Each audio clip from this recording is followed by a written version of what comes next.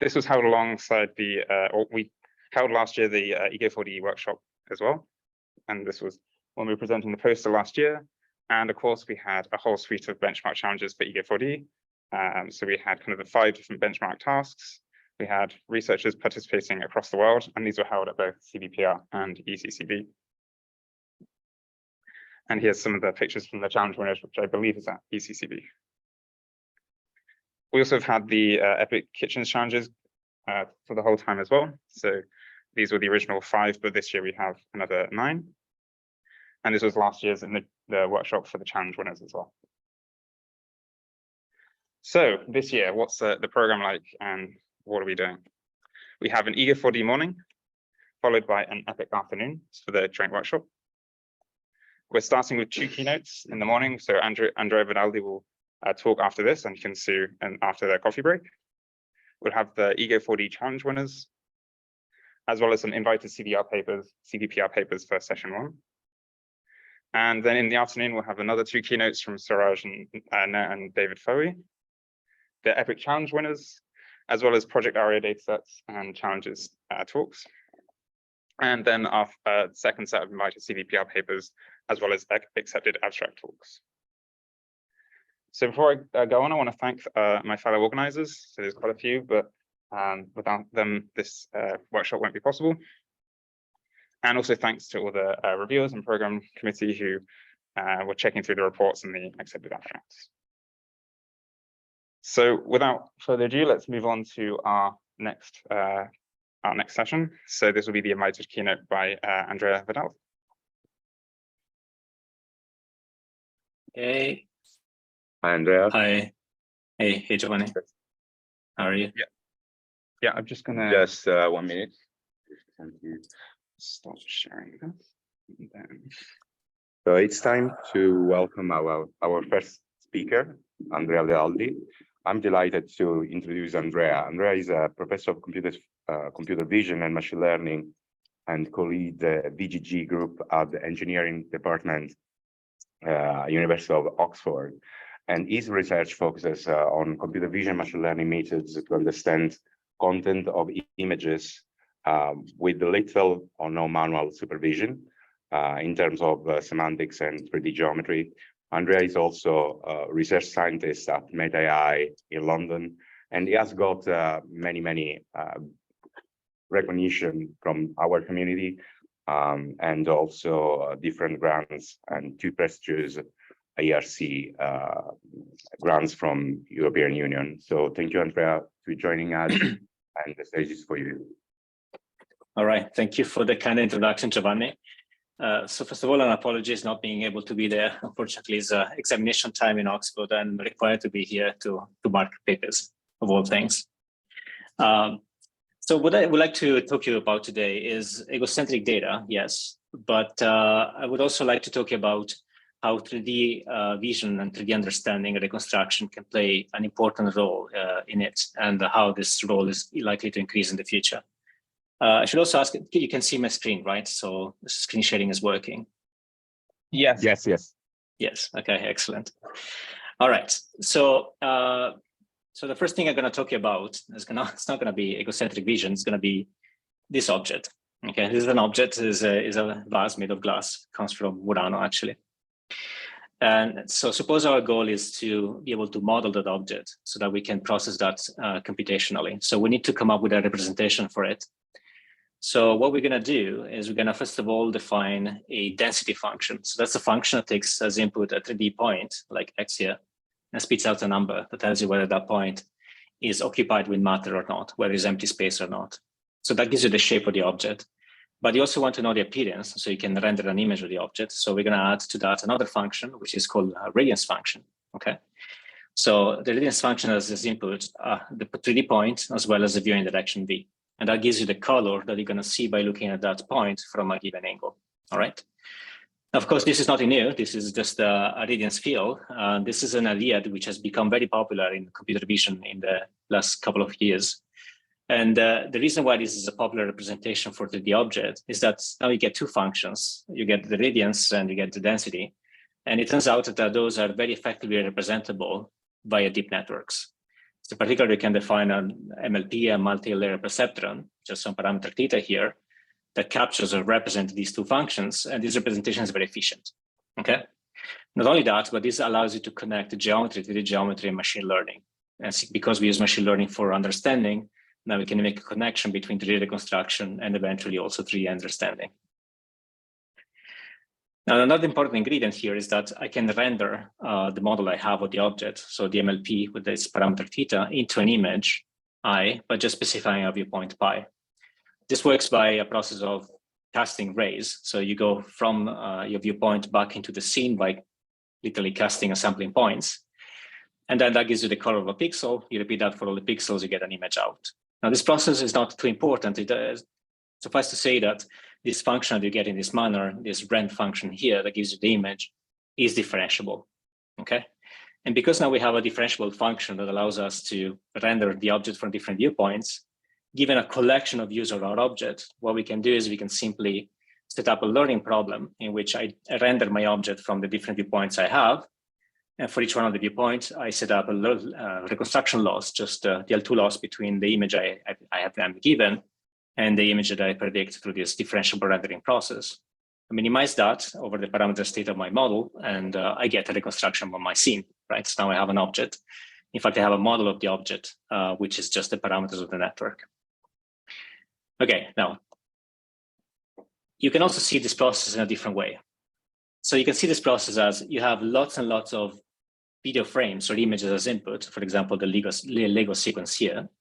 And through this learning of the neural network or the MLP that you have done, what you have achieved is effectively a compression of the information into a single model, which is very, very small compared to the dozens or even hundreds of images you have as input. So it's much more compressed.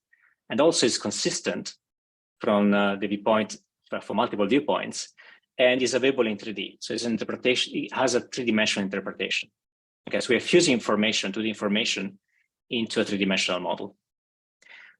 Now the question is, all right, so we have fused RGB images. Is there something else we can fuse and get something useful out of? And the answer is, of course, yes.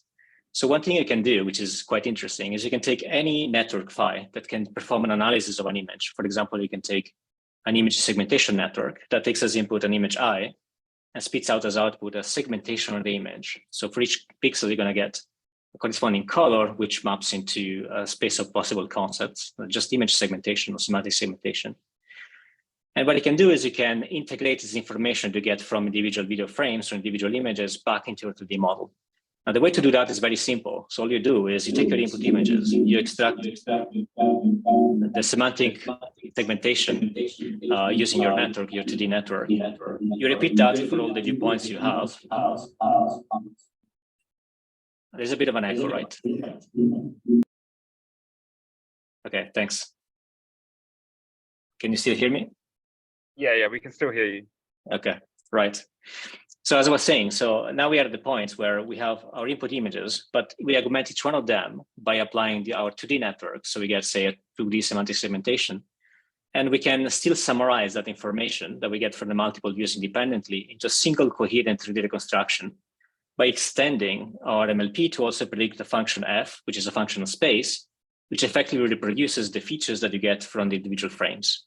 Okay, same process, same differentiable rendering function. But now what we're doing is we're transferring this 2D information to this 2D semantic information back in our 3D volume. And this is actually very useful to process egocentric data. Okay, that's the point that I wanted to get at. I'm going to show a few examples of that, and then I'm going to discuss something which is brand new. So first of all, the most basic version of that is literally semantic segmentation. So what you can do is you can take an egocentric video, for example, you going around in an apartment, apply semantic segmentation to each individual frame, and then capture a three-dimensional model of the scene, which is now augmented with semantic labels. So you know what's where, okay? This is called semantic nerf, and it was done already in 2021. The next year, we introduced NEF, which does the same, but instead of using a semantic segmentation network, it uses some generic features.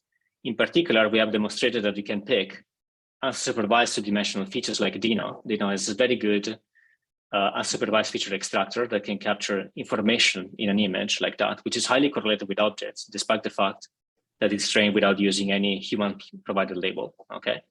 And now you can extract DINO from individual frames into your egocentric video, and you can fuse that information into a single three-dimensional interpretation, okay?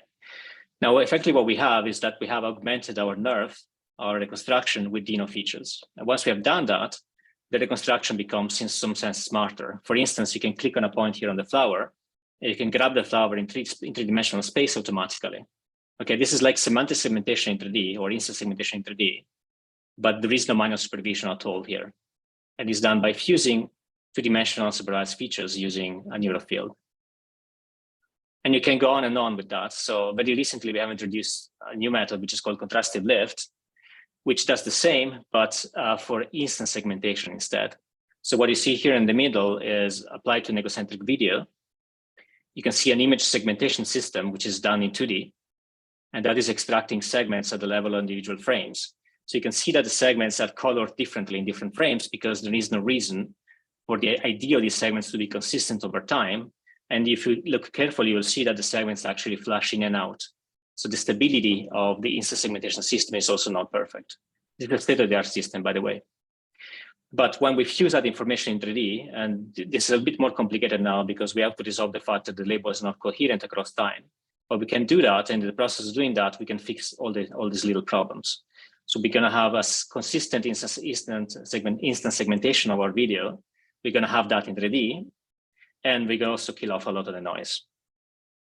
Okay, so these are some example applications of what you can do when you combine 2D processing of an egocentric video with a 3D reconstruction of it, and you can get some benefits by doing that.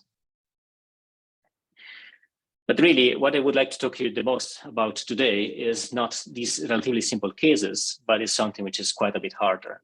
So I want to look at the egocentric data, but also data which is highly dynamic. So the one trick that you might or might not have noticed so far is that all these videos, yes, they were egocentric for the most part, but there was nothing else but the actual person going around the environment changing in the scene, all right? So you get a lot of motion, but the motion is only from the viewpoint of the camera. It's only created or caused because the camera itself, the viewpoint changes over time, but there is nothing in the scene which is changing. But if you look at an actual egocentric video, and because you're sitting here in this workshop, you're very familiar with this kind of data. This is a sample, of course, from Epic Kitchen. But what you see is that there is lots going on. So there are actions like activities that we would like to be able to interpret and parse. And yeah, the camera focuses on those actions, but it does that in a very confusing way because there is a lot of camera motion, which is overlaying with the motion that exists in the scene. So these two things are confused. And also at any given time, you only see a little bit of the scene, right? So you know that this thing is happening in a kitchen, and there is a context that explains this needed in order to explain this activity in full, but you don't see that in every single frame of the video because the field of view is limited. But if you could, understand the video in 3D, and this is an example of a reconstruction of a kitchen in a big kitchen done with cold map. So you see here a sparse point cloud that approximates the three-dimensional shape of the kitchen. Well, then this would effectively open up and clarify what's happening in the video because first of all, it will remove the egocentric viewpoint. So it will kill off the motion of the camera. And two, you would be able to map different activities or actions to different parts of the environment. For example, here you have a label which says pick up garlic. And as you can see here in this diagram that this action is happening here and not anywhere else in the kitchen. So this contextualization of the information is required to make sense of the activity as a whole, all right? But to do that, to get there, you should reconstruct or understand the video not in 2D as a 2D stream of frames, but rather by explaining the underlying three-dimensional structure of the kitchen, as well as the object and everything else which is changing in the scene in 3D. Now, this is really hard, but this year we're introducing an extension of the kitchens. This is done in collaboration with the folks that did Epic Kitchen in the first place. And so what we've done here was to take Epic Kitchen and estimate cameras for you. So you see here the construction of one of the many kitchens in the big kitchens, and you can see that on the bottom right, you see the video. And of course, what you see otherwise is the camera flying around. This is like a disembodied head. So with this information, now you can really get started on researching 3D reconstruction and 3D interpretation of the kitchen, because the task of reconstructing the cameras has been solved for you by us. Okay, so you can have fun and start to look at the problem of understanding data in 3D. And this was actually getting these cameras was actually rather challenging. So it took a while to get to do this well. And once we had done it, you have this data set, which is Epic Kitchen. So we have also the benefit of Epic Kitchen originally, including labels like the visor annotations, which I introduced last year, and also hands annotations that now you can map in the three-dimensional kitchen as well. And once you have these data sets, you can start to look at different tasks you can solve with it. For example, new view synthesis, in which you can reconstruct the video from a fixed viewpoint. So you remove the egocentric factor. Of course, we have lots and lots of kitchens because that's what we have in Epic Kitchen in the first place. So we have 45 of those. We have reconstructed most of the videos, if not, maybe not all, but most of them. We're going to see that in a minute. We have 99 hours of videos reconstructed, and we have about 18 million, 90 million registered frames. Okay, this is Epic, and we call this data set Epic Fields because it's a combination of Epic Kitchen and neural brilliance fields. That is to say, that's the purpose for which this data was created. Okay, and here you can see some reconstruction. Some, in fact, neural rendering-based reconstructions. Okay, right. So now I'm going to spend a couple of minutes discussing this data set in more detail and showcasing some examples and things you can do with it. All right, again, Epic Kitchen or Epic Field is an augmentation of Epic Kitchen with camera information. Again, so you're going to get 671 videos reconstructed, which is not all the videos in Epic Kitchen, because not all the videos worked, but it's the vast majority of them. And in total, you're going to get your 90 million frames registered with all the benefits of Epic Kitchen annotations and additional annotations have been collected through the years for this data set. Reconstructing cameras, as mentioned, was very hard. The reason is that the videos are very long. They can be 30 minutes long and even more sometimes. So if you apply something off the shelf like CalMap, it's going to struggle because of scale, but it's also going to struggle because the videos are very unbalanced. You get hotspots of activity, for example, the place where you cut your vegetables, and this very rapid transition from one place to another. And if you don't do anything about that, then this is going to confuse CalMap and structure from motion quite a bit.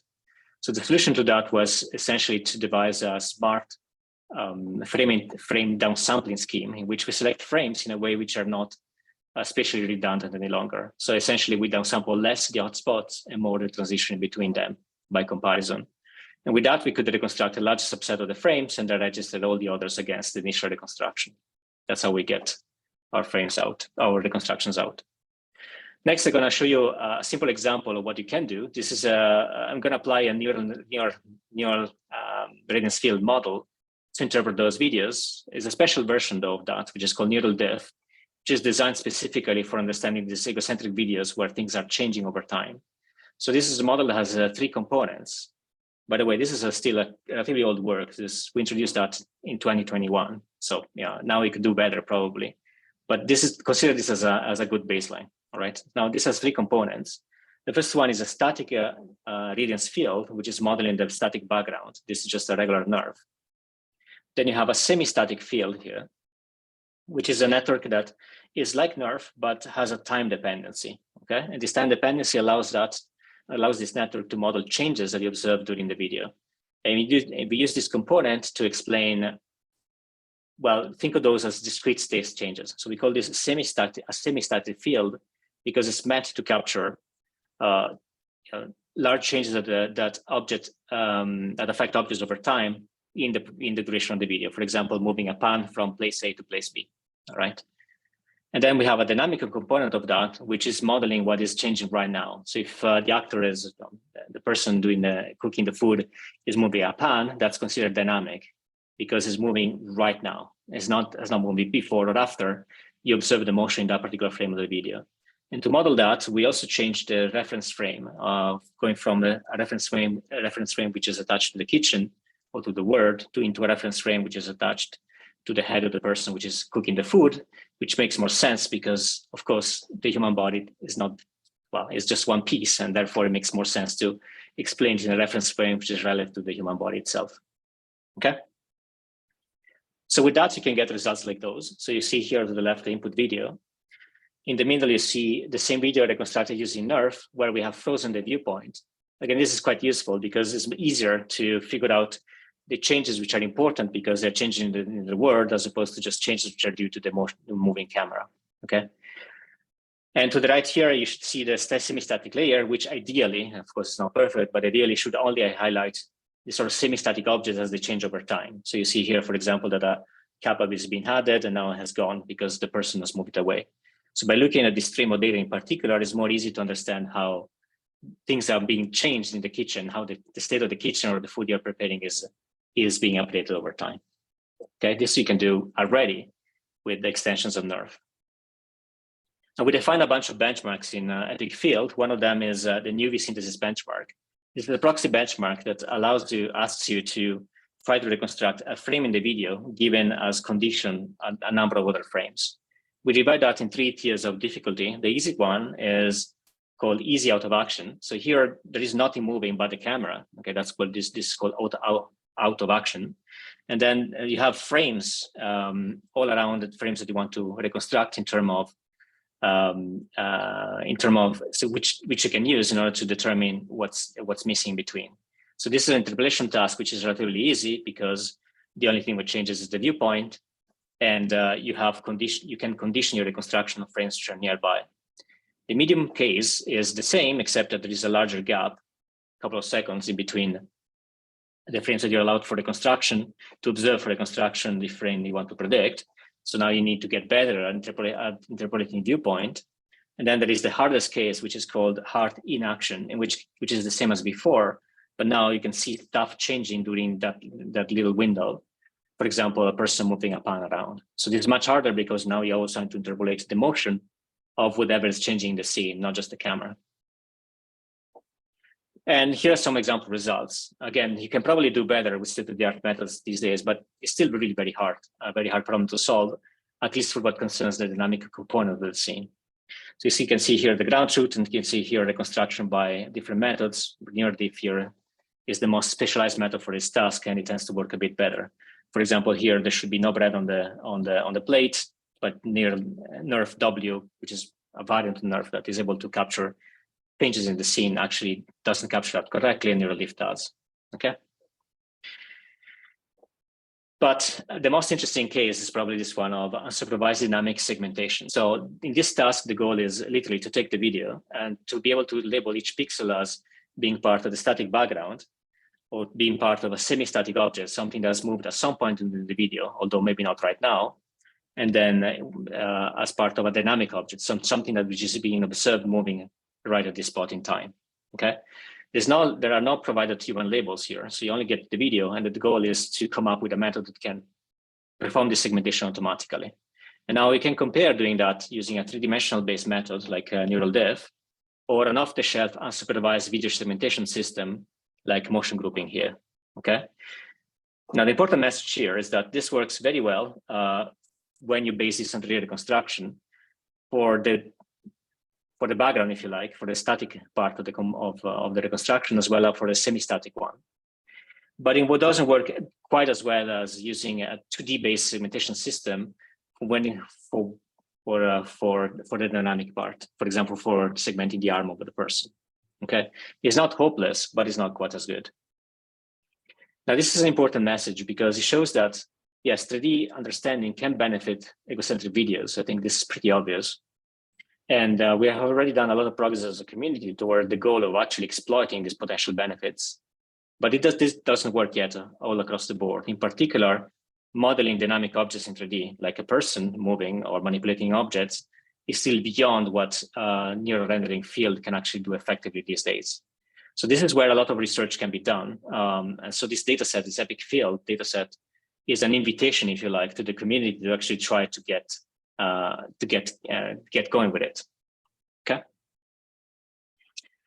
Now, in the remaining part of the talk, I would like to discuss yet again another data set that we are introducing this year.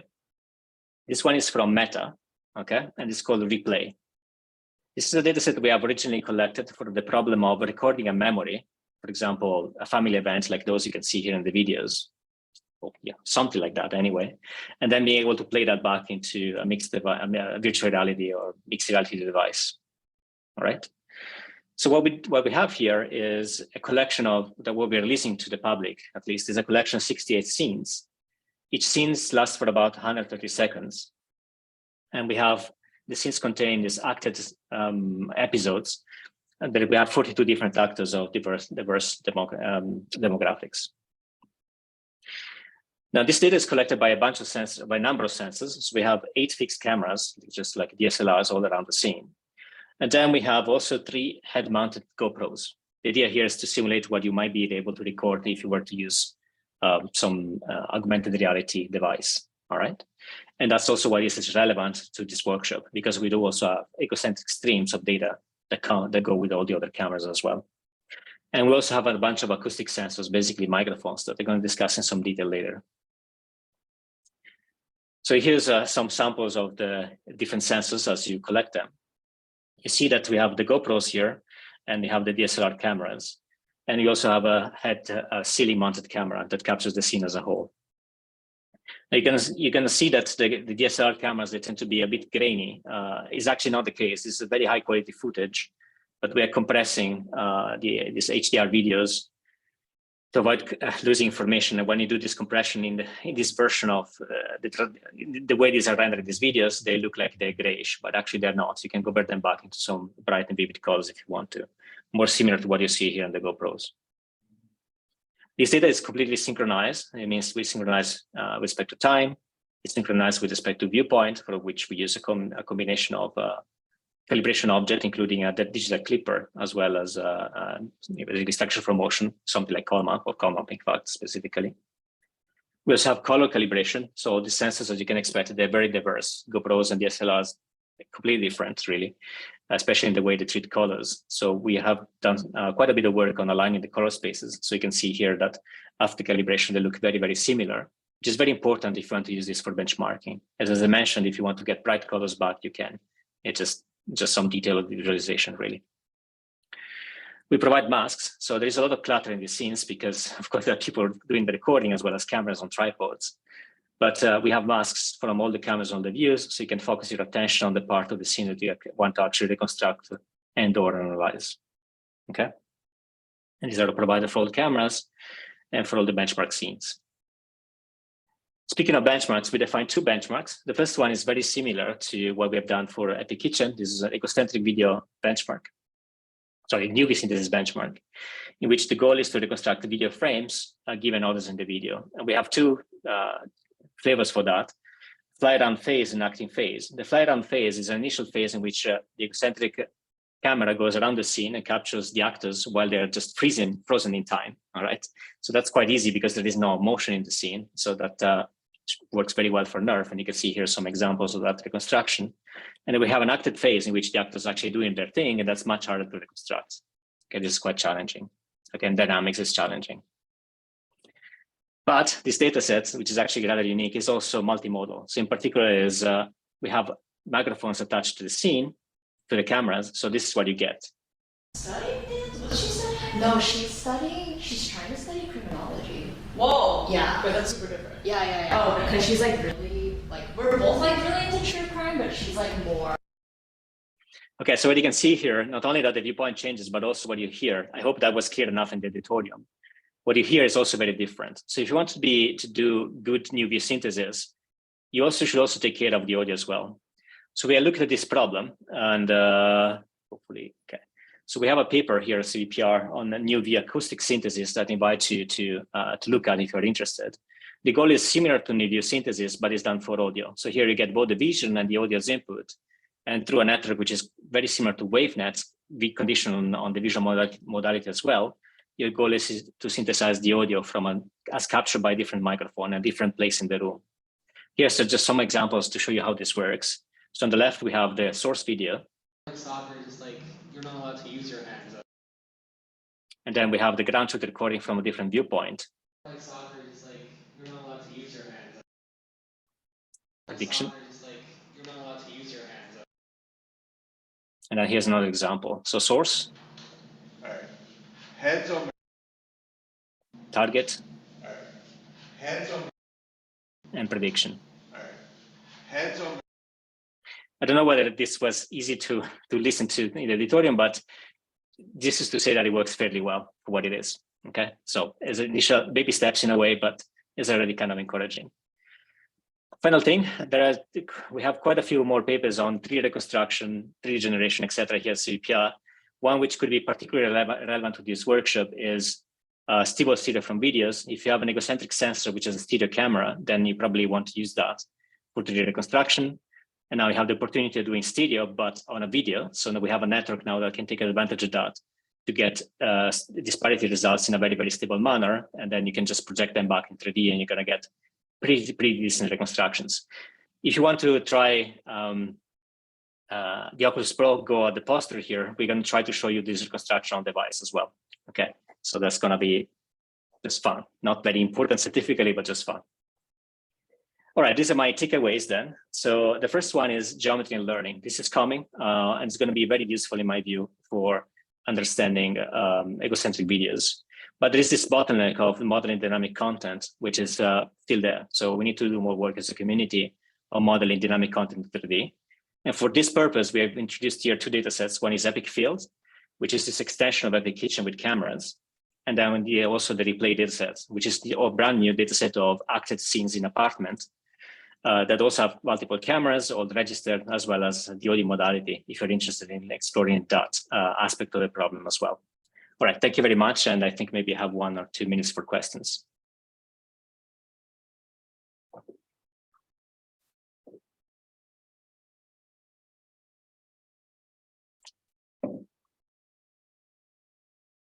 Which I cannot hear.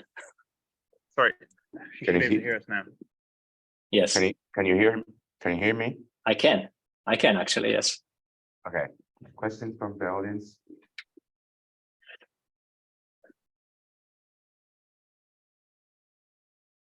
Just a point of view, just a question as a community, how we can try to do more on this context, which is the role of egocentric vision in computer vision now from your point of view. Those data sets are enough, we need more. Are we able to work to push vision, not only in first person vision, but first person vision can give us more information to other kind of stuff, right? Like robotics and so on and so forth. Which is your point of view? Since this is a forum, this is the main forum, Epic and Ego4D for our community, and this community is growing. Which is your view for the future? Well, it's a very interesting question, very open-ended as well. So I do think that egocentric data is quite interesting. That in part, it may depend on how popular this egocentric device will become in the future. We think also in meta, of course, that they will become very important. So in that sense, we're going to get more and more of this data, which is going to just make it more and more important because of the relevance of that to applications and consumer use cases. Okay. Having said that, we already have lots of egocentric data recorded. For example, I mean, I showed you Epic Kitchen here, but of course, there's also Ego4D, which is even larger, much larger, I guess. So it would be really nice if this data set would be augmented in a similar way to what we've done here with Epic Field, with, for example, camera information. I might think this is not a lot, but actually it is, because if you think about Nerf and how the way is exploded, it was because, again, it allowed the community to work, combine geometry and machine learning. But one reason was because they had this idea of modeling 3D with a neural network, right? But the other reason is that they framed this in a setup in which you have the images and you also have the cameras, okay? And getting the cameras is actually very hard usually because it requires photogrammetry or structure for motion, which in its own right is a very difficult task. So you don't see that in Nerf at all, but it's there. Someone else has done that for you, either because it is synthetic or because someone has run Colma for you, which is what we do here, and what someone should also do for Ego4D. And this can really simplify getting started on these kind of problems. So I think if someone were to, for example, augment Ego4D with the cameras, that would create another data sets, which would be quite useful for the community to engage in this sort of tasks. It can be as simple as that. And of course, when we collect future data set, it would be nice to consider the problem of 3D reconstruction as well during the collection of data. So it would this reconstruction problem would become easier, or at least easier to study. Thank you for your point of view. Other questions? Yeah, one here. Yeah, thanks for the talk. So here, all the 3D reconstruction is done offline. But if you imagine going to a new environment, you're going to want to do it online. How far away do you think that is? And do you think we should just kind of ignore that for now and work on these 3D ones and then assume it will be solved? I guess I have two possible answers to that. First of all, I think we're going to be fast enough eventually. And you can already see that the speed of neural reconstruction has been increasing by leaps and bounds. You know, now nerve is maybe at least an order or maybe 2 orders of magnitude faster than it was originally, at least certain versions of nerve.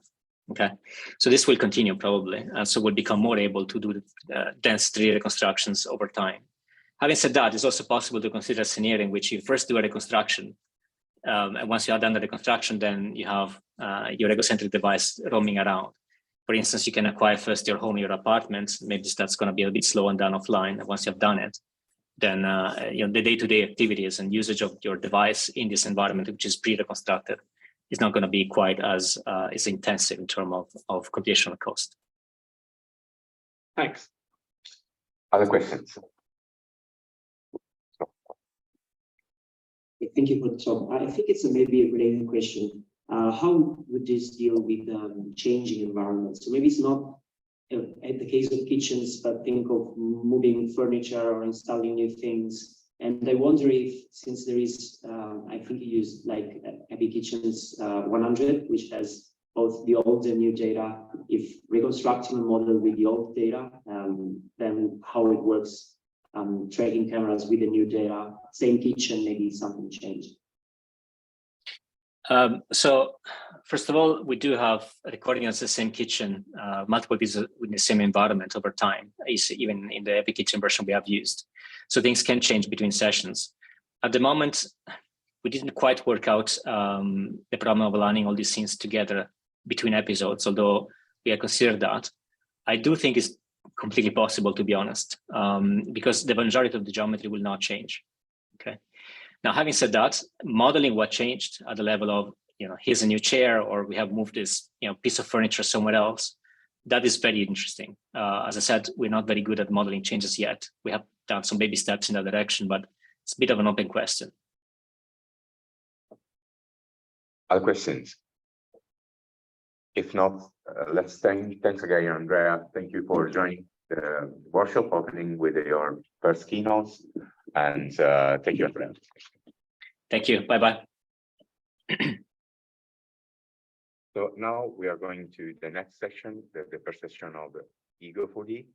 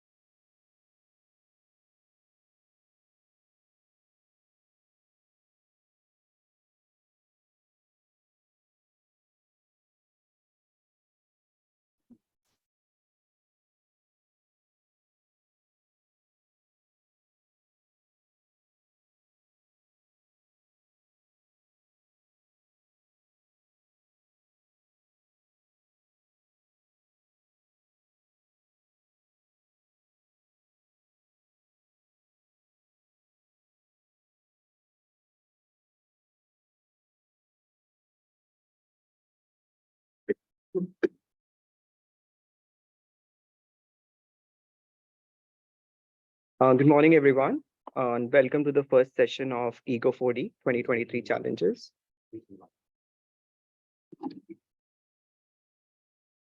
So this year, the challenge ran from March 1st to May 19th and comprised of 14 tracks. This also included two new tracks that were added as part of the episodic memory benchmark this year. For this year, the challenge ran on the V2 release of Ego4D, which added new data for some of the tracks. However, I can't see the slide. okay. Might just need to reshare. The screen sharing is paused. Yeah, I think maybe just try stopping sharing and starting again. Yeah.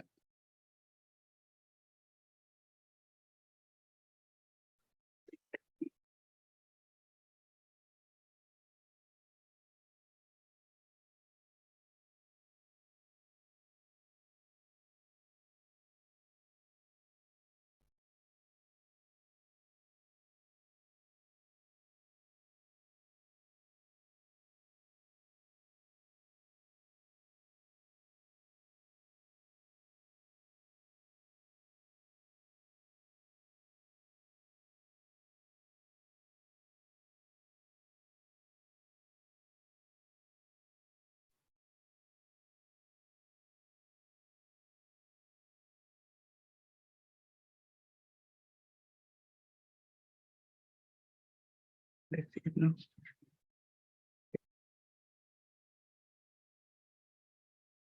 Okay, so the challenge this year ran on the V2 release of Ego4D, which added new data for some of the tracks. However, the test set remained the same as previous year. And like previous editions, we also provide cash prize for the top 3 winners in each track. In the ECCV 22 edition, the challenge consisted of 16 tracks across 4 benchmarks. This year, we selected 12 out of those 16, try to reduce the number of tracks that we have across the benchmarks. But we also added 2 new tracks covering long-term object tracking and zero-shot image instance retrieval. Now, before we dive into the details of this year's edition, let's do a quick recap of all the individual tracks. As we know, the first benchmark is episodic memory, which is centered around understanding the first person's visual experience in the past. Now, this includes localizing object instances in 2D and 3D, using visual queries as input, or generating answers to natural language queries by looking at video frames in the past. We also have a task that involves localizing all the moments in the video with a specific action category. And coming onto the new tracks, this year we added 2 new challenges, as I mentioned previously. First one is known as Ego Tracks. Now, this challenge introduces a data set for long-term visual object tracking in first-person videos. Now, this data set contains really long object tracks with significant gaps in between when the object just completely disappears. This is a very challenging tracking problem where you might not see object for minutes and then it reappears. And so making progress on this specific task will enable us to improve performance on other Ego4D challenges as well. Finally, in episodic memory, we have this new challenge called PACO Zero Shot Challenge. Now, in this task, the input is a natural language query describing the object of interest. And the goal is to localize this specific unique instance within a set of images consisting of a single relevant image and several distractor images. So for example, in this case, the query can be a blender with a white base. And so you have a collection of images. A lot of them actually contains blender, but the goal is to localize this specific instance in presence of other distractor images. Moving on to the benchmarks that are centered around understanding the present, we have hands-on objects, which are designed to understand hand-object manipulation, audiovisual tasks, which involves localizing speakers both in space and time, and also transcribing what they say. And finally, we have the social interaction tasks, which aim to understand when each speaker is looking or talking to the camera wearer. And finally, the last benchmark aims at predicting future behavior for the user, both in short term and as well as long term. Now let's deep dive into the participation and results for this year's challenge. This year, a total of 62 unique teams submitted 68 different methods in 14 challenges. This means that we have a 3x growth in the number of teams participating, and 1.4x growth in the number of methods submitted compared to ECCV. Now, this is great news and demonstrates that the interest in Ego4D challenges is growing really fast. If we break it down by each benchmark, we see that the episodic memory is most popular. We also see participation double in 3 out of 4 benchmarks this year. Hands-on objects turned out to be less popular this year for some reason. We can also look at the same data per task, and we see that the highest participation is in NLQ. We had 17 methods submitted for NLQ, talking to me, long-term anticipation, and moment queries. In terms of growth, NLQ and talking to me saw 4x increase, and long-term anticipation and looking at me saw 2x increase. The new challenges, which were live only for this short 2.5-month period, are starting to see interest. Now, hopefully, we see these challenges pick up significantly in the next edition. Another interesting trend that we saw this year is that it is becoming increasingly difficult to beat baselines or previous year winners. Only 62% of the submitted methods could outperform the winners or baselines, compared to ECCV, where 93% of the methods outperformed baselines.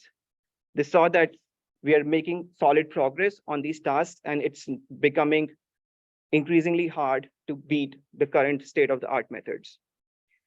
Interestingly, we also saw a gap between challenge participation and number of validation reports we got. This has to do with the number of teams which would actually beat the baselines, but we still had a couple of winners who did not submit the report even when they were in top 3 in the leaderboard. And we probably need to do more outreach to make sure that we get reports from more people. Looking at the trends between industry and academic teams, we saw that the participation from academic team continues to remain strong, accounting for more than 85% participation. And this really cool trend that we saw, that in previous edition, we had this trend of super teams where 2 teams accounted for more than 50% of the prizes. This year, we changed this completely, and only a single team won 2 prizes, and rest all the winners were unique. So this is really nice to see that we have more diverse participations across different tasks. Finally, we look at the gains per benchmark. This year, VQ3D was an outlier. We had like 238% relative improvement in VQ3D, really solid improvement on this. But we also saw pretty good benchmark improvements in episodic memory and AV social benchmarks. Forecasting continues to remain a very challenging problem, essentially. And the individual benchmark talks will cover these trends in more detail. Now, before I conclude, I wanted to highlight some common trends that we have observed across various methods. First, as previous years, pre-trained, well-trained feature backbones continue to have major impact. We saw winners leveraging multi-scale, multimodal feature backbones, and especially fusing features from various backbones seems to help a lot. Another trend that we saw was adaptive weighting of features. What this means is that instead of just fusing features from all the frames, we saw teams identifying frames which are relevant to the task or are better quality and doing some sort of adaptive fusion that seems to help a lot with the performance. And finally, as with everything else, large language models are starting to have an impact on Ego4D as well. We saw teams combining image and video captioning models to generate inputs for LLMs, and then use prompt engineering to generate task output as responses. This is an interesting new direction, and we probably will see more of this, going forward. Now, before I hand it over to Santosh, I want to thank all the Ego4D users, challenge participants, and organizers. In this session, we will have 3 individual benchmark talks before we conclude this session. And in the next session, we'll have the spotlight talks and a prize ceremony. And thanks everyone for joining us today.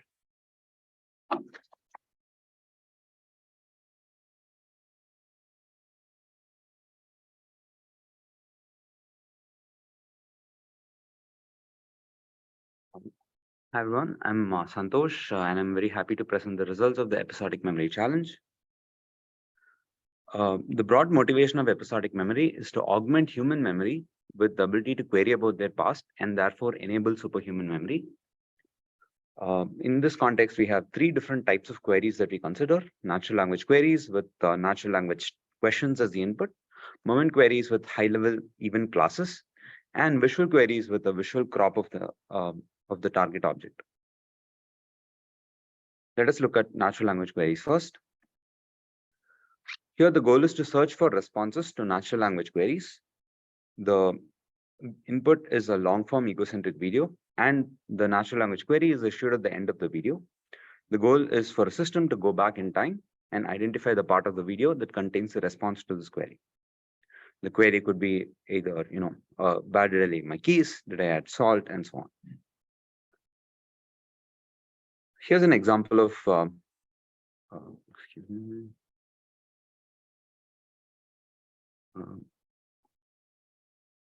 Replaying.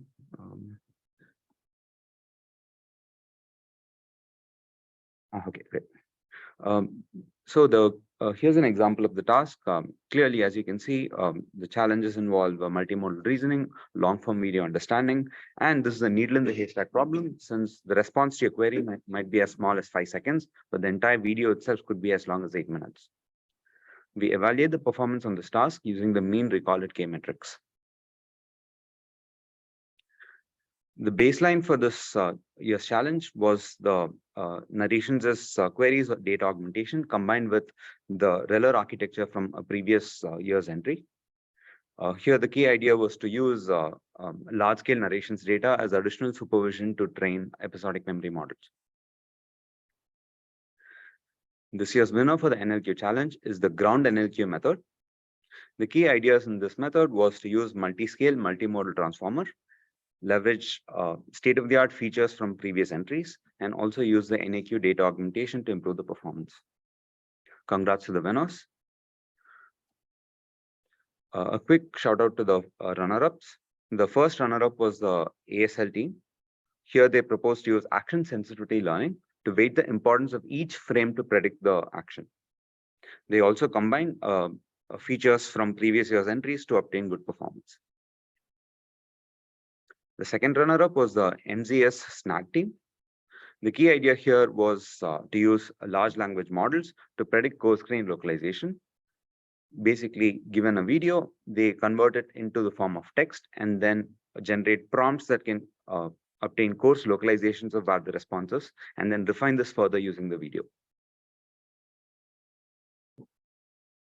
When compared to the baseline results that we introduced this time, the submission entries made steady progress, and the winning entry obtained a significant gain of 4 to 5% on the two metrics. In conclusion, the key ideas that we saw this year was to use action sensitivity to weight the contribution of each frame, leverage multi-scale, multimodal transformers, and to fuse video features from previous year's winning entries, which sees continuous success. Moreover, we had a new data augmentation technique that was beneficial for several methods. In the future, we hope there'll be more methods that can incorporate more object-centric features and leverage large-scale LLMs to help localization. Let us move on to the moment queries. The goal in the MQ task is to search for commonly occurring activities in egocentric videos. Given a video clip and a moment activity category like stir food while cooking or cut the dough, the goal is to output temporal localizations of these activities throughout the video. Here's an example of this task for the activity class fold clothes. Overall, the dataset contains around 110 moment classes, such as converse, use phone, take out food, and so on. We evaluate the performance using the average MAP metric and the recall at 1.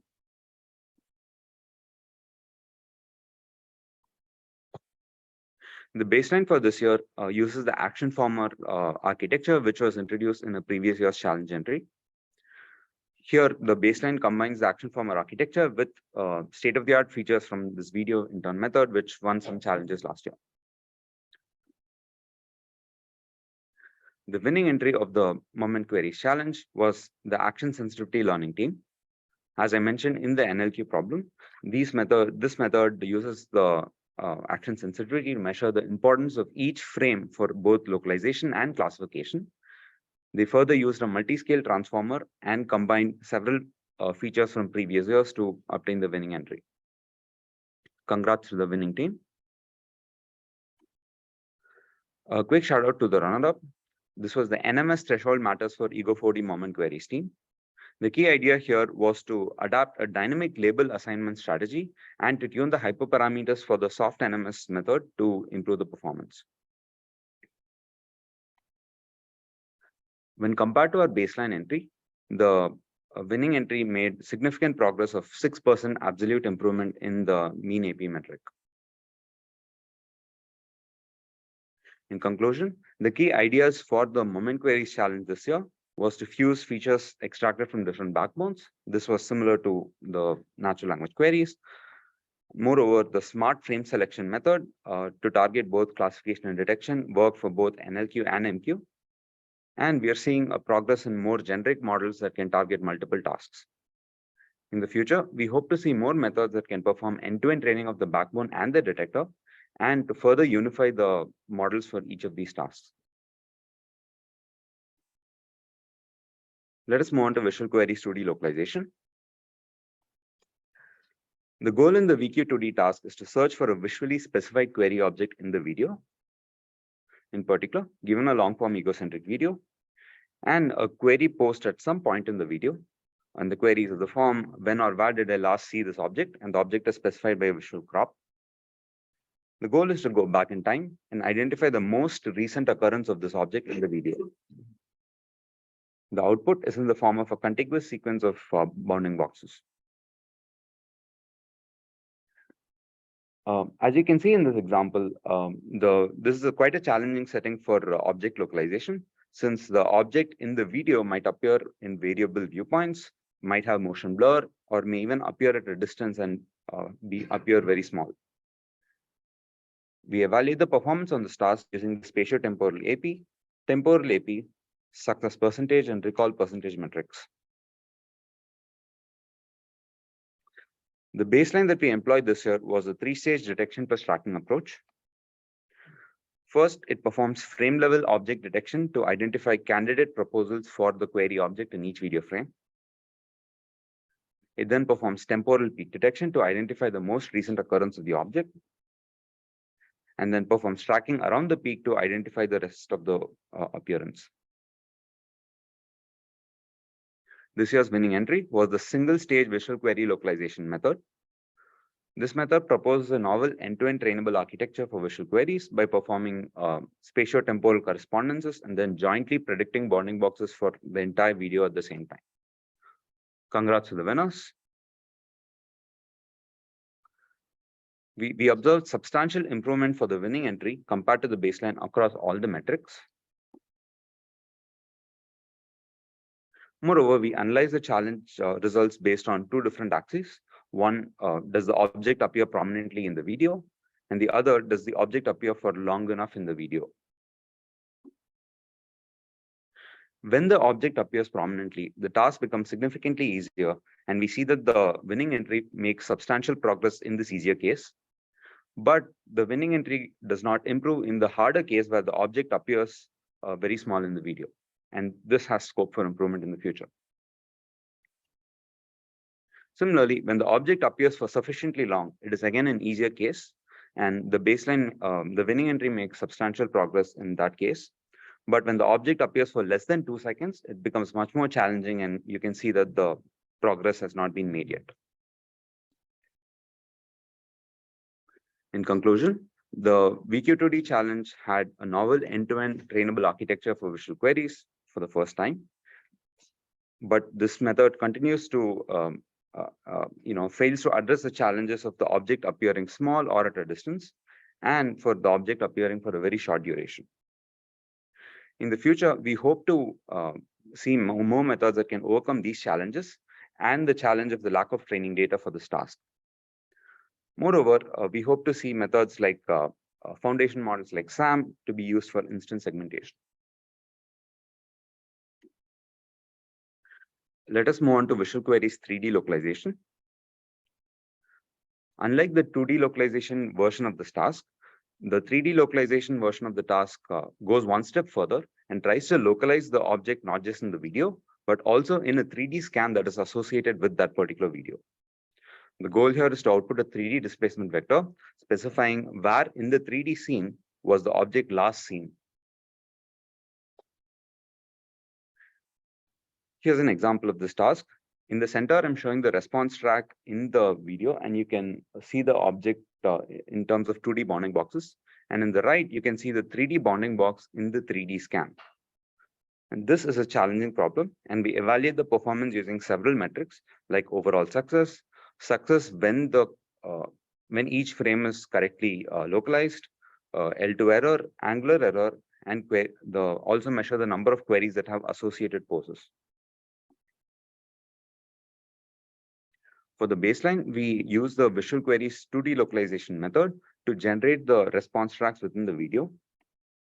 We then estimate the camera poses for these frames by comparing it with the 3D scan, perform depth estimation, and then obtain the 3D prediction. The winning entry for the Visual Queries 3D localization challenge was the EgoLock team.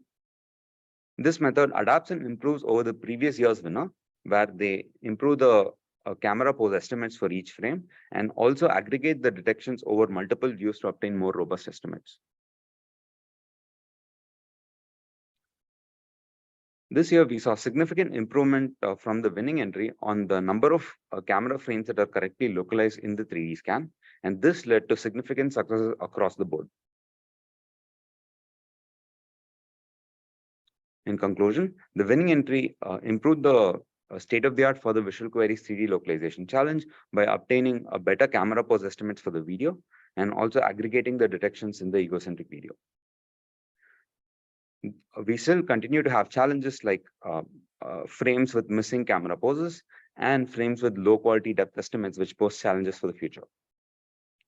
Therefore, in the future, we hope that there can be more methods addressing these challenges and also enabling interesting 3D reconstruction and 3D detection methods. Let us move on to the EgoTracks challenge. This was a newly introduced challenge this year, where the goal is to perform long-term visual object tracking in the context of egocentric videos.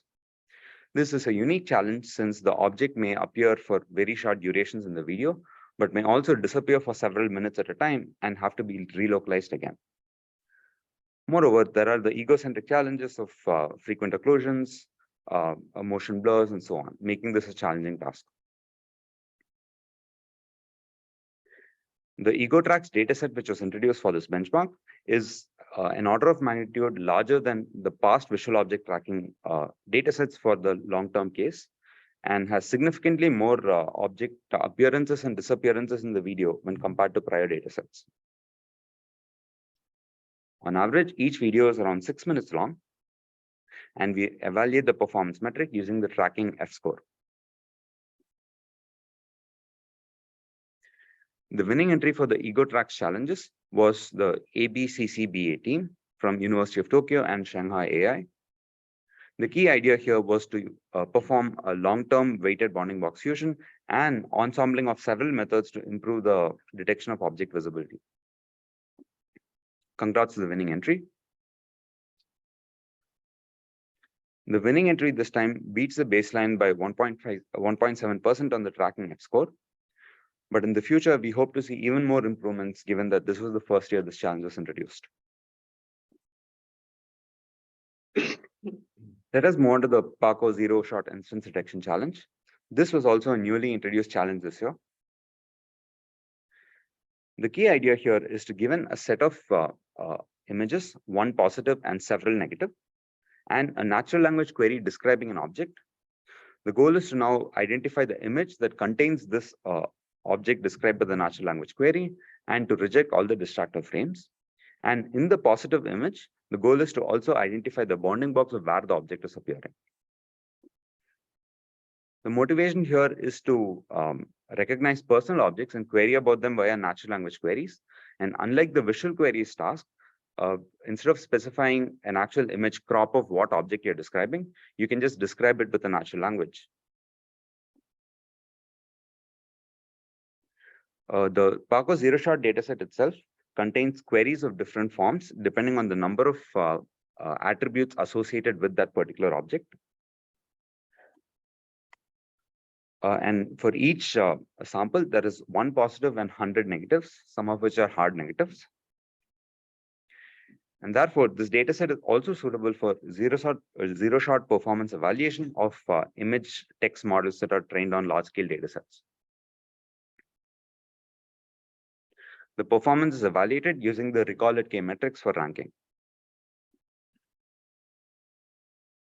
The baseline entry for this challenge was to train a detection model to detect objects, parts of objects, and their attributes, and then fuse these predictions to obtain the final scores. The winning entry for this challenge was the Lenovo SJTU team.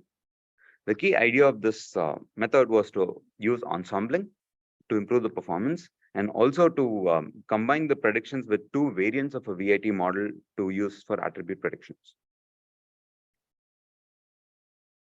The winning entry improved the performance by 1.3 absolute points in the primary metric. But clearly, you can see that this is a very challenging problem, and we hope to see even more participation in the future. And that's it. Thank you.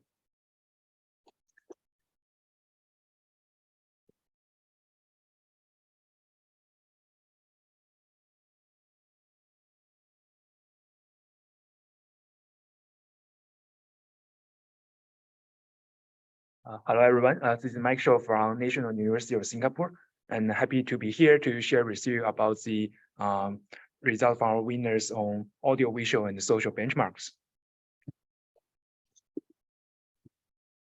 So the first challenge we have in the audio visual track is the diarization. So the idea is that in this given video captured by the camera viewer, we are trying to identify, basically localize the face of each speaker and then associate the voice to each speaker.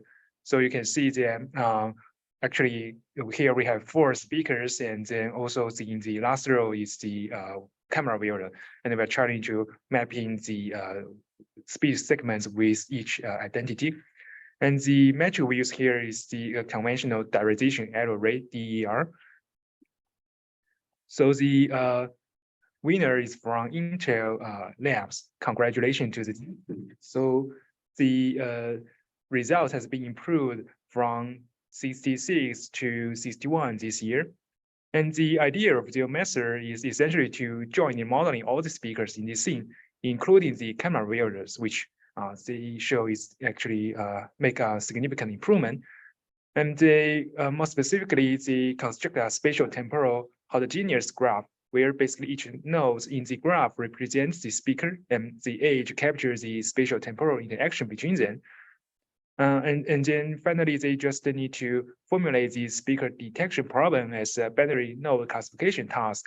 Basically, in the graph neural network, each node has to be classified as the speaker or not speaking.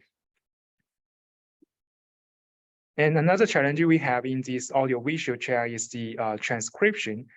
So essentially, the idea is to transcribe the speech of each speaker, and this is a conventional task, and the metric is the word error rate, WER. And the winner is from Oxford. Congratulations to the team. So the idea of the method is essentially to first do voice activity detection, VAD, and then followed by cut and merge these technologies to handle long form videos. And then they use the Whisper library to do transcription, and then followed by some text normalization on the output. And they consider there are some future words that to basically liberate the visual string and the multilingual model as well. And the results has been improved from 68 something from last year and to this year 56% WER. So that's quite significant, I think. So that's for the audiovisual track, and for the social track, the first task we are trying to do is about whether the person in the video stream is talking to me or is looking at me or not.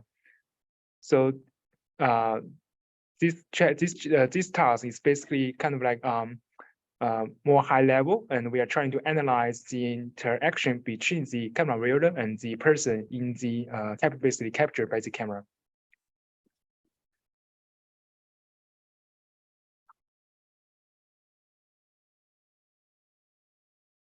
And the social challenges are essentially binary classification tasks. So we used to commonly use the evaluation metrics, average precision AP and accuracy ACC. And the average precision considers the confidence score for each phase and used as the primary metric in these two challenges. So the champion method for this year's Look at Me challenge is from Xinyu and from Peking University. So they achieved state-of-the-art result for Look at Me. Congratulations to the team. And let me introduce more details of their method. So this solution is called gaze pose. Essentially, it employs prior from pose-related information to improve eye contact recognition for looking at me detection. The framework is based on the transform architecture. It uses the spatial phase features, head pose, and landmarks to assist the LAM recognition.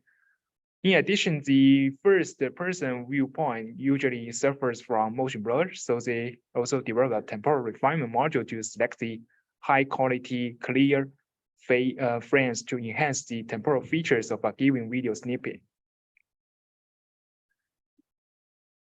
And here is the application study, and it shows that the effectiveness of the spatial and temporal information for LAM tasks.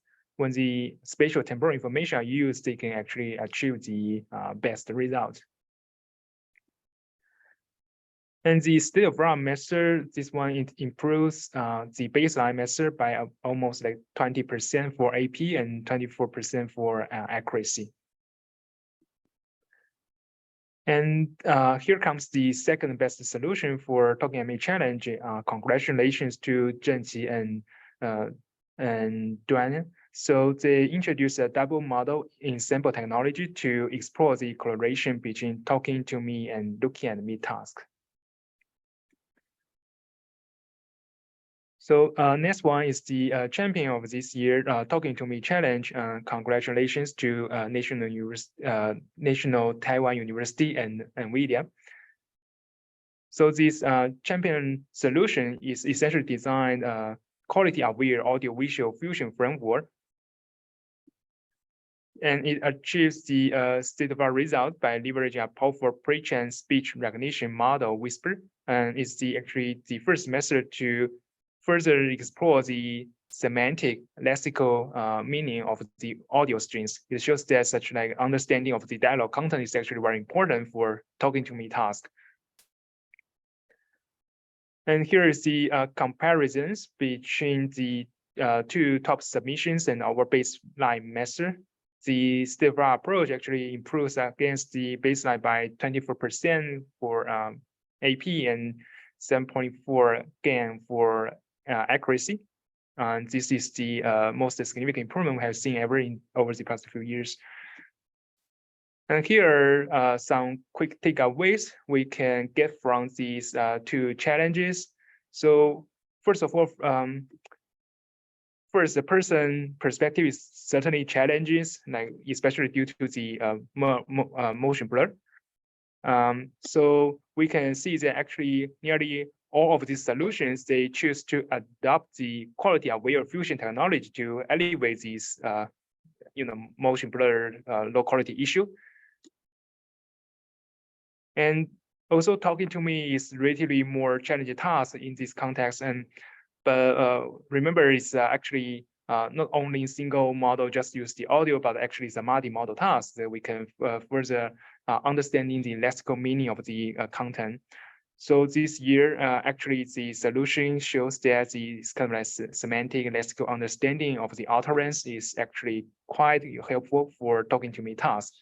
But yes, still there exists more improvement room. I think that for us to further working on that in this talking to me task. Yes, that's pretty much for audio, visual, and social checks. Thank you.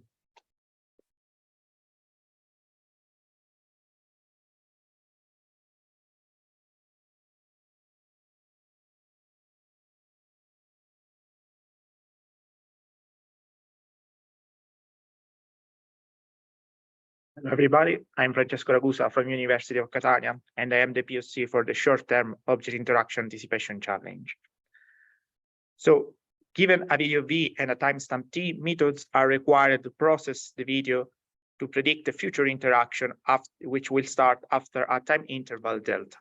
Predictions are composed of bounding boxes around the objects which will be active in the future interaction, the nouns associated to these objects, a verb which describes the future interaction, and a time to contact, which is a real number which indicates when the future interaction will start, and then a score. So we evaluated these methods with a top 5 mean average precision related to nouns, nouns plus verbs, noun plus time to contact, and the noun plus verbs plus time to contact, which we named overall. So the top 5 mean average precision discounts up to 4 false positive for ground truth box. For example, in this case, we have a ground truth box in red and 2 predictions. One is a true positive and one is a false positive if we evaluated this prediction with a standard mean average precision. But if we use the top 5 mean average precision in the same example, we have only a true positive. The baseline for this challenge is still fast. This method is able to process simultaneously 2 inputs, an high resolution image and a low resolution video. These are sent to related backbones, 2D and 3D, to obtain the 2D feature stack and 3D feature stack. Then these stacks are fused and sent in a future pyramid layer to obtain a combined feature pyramid. These combined feature pyramid are then sent to our head, which is composed of a region proposal networks and a row line layer which extract local feature from these region proposals. Then global features are concatenated to these local features, and then we summed again local features with a residual connection. The last layer is able then to predict the probability distribution from nouns, for verbs, and the time to contact. These are some qualitative results, which we can see the red bounding box, which is the ground truth, and the green bounding boxes, which are related to the predictions. And the leaderboard shows that there is a winning team, congratulations, which outperformed our baseline with a small gap considering the overall top 5 mean average precision. And in general, these methods outperformed our baseline related to so considering the nouns, the verbs, and the overall. In particular, we can see an improvement on nouns of 0.61, for the verbs of 0.31, but these methods performed worst respect our method respect to the top 5 mean average precision time to contact. And the main characteristics of this submission is that the method is built on our baseline still fast, and they use object embeddings extracted for each sampled video frame, and then they added a guide attention mechanism applied on a fast branch. So there is still open challenges for this task. So there is still a large gap between noun and noun plus verb. The performance drops when we added verb predictions from 25.67 to 30.60, and also this behavior is visible also when we had time to contact predictions. Overall results are still low. We have so these new methods which won the challenge that obtain 5.16 considering the overall top 5 mean average precision. And the improvement over the baseline still fast is very small. In general, methods seem to skew towards object detection, while verb and time to contact anticipation still need more exploration. So thank you.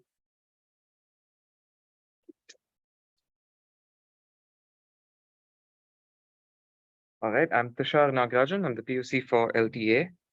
And so the task is a little bit different than short-term anticipation. Over here, given a video that's input up to a certain time t, the task is to now predict the next set of actions or the next sequence of actions in the right order.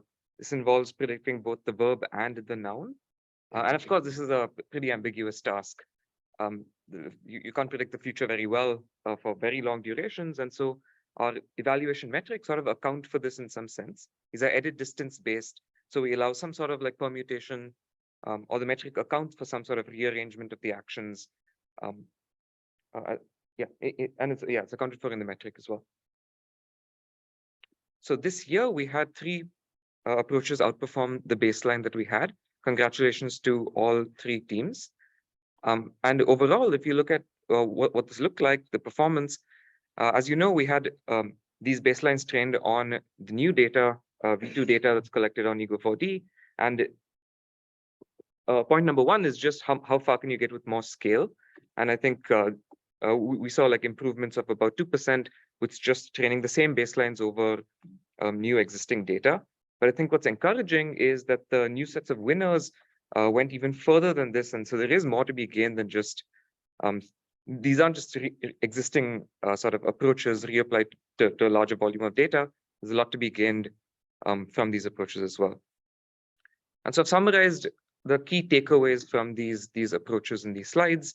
The first is that verbs and nouns sort of require this individual special treatment. And we've seen this as a recurring theme in previous benchmarks, previous methods, where some backbones like clip are just better for nouns, some backbones like slow fast are better for verbs.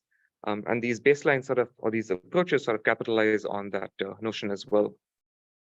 The other important point that we noticed is there's the shift in how we're training these models as well. The loss functions that people are starting to use are more aligned with the long-term forecasting task. So for example, the baseline is just trained as a classification task, predict the next action, and that's it.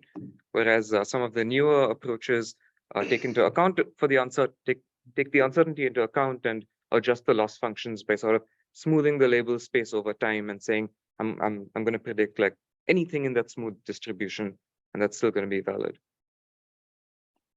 And then the other big takeaway is here's like a formal welcome to large language models into the scene. We've seen this appear in various other works, ranging from like forecasting and procedural planning and so on. And so this year's winning entry featured large language models as like a caption the video and then process the captions in a Socratic sort of way. So yeah, formal welcome to LLMs. And so finally, I'll end with just some of the open challenges that still exist and that have been persisting through these challenges so far. One is just how to model long-term temporal context. We've seen methods that just stack on a bunch of video features and hope that works out. We've seen models pass these into individual chunks, convert these into labels or captions, and pass these into sequential models. But this still remains an open question about just what is the best way to do this. And then finally, the other open question that's going to be answered, my bet is just by the next edition of this conference, is just how far can we get by scaling up these models on the language side. So the winning entry was a 1.3 billion parameter model, which is still large, but put into context compared to the 70 billion parameter models out there, is still relatively small. And so how much of this challenge of this predicting the future involves this prior of human understanding that's captured in these large language models is yet to be explored. All right, yeah, that's about it. Thank you.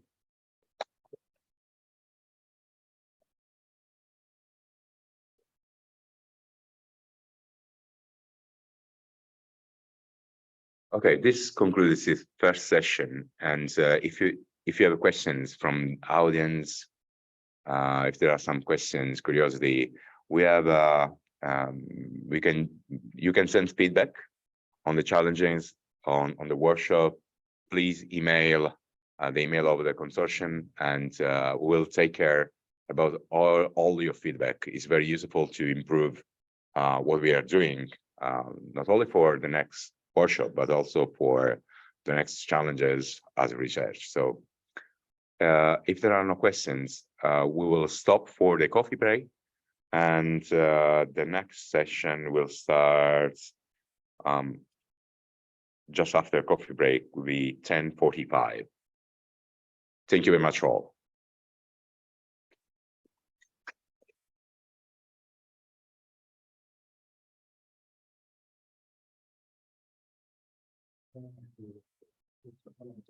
Okay, well done. We did it.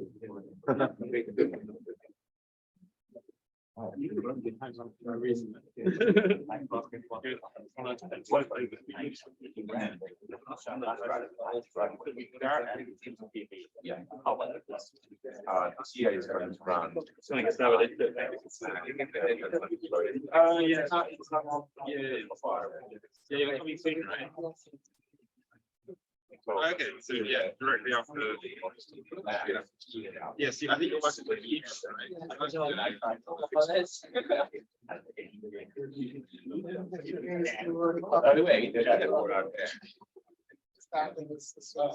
yeah, have you managed to find like where you're staying? Yes, it has been a bit of a pain. Yes. Because especially for.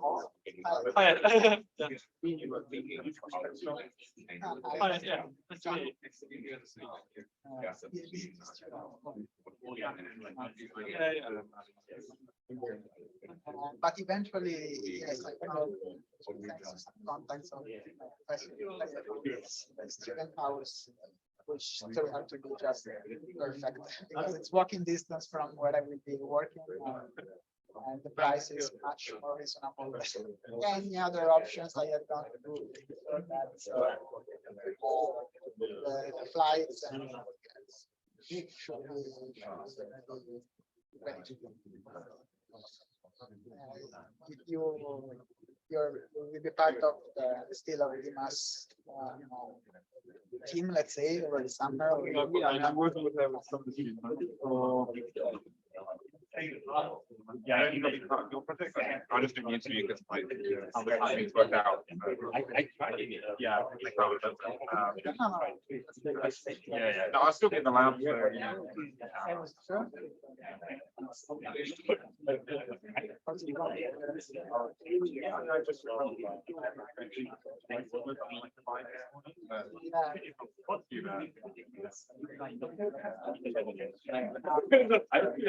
yeah.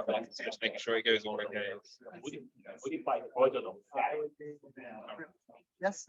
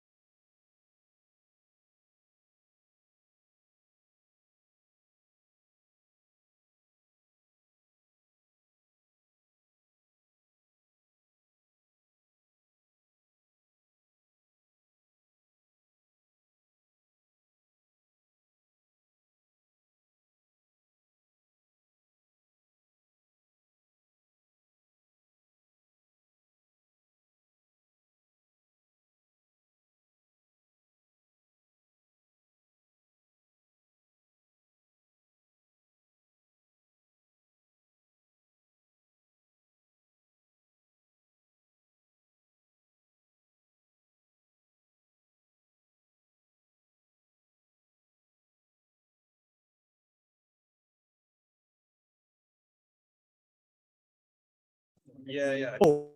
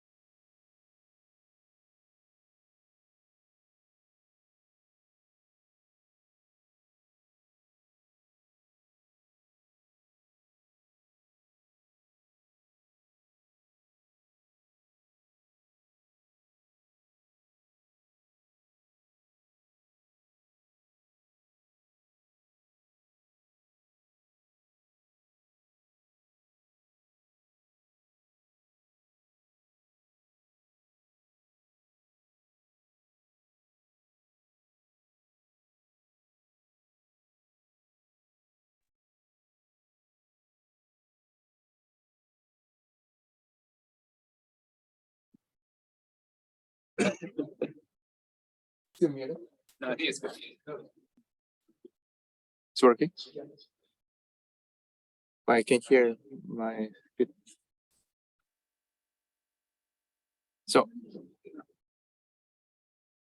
So am I good? All right. So anyway, so I'd like to share what we have done so far and where we are going. Okay. So we interact with so many objects and people's in daily life, and Ego4D is so interesting because it captures the natural and the unscripted activities of egocentric from the egocentric viewpoint.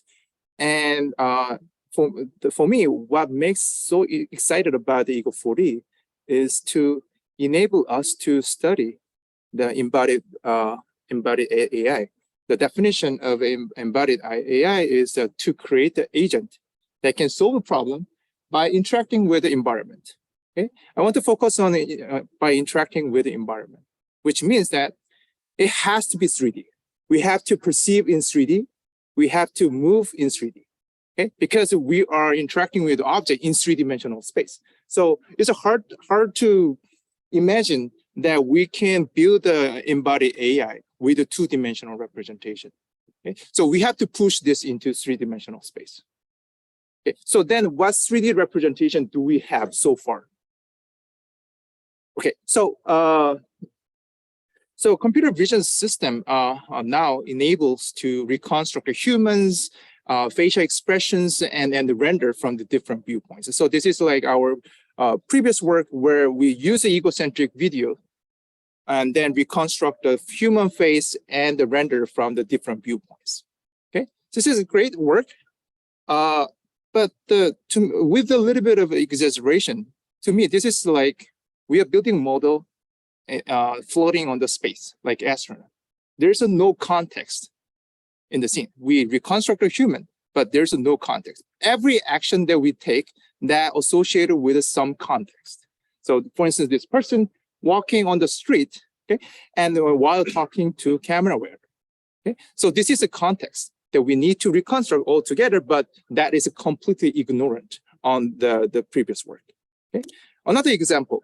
Okay, this is the camera localization with ARIA glasses. Okay, this is amazing work. Now they reconstruct whole context. Okay, they reconstruct the static scenes and everything here. But they treat the dynamic object as an outlier. Because of fundamentals of structure from motion. Okay, to me, this reminds me of abandoned cities in the Blade Runner. It's like completely like we have full context, but there's like no such dynamic object in humans, which is most interesting thing about the scene. Okay, so we interact with our word. Okay, our word is rather dynamic and context dependent. Okay, there's the friends of friends that drinking beers on the table, okay, making a meal in the kitchens. There's actions associated with the text, context of the scene. Okay, so this talk I will talk about a little bit about how to represent the egocentric videos in 3-dimensional space to enable embodied AI. Okay, so this is what I'm going to talk about this talk. All right, so. Of course, we are not the first people who look into this problem. Okay, in autonomous driving domain, researchers have been developing representation for the scenes like this. They come up with a 3D geometry, depths and surface normal, and even the 3D semantic. This is not like a 2-dimensional semantic. This is a 3-dimensional semantic. They have the 3D bounding box associated with this.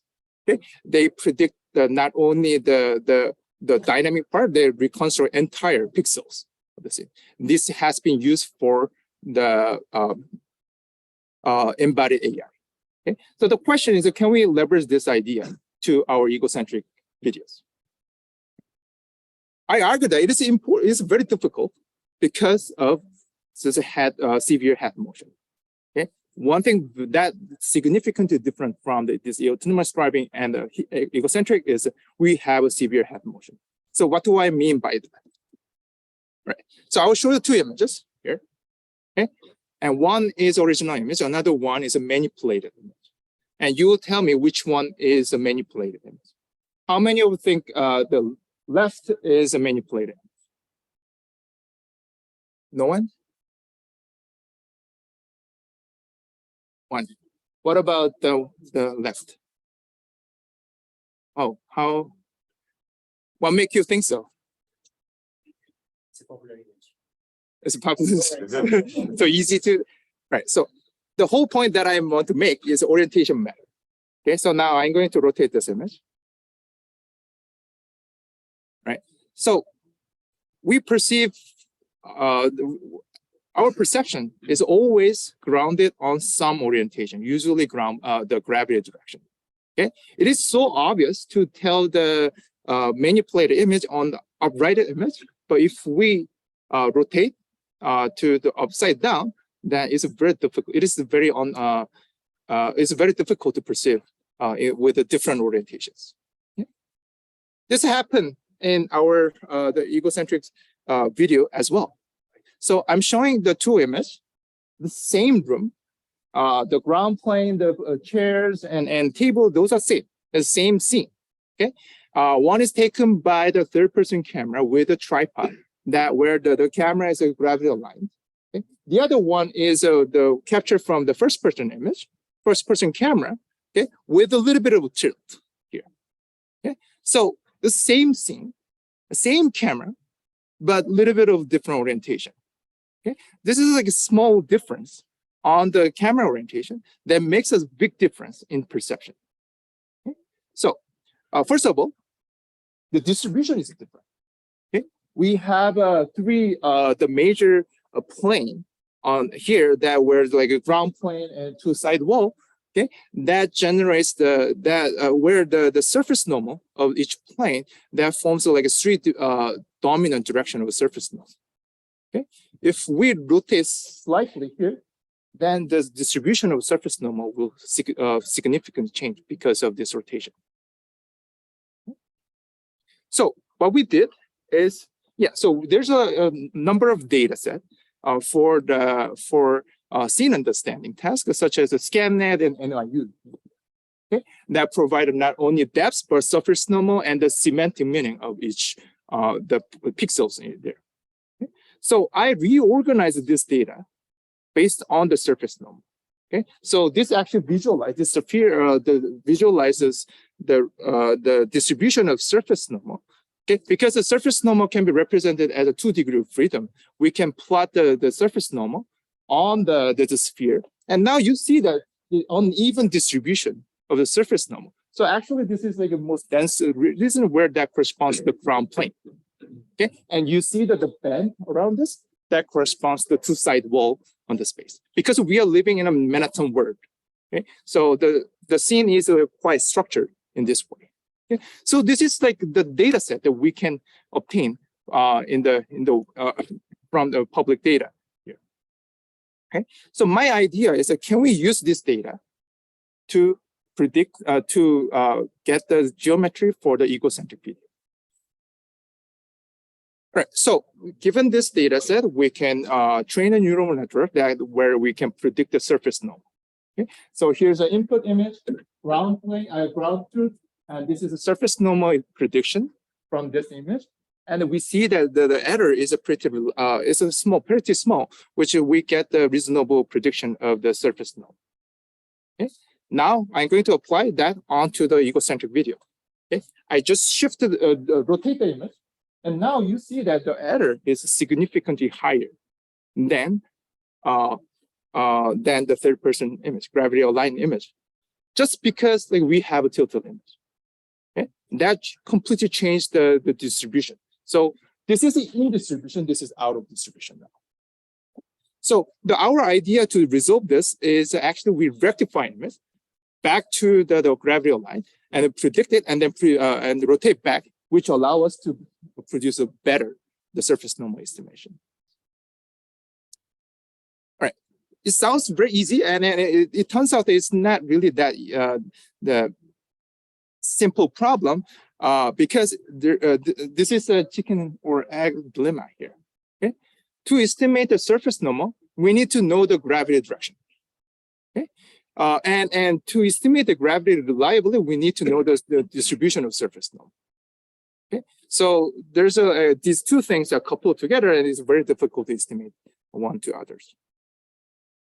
So our idea is matching our distributions onto the third-person cameras. So by rotating the cameras, the rotating image, which allow us to align with the gravity aligned images. Okay? That's our insight here. Okay? So here I'm showing image, okay? And then here this is a three-dimensional the camera rotation. Okay, and this image will be worked based on the 3D rotation that we apply. Okay? And this is the surface normal distribution of that image. And this is actually the surface normal distribution for the ground truth data. Okay? So as we rotate the camera on that space, then we can work the image. Okay, that can where it actually rotate the this surface normal distributions.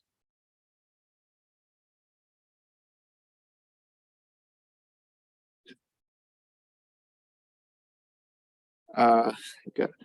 I need to restart the program, sorry.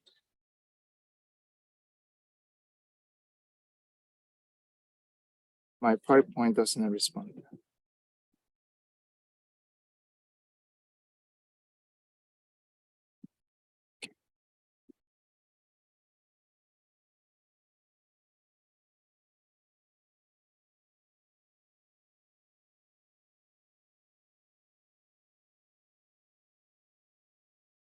I have to reshare it, right?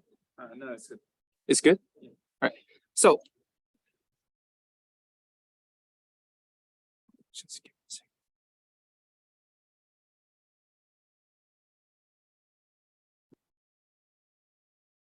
Yeah, sorry for the technical issues that we have. All right, so the idea that we, how do we do so? So the idea that we apply here is the equivariance, the geometric property that the function need to preserve after the transformation. Okay, so we have the egocentric image here. Okay, that is a little bit tilt from the gravity aligned image. Okay, and then we want to learn the function that predict the surface normal. Okay? But as I mentioned before, this is challenging because your camera orientation is not gravity aligned.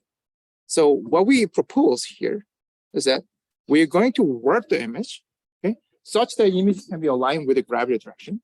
Okay, this is a very simple idea, and then learn the function that operate on the in distribution, where they can predict the surface normal on the gravity aligned image, and then transform back to the egocentric image. Okay? So this is simple equivariance idea that allow us to predict the surface normal for the egocentric cameras. Okay? And we call this is a spatial rectifier. All right, so let me show you how it works. So we have the tilted image, okay, and then we rotate the camera such that it can match this distribution to match to this distribution.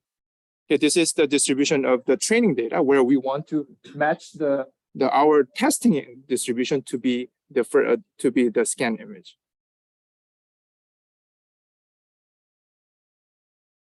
So we can estimate the surface normal, and at the same time, we can estimate the gravity direction altogether.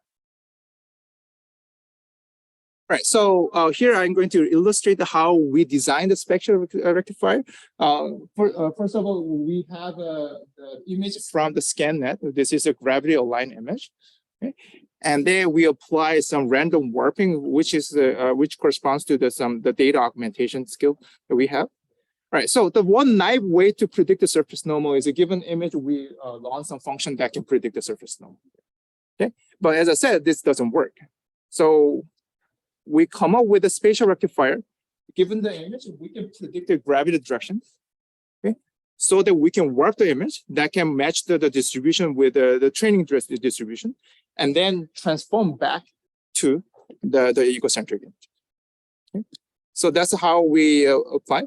Right. So we train the neural network with the ScanNet data, which is a gravity aligned image. Okay. We only trained on the scan, the gravity aligned image, and then apply to the tilted image, the egocentric video. Okay, and we show that our method is shows a significant outperformance compared to the existing method, especially for the tilted image space. Okay. Here, so I'm going to show you some qualitative results where, given the image, this is the prediction without spatial rectifier. This is one with a spatial rectifier, and this is a ground truth. Okay, when the image is almost a gravity aligned, okay, the performance is almost the same, comparable. Okay, so the performance is pretty much similar now. Right. So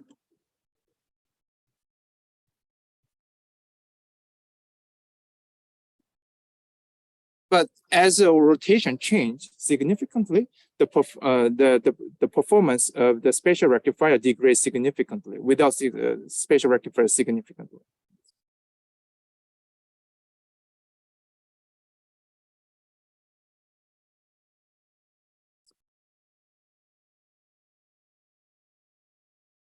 All right, so yeah, although there's a spatial rectifier idea that provided some improvements on the egocentric videos, okay, but still produce a large error due to the tilted image. Okay, so here I'm plotting the error distribution, okay, with respect to the pitch angle. So pitch angle is a this angle, okay, when you change the orientation of it. So as we increase the pitch angle, the error increase. The reason why that this is a very this happened very often for the egocentric camera, because unlike the third person camera that look always out, okay, the egocentric scene usually involved with some eye-hand coordination. So we always look down. Okay, and so the pitch angles are almost perpendicular to each other, which produce severe warping when you warp the image to the egocentric, the gravity aligned images. So this produce excessive warping, and then that produce the degenerate case of the surface normal projections.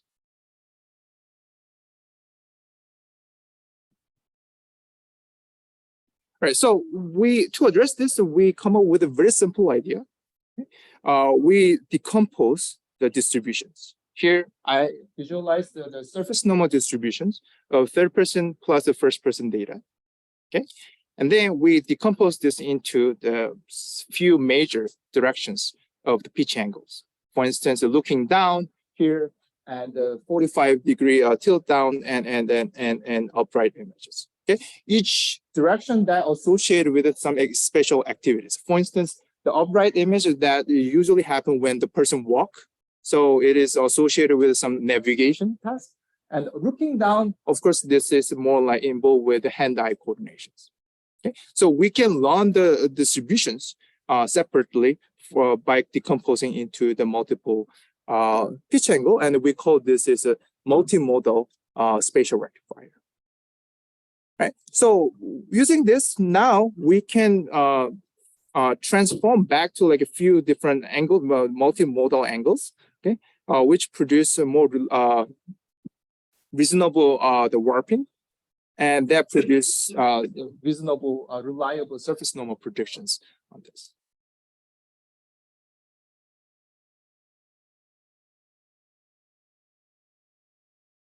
All right, so to enable this, we collect a large scale the egocentric videos using the RGB sensor, RGBD sensors. So one of my students where this work, the Kinect fusion Kinect cameras, where she also wear the batteries and the computers on her back, and we collect a lot of data from a lot of different activities, diverse activities, including this is throwing trash, cooking, playing, and so on. A lot of indoor activities we collect with this RGBD cameras.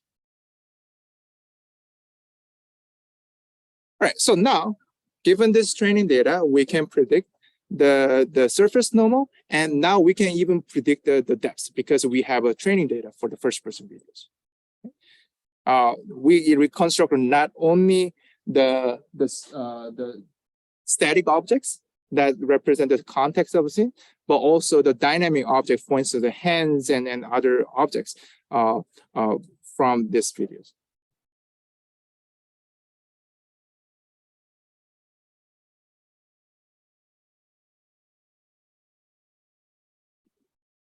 All right, so then we also extending our work to include more 3D semantics of the scene. Okay, so we manipulate a lot of objects, and then we fit our mesh model, 3D mesh model, onto the scene such that we can label, have a label for the egocentric videos. Okay. So we truly think that this is like a direction that we need to have a embodied AI. We need the semantics and we need the geometry on this. So this is like where we are moving forward. And so Ego4D is about to unlock the new possibility of creating the embedded AI. And I think the key is interacting with the 3D environment. We need a 3D representation to do so. Right. So that's it, and I'm happy to take your question.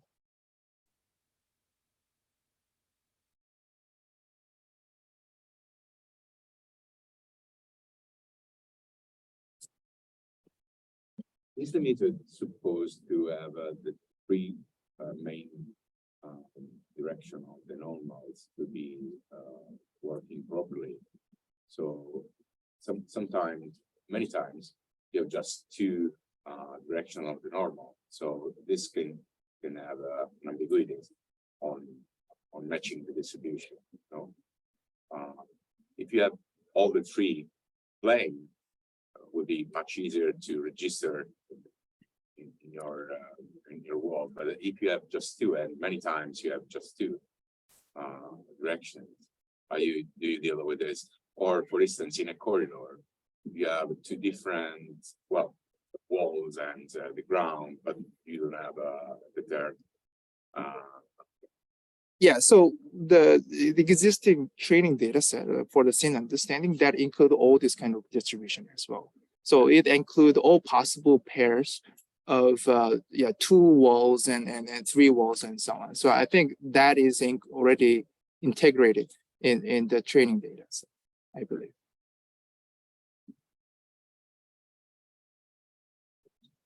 There's a microphone here.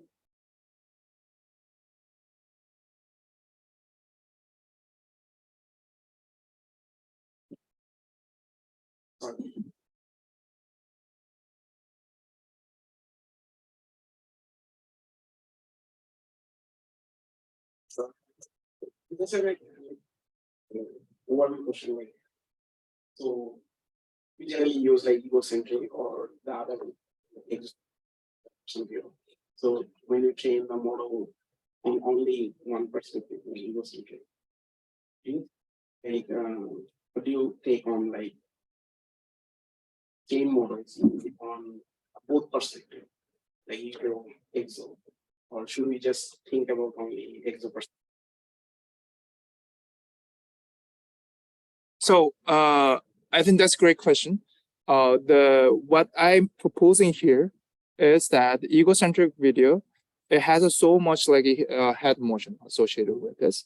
It's a very difficult to come up with a training data that can span the entire possible angle the first person, the camera wearer can generate. Okay, so my suggestion is why don't we register all the egocentric video onto the one canonical representation, like a gravity aligned image or so on, so that we can train the neural network that can predict better on that space. So basically what we're trying to do is we have a testing distribution of egocentric video, and we have a training distribution from the the third person cameras. Right. So we need to somehow transform the distribution such that it can match to each other. So that's what I'm proposing here. And so I think we need to use both data together, but we need to use it more wisely.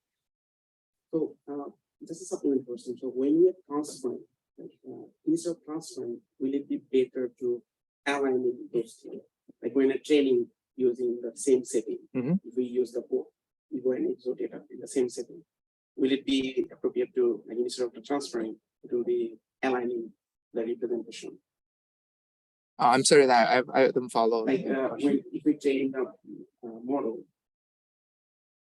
the combined data of the Ego and the Egocentric, will it be better to the model know that data comes from the egocentric view or the Egocentric view, or like we train the model without any information about the whether it is comes from the Ego and Egocentric?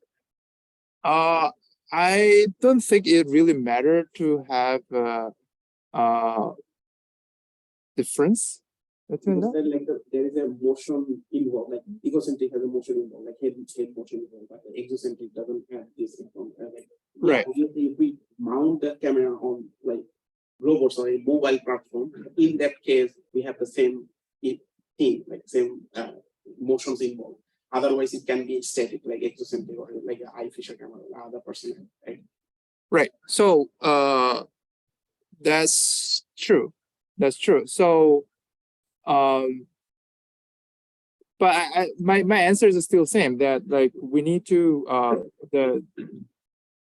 the space that I mean the on the scene understanding itself, the problem itself is like huge. There's like so many the visual statistic that we need to model with this. What I'm saying is if we combine this with the head motion, okay, that generate more complexity, and the data that we need to create is exponential, given by adding a more head motion on top of this. So what I'm saying is like we need to rectify such that it can be more useful on this. Thank you so much for this. Any other question?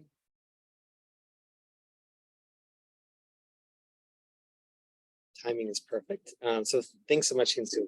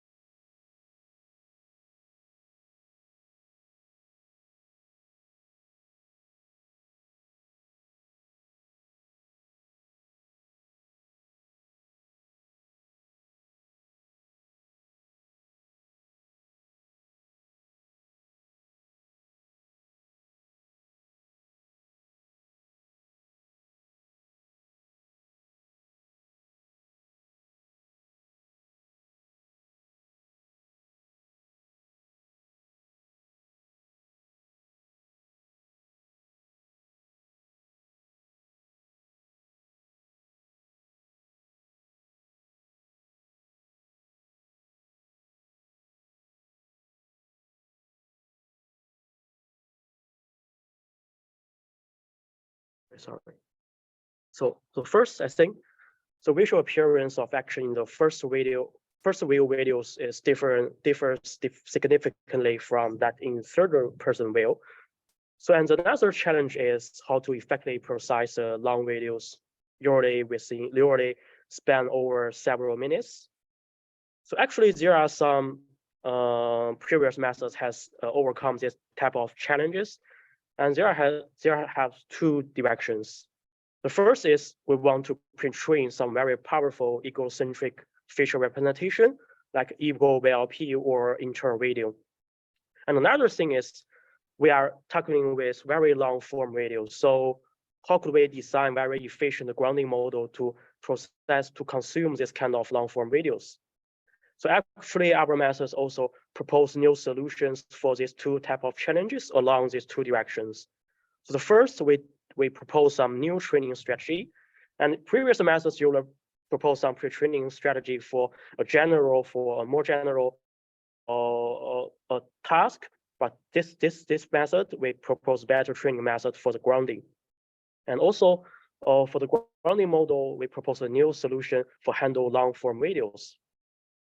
So specifically, let's look at the training strategy of our methods. So first, at the stage 1, actually, we want to pre-train the egocentric video feature extractor. Actually, already Ego VLP and internal video has done a great job, so we directly use their pre-trained methods in our ground NLQ model. So what is different is we propose a different stage. This stage is grounding model pre-training.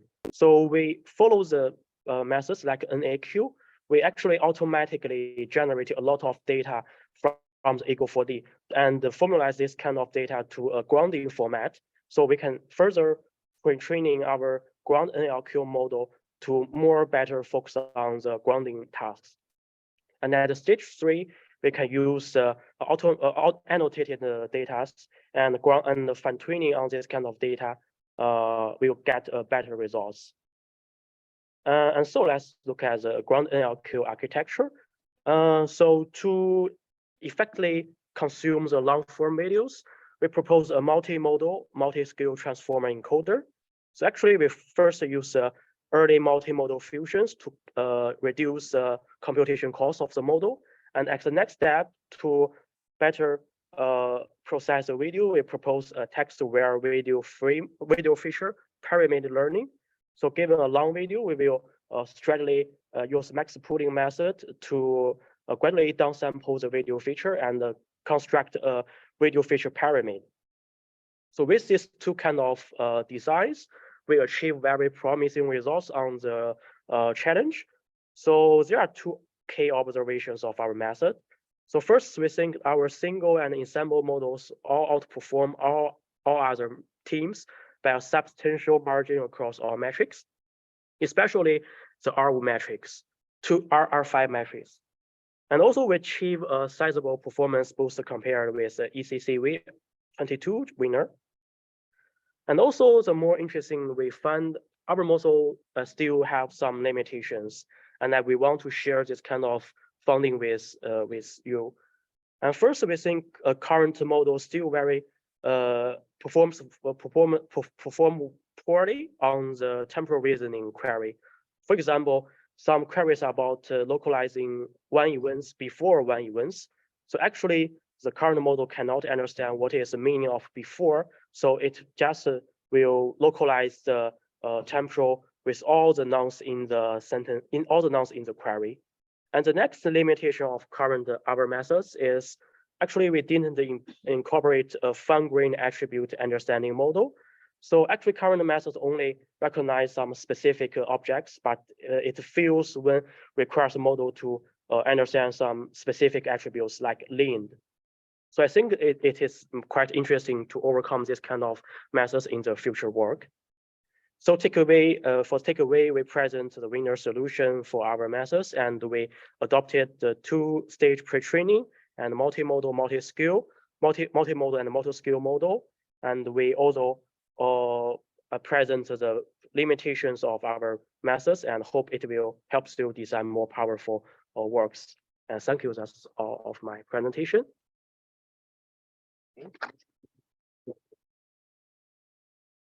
Thank you. Now we have a second speaker in the channel. Thank you.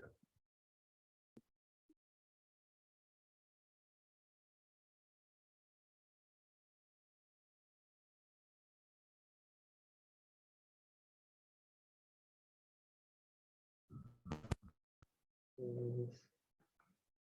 And then start this. And then sure, right? Yeah. This one. Yeah.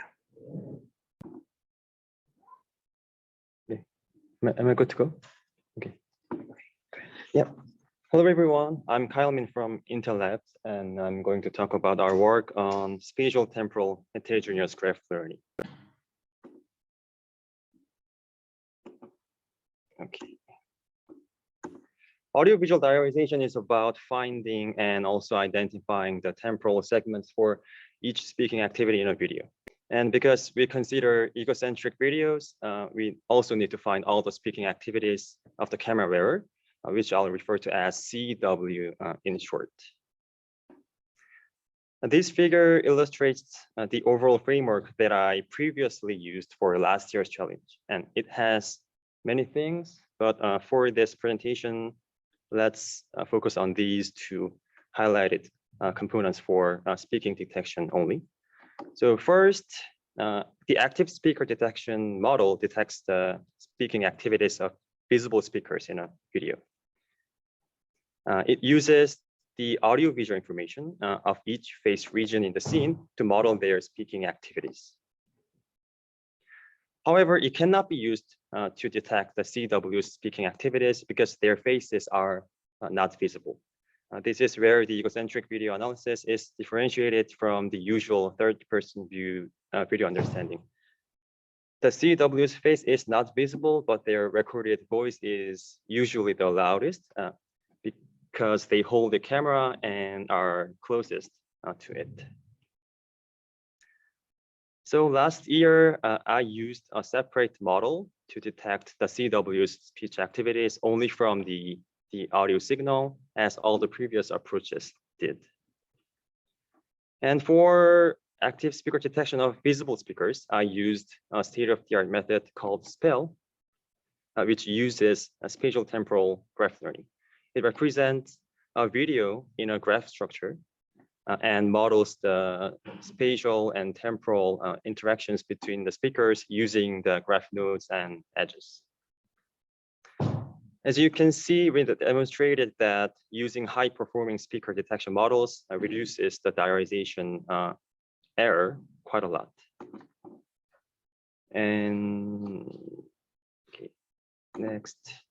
Okay, this year, I further improved the performance by merging these two components into a single model, as seen in this updated figure on the left.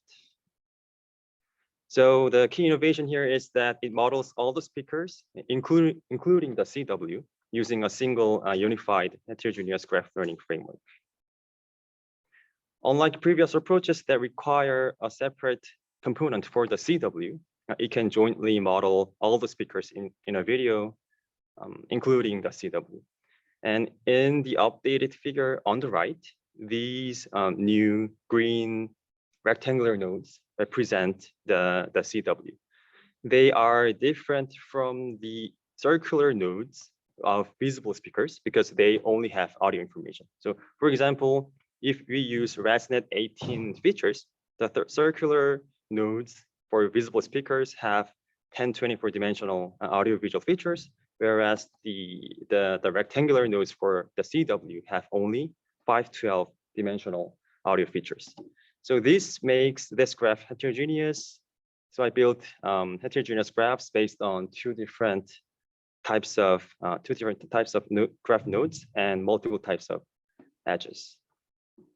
By using this spatial temporal heterogeneous graph learning framework, which we named as THG, I could lower the error rate further for this year's challenge.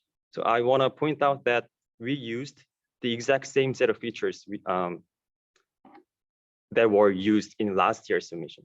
Yet our method increases the detection performance for the CW as well as all the visible speakers. This is because it models all the speakers jointly, so it can fully leverage the inter-speaker context between the CW and others. In conclusion, the main idea was to capture the spatial and temporal relationships between the speakers using our unique graph structure. You can jointly model all the speakers, including the CW, using a single unified framework, and it boosts the detection performance both for the CW and other visible speakers. Also, the graphs are very sparse, so the whole GNN framework can be optimized using a single Titan GPU. But our method is not end-to-end because it requires an initial set of node features, and the graphs need to be constructed in advance. But we are currently working on this problem, and in the future version of our code, the graphs will be constructed on the fly. And the code will be updated soon, so please visit our code base of graph-based solutions for further understanding. Okay, that concludes my presentation. Thank you for listening.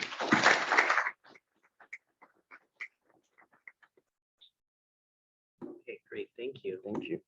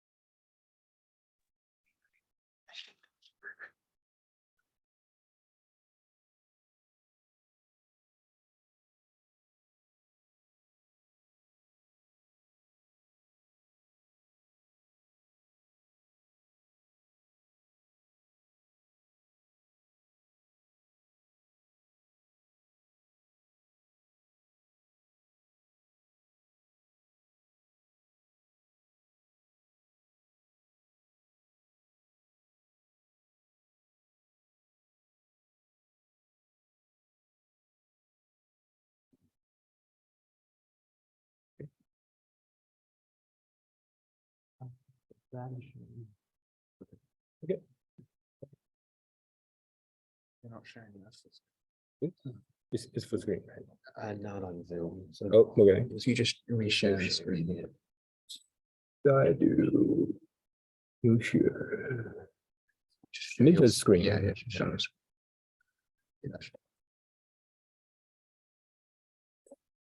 Okay. Okay, good morning. This is Frank Wang, and I'm going to present our work, for the Talking to Me challenge. And this is a joint work between NTU and NVIDIA Taiwan. All right, so what is the Talking to Me challenge?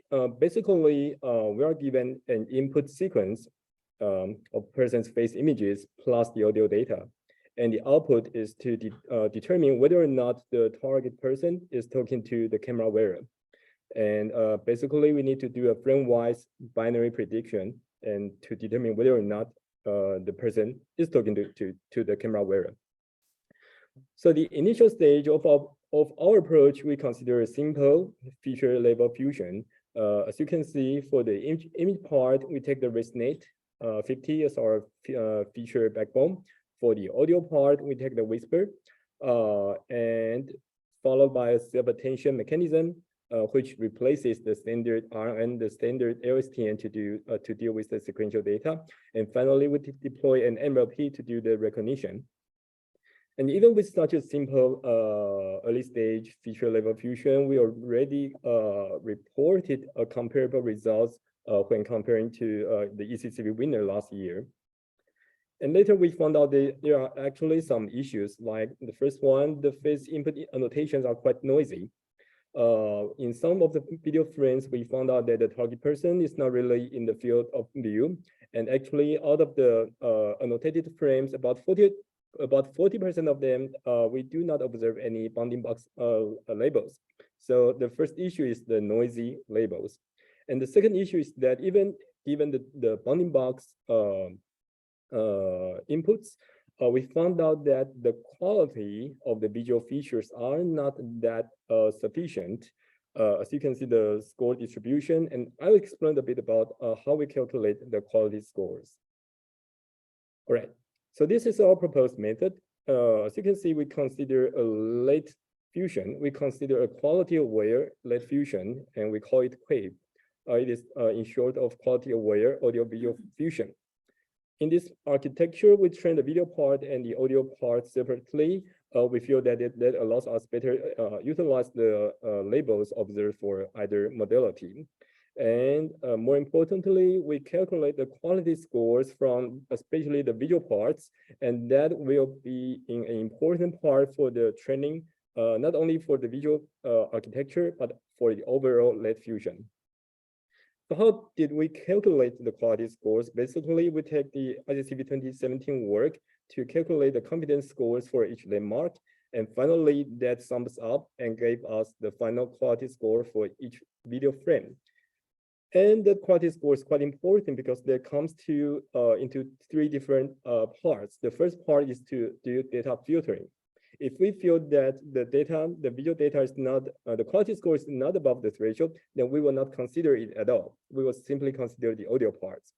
Secondly, we use the quality scores as, we quantize the quality scores, and we use that as a one-hot feature, and that will be concatenated with the video features in the video branch. And finally, the quality scores will be a key factor for the LED fusion, like the final equation shown in this slide. And from our quantitative results, actually we did pretty good. And even using the audio only features, we already achieved quite comparable results comparing to previous years. And with the quality aware LED feature fusion, we further improved the accuracy. And finally, we did some ablation studies to verify our design. First of all, using Whisper is better than Hubert. We think that the reason is Whisper, the audio part that is quite related, has a strong association with speech recognition, and that is why using Whisper is better than using Hubert.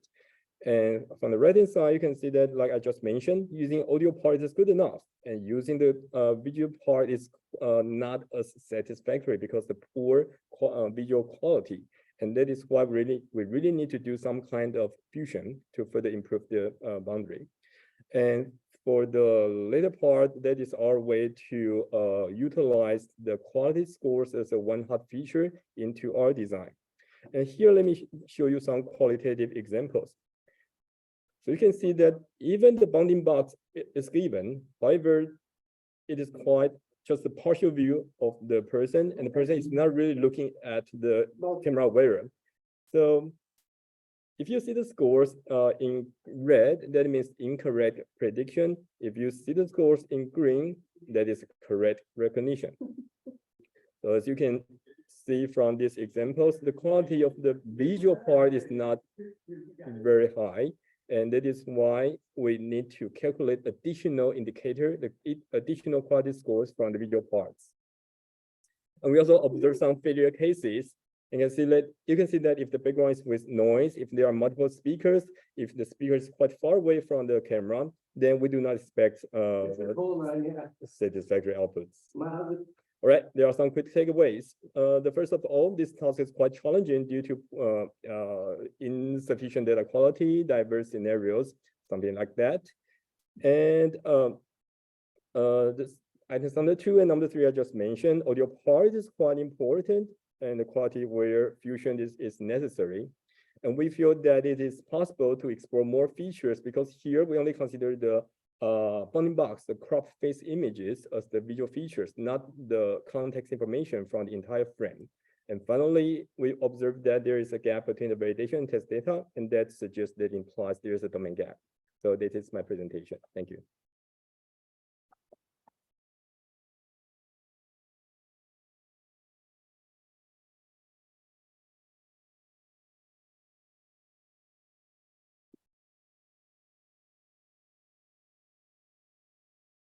Now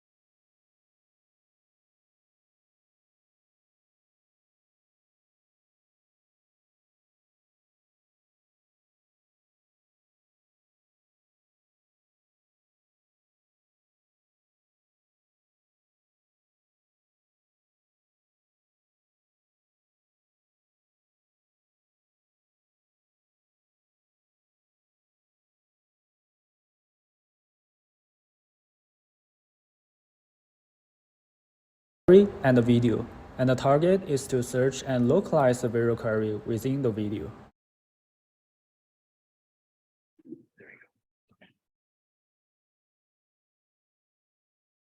The difficulties of VQL rest from three aspects. First, it deals with the needle in the haystack problem, as the video can be very long, but the response track can be only a few seconds. Second, the model should be able to work on open set queries from diverse categories. Third, there are no exact match, which means that we observe large variation between the video query and its appearance in the video.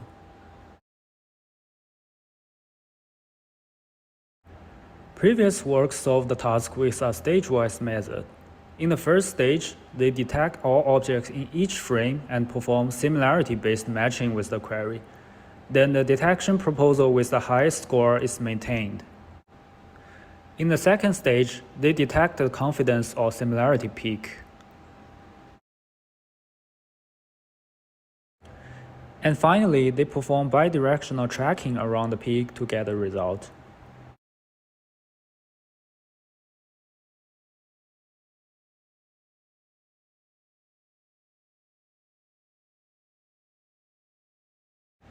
This work suffers from non-end-to-end model, the split of spatial temporal reasoning, and slow speed. So how do we deal with it? We argue that it's important to build a holistic understanding of query-video relationship. To this end, we model the spatial temporal correspondence between them. Specifically, it's query-to-frame spatial relationship and frame-to-frame temporal relationship. We build an end-to-end model performing single-stage inference.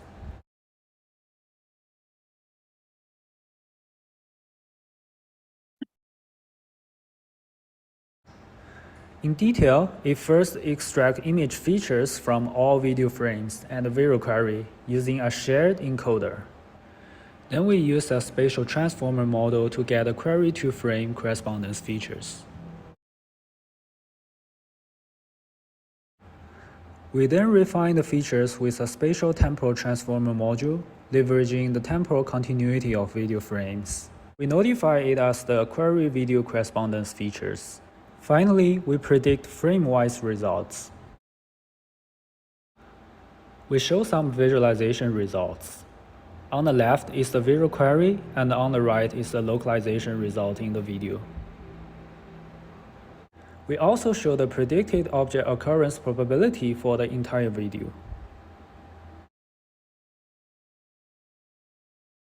And here is another example where the object occurs very shortly.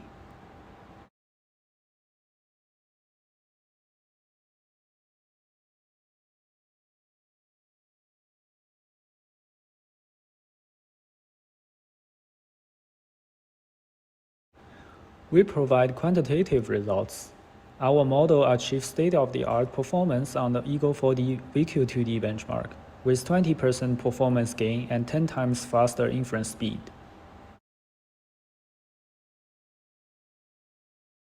We are also the top 1 entry on the leaderboard.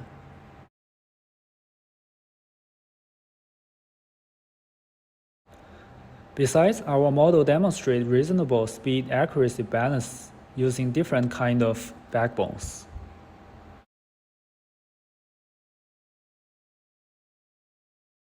Finally, we show more response tracks.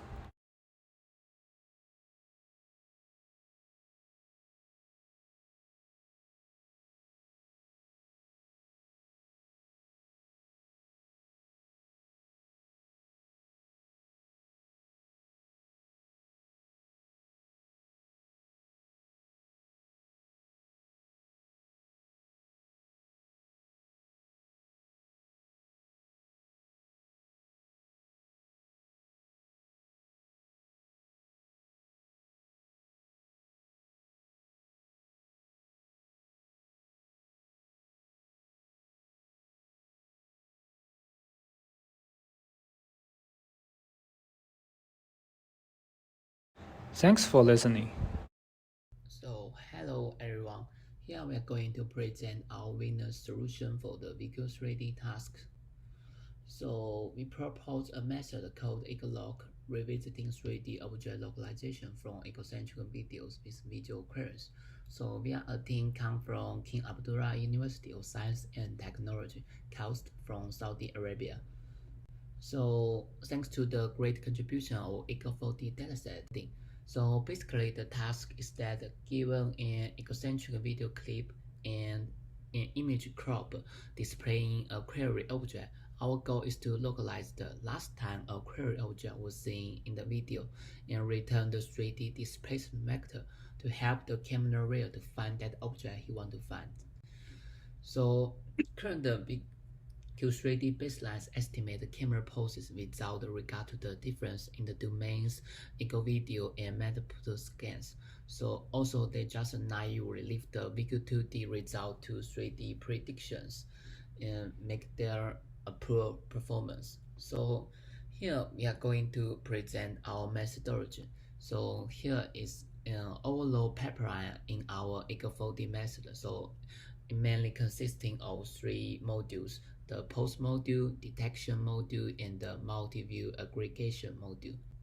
So for the first module, since we want to localize an object in the video, we estimate the camera pose with structure flow motion. Here we adopt the very popular code map as our method for all the frames in all the Ego3D video sequences. Because we observed that the Ego4D baseline they use camera relocalization to relocalize this video frames camera pose from meta-pose scans, but we find it can just recover a few camera pose because of the domain gap. For the 2D detection part, unlike the Ego4D baseline directly use Ego2D result, which consists of detector and tracker to localize the last appearance of the object in 2D. We find that the tracker is noisy and inaccurate, so we just run the 2D detection network used in Ego2D to obtain object proposals with similarity scores for all the frames. And here is a close view of the 2D detection part. So the detection is a Siamese, the detector is a Siamese architecture. It will give different proposals with different similarity score for every egocentric frames. So we select the peaks as positive appearance of the query object, resulting in multiple 2D bounding box proposals with scores across the whole video. For the aggregation and lift part, which means given 2D bounding box proposal and 3D camera pose of the frames, we need to give the final prediction for the 3D object. Ego4D baseline just use the single last frames predicted by the tracker as the 2D proposal. And in our case, our multi-view module use 2 detection scores, 2D bounding box proposals, 3D camera pose, and depths from all the peak frames to do a weighted average, finally, which will finally give us the prediction. For the experiments, we use the Ego3D dataset and we use all the same metrics used in the previous baseline. So for our results, here is the table showing our result on the test server leaderboard. As we can see, our final method gives a huge improvement to 87% overall success rate, and the egocentric structure flow motion part, which means the camera pose estimation module, give us the most performance boost. And we also show some comparison from the visualization, so we can give more accurate 2D prediction and also the closer 3D object localization. And we also show some limitations. So since we just simply do multi-view aggregation regardless of the last appearance, so when the object is dynamic, it means the camera rail is moving the object, our method will give a little bit shift. And the biggest limitation is still the camera pose estimation. For some hard scenes, if we just get 40% of the camera pose, and then our overall success rate is also constrained to just 40%. Our code and report will be public on Ego4D's official website soon. If you have questions, feel free to contact my email. Thank you so much for listening. We are entries from Rattler Lab in Zhejiang University. We now introduce our findings and solutions to the Ego4D episodic memory challenge. We finally rank first in moment queries challenge and second in natural language queries challenge. This page shows the information about our team. First, we give a brief introduction of these two challenges. For moment queries challenge, namely MQ, given a video clip, we need to design a model to directly predict all possible action instances inside, including action category, start time, and end time.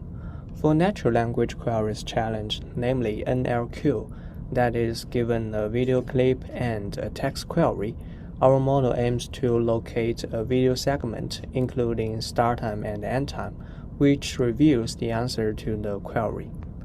Both these two tasks are challenging as videos are egocentric in this benchmark and extremely long, while durations of actions or corresponding answers varies a lot.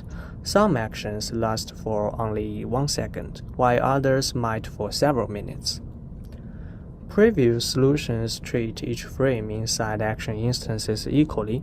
However, we found it is not exactly true. For example, given an action instance, clothes drying, there are some possible sub-actions inside, such as lift laundry basket, or hang clothes on the hanger, or take out clothes. And actually, frames of hang clothes on the hanger are more important to classify this action, since they reveal the intrinsic content of this action, while frames of lift laundry basket or take out clothes from laundry basket are more important to locate the start and end time of actions, since they reveal something about boundaries.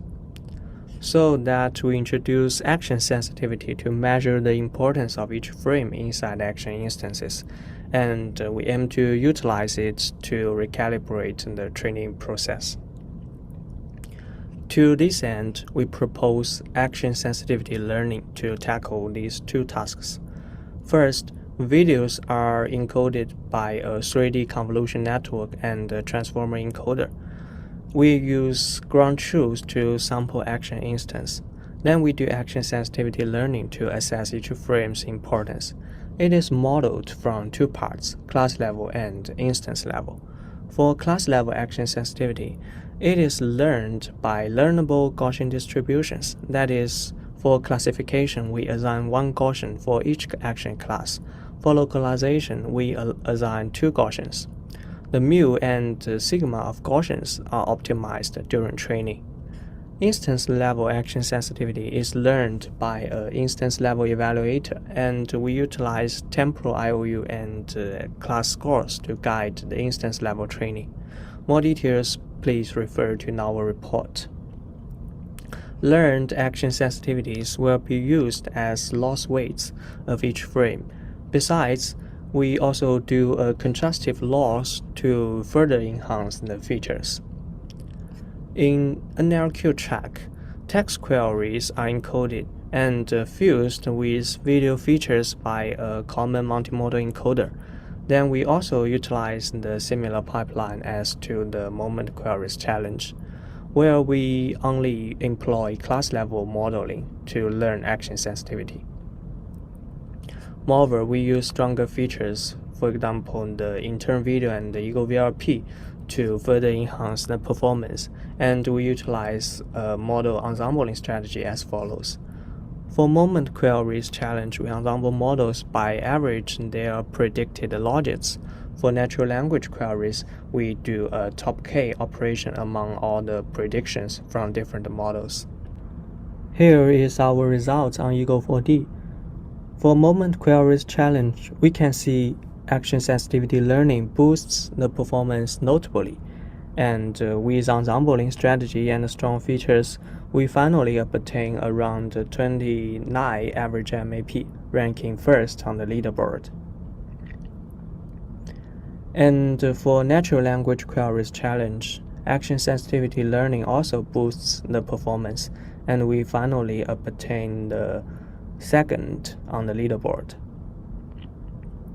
This is our visualization of action sensitivity learning, And we can see frames have different action sensitivities. We utilize these, making the model pay more attention to important frames according to different subtasks, that is, localization and classification. Above is our presentation, and more details please refer to our report or manuscript. And our code will also be released later in this GitHub repository. Thank you. We present PALM, predicting action through language models, the first place solution to the Ego4D long-term action anticipation LTA challenge. The task of long-term action anticipation receives the video clips as input and predict future actions, represented by a sequence of verb and noun pairs. So previous methods on the LTA task mostly follow the paradigm of extracting video features of each past action and learn a neural network to predict future ones by classifying verbs and nouns. Progresses are made through making better video features and designing better neural networks. We argue that such formulation does not model the complicated structural dependencies required in the LTA task. First, for the method based on the Ego4D baseline, each future action is predicted with a separate decoder, and thus the dependencies among actions are not explicitly modeled. Also, the verbs and nouns are classified independently within the same action, and thus the dependencies between verbs and nouns are also not explicitly captured. We noticed that language models have demonstrated remarkable ability for decision-making and planning, a task very similar to the LTA task, and we hypothesize that such procedural knowledge are embedded in language models, and by carefully designed prompting, we can extract such information for the LTA tasks. Moreover, current transformer-based language model generates autoregressively, and thus explicitly models the dependencies of actions and verb nouns, and we can formulate action anticipation as a task generation task, and make use of the advances in language models, region language models, and all the prompting techniques. Here is an overview of our method. Given a video clip of past actions, we try to formulate a prompt for the language model. And the prompt consists of an image caption and past actions. The image caption serves as a broader context for the whole scene, and the action recognition module provides reference words for the generation. We concatenate text descriptions together as a prompt for the language model. And then we pass the captions and past actions to language model, which will generate future actions for us. So here is how the prompt formatted with a concrete example. You can see the prompt in the middle. The prompt starts with an instruction describing the task, followed by several retrieved training examples with similar semantic features for maximal reference, and then the query input is appended. Here we will show one retrieved example, and note how a complex action sequence is recovered exactly in our output compared to ground truth. Here we show the leaderboard result of our method compared to other competitors. Notice that the noun at a distance and the action at a distance is significantly lower in our method compared to others. We examined all the modules in our pipeline here. We found both image captions and the recognized actions help with the prediction. We also applied the choice of language models and find a larger off-the-shelf language model with a longer context size produces better future anticipations. In conclusion, we present PALM, a language model-centric method for long-term action anticipation. We show the effectiveness of language model for this task, and they've achieved the best performance in the challenge. Please refer to our report for further details of our method, and thanks for your attention.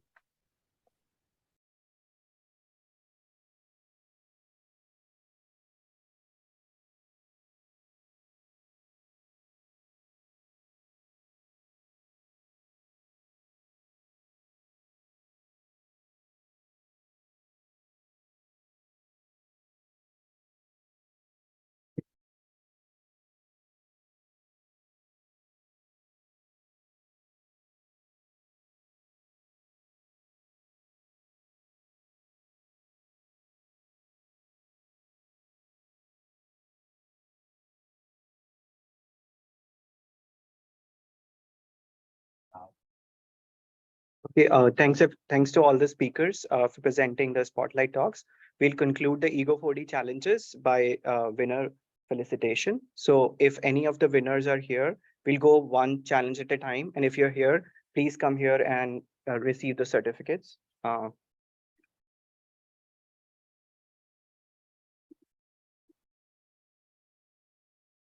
So first is the VQ 2D localization challenge, won by Hanwan and Kristen from UT.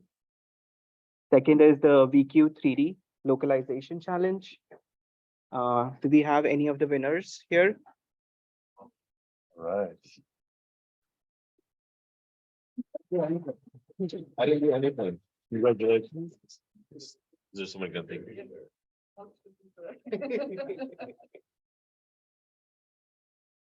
Thank you. Especially if you know there. Okay. But then the background will be behind them. No, I think you're right. Otherwise it will flash. Okay. Don't see my current photo, but you can see it. Okay, the second place winner from Los Andes. Anyone here? Okay, NLQ. First place team ground NLQ. Go for it.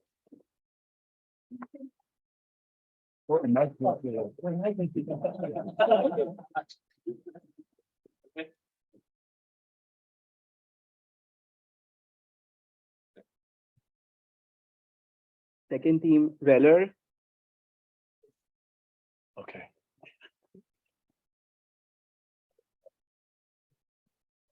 Okay.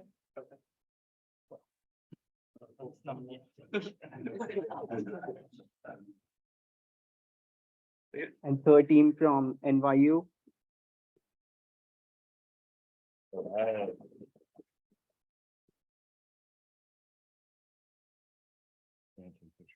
Congratulations.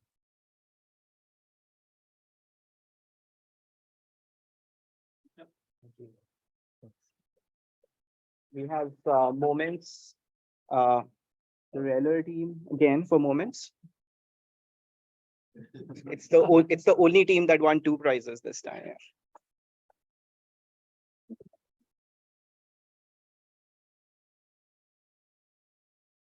Then second place for moments, MZS. For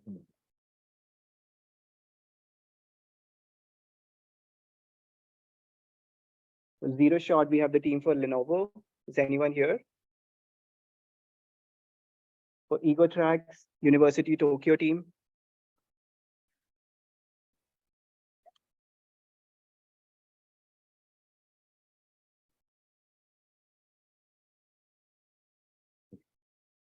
Okay. Yeah. Pictures.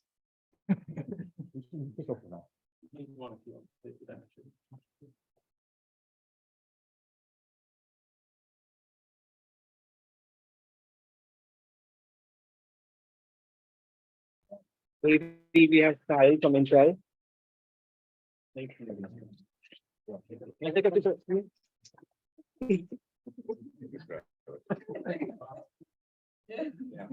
I'm so proud. Thank you. In transcription, we have Oxford team. Anyone here?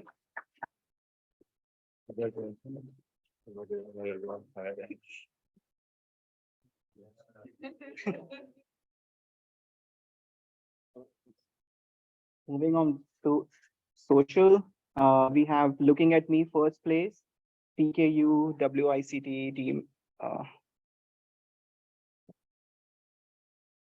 Okay, the second, the Talking to Me first place, the team from NVIDIA and NTU.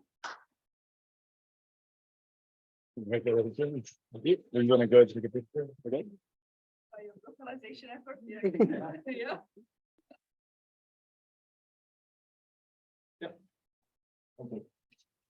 Second place team from MIT. Okay, short-term object interaction team from Team Pavis. All right. Congratulations.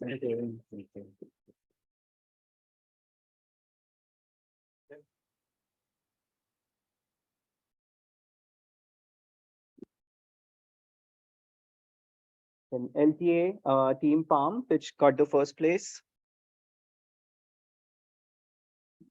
Okay, and the second place, PAM's Ego AI from Panasonic. Okay, I think that concludes, and thanks to Eval AI for hosting all our challenges. It's incredible like how much support they provide in the background to resolve all the issues. And then of course, the CVPR Foundation for hosting the data. Thanks everyone for joining, and any feedback is welcome.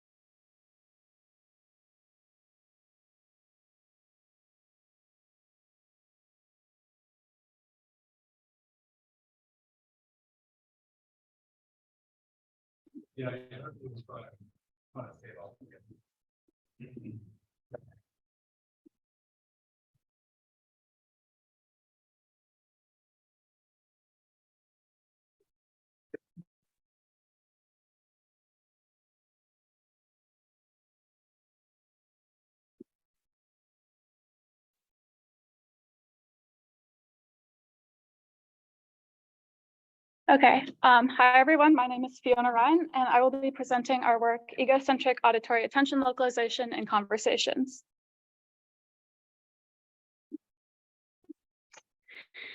In everyday environments like parties, coffee shops, or large dinner tables, we use a process called selective auditory attention to listen to certain people while tuning out other speakers we don't want to listen to. And in order for augmented reality systems to work in these noisy environments and do things like enhance or translate the speech of the person you're talking with, we need to know what the camera wearer wants to listen to. In this work, we aim to localize selective auditory attention in conversations using egocentric video and multi-channel audio. In other words, we want to predict which people in the scene the camera wearer is listening to and who they're not listening to. Our contributions are that we introduce the novel task of selective auditory attention localization, which we call SAL. We propose a new spatiotemporal audiovisual architecture for our task, and we evaluate our model on a challenging multi-speaker conversation dataset showing superiority over competing methods. The main question that we address in our work is how we can use egocentric cues to localize selective auditory attention, and we hypothesize that different modalities contain different predictors. Egocentric video shows us where there are people in the scene relative to the camera wearer, and it also captures social cues like who is looking at who and who might be looking at the camera wearer. And we also use egocentric multi-channel audio recorded from a worn array of 6 microphones. And because there are multiple microphones, this not only captures the speech, the signals themselves, but it also gives us information about where different sound sources are occurring relative to the camera wearer. And implicitly embedded into both of these modalities is egocentric head movement over time. So in an input clip, we might see the camera wearer move their head to face a new person as they begin speaking, which would indicate a shift in auditory attention. Our task is to predict an auditory attention heat map for each input frame in the video that identifies the heads of the people that the camera wearer is listening to. We propose a spatiotemporal multimodal video architecture where the input is 8 video frames that are sampled over a 1-second window and the corresponding 6-channel audio signal, which we process into per frame spectrograms as well as channel correlation features. We then use 2 3D ResNet 18 encoders to extract spatiotemporal feature map for each modality and concatenate these. We then use a transformer to refine these feature maps by modeling relationships across the full scene. And this is especially important for our task because we need to not just locate speakers, but reason globally about their appearances, the speech, where they are in the camera wear field of view, and use this to decide which one, if any, the camera wear is actually listening to. Finally, we upsample these features into a heat map for each of the input frames using a convolutional decoder. And our model is trained end-to-end using pixel-wise cross-entropy loss on the heat maps. To train and evaluate our model, we need a dataset that captures these selective listening behaviors and also actually has a way to obtain ground truth auditory attention labels. So what we did was have groups of 5 people at a time sit at a table and have 2 simultaneous conversations. And we instructed the participants to only talk and listen within their smaller conversation group. This allows us to determine auditory attention as whoever is in the camera wear is assigned smaller conversation group and is currently speaking. We used several different conversation layouts and had a total of 50 participants, and in total, the data set is about 20 hours of egocentric video and audio. We evaluate our model against 2 groups of baselines. The first is naive heuristic baselines that use ground truth active speaker labels, like selecting all the speakers as attended or selecting the speaker that's closest to the center of the field of view. And then we also compared against a state-of-the-art active speaker localization model. And the downstream metric we used was per person mean average precision on determining if that person is attended or not. And this is done by taking the predicted heat map and then max pooling it in the region of each person's head to obtain like an attention score for them. We saw that our model greatly outperforms the naive baselines, which shows that even if we have the ability to perfectly localize active speakers, it's really non-trivial to figure out who the camera wear is actually listening to in these noisy environments. And it also outperforms the prior active speaker localization model, which shows that this is really a new task that merits a novel modeling approach. I'll finish by showing a brief example of our model's output, where the ground truth attended speakers will be shown in yellow, and then blue boxes will show other people who are speaking but are not attended to by the camera wear.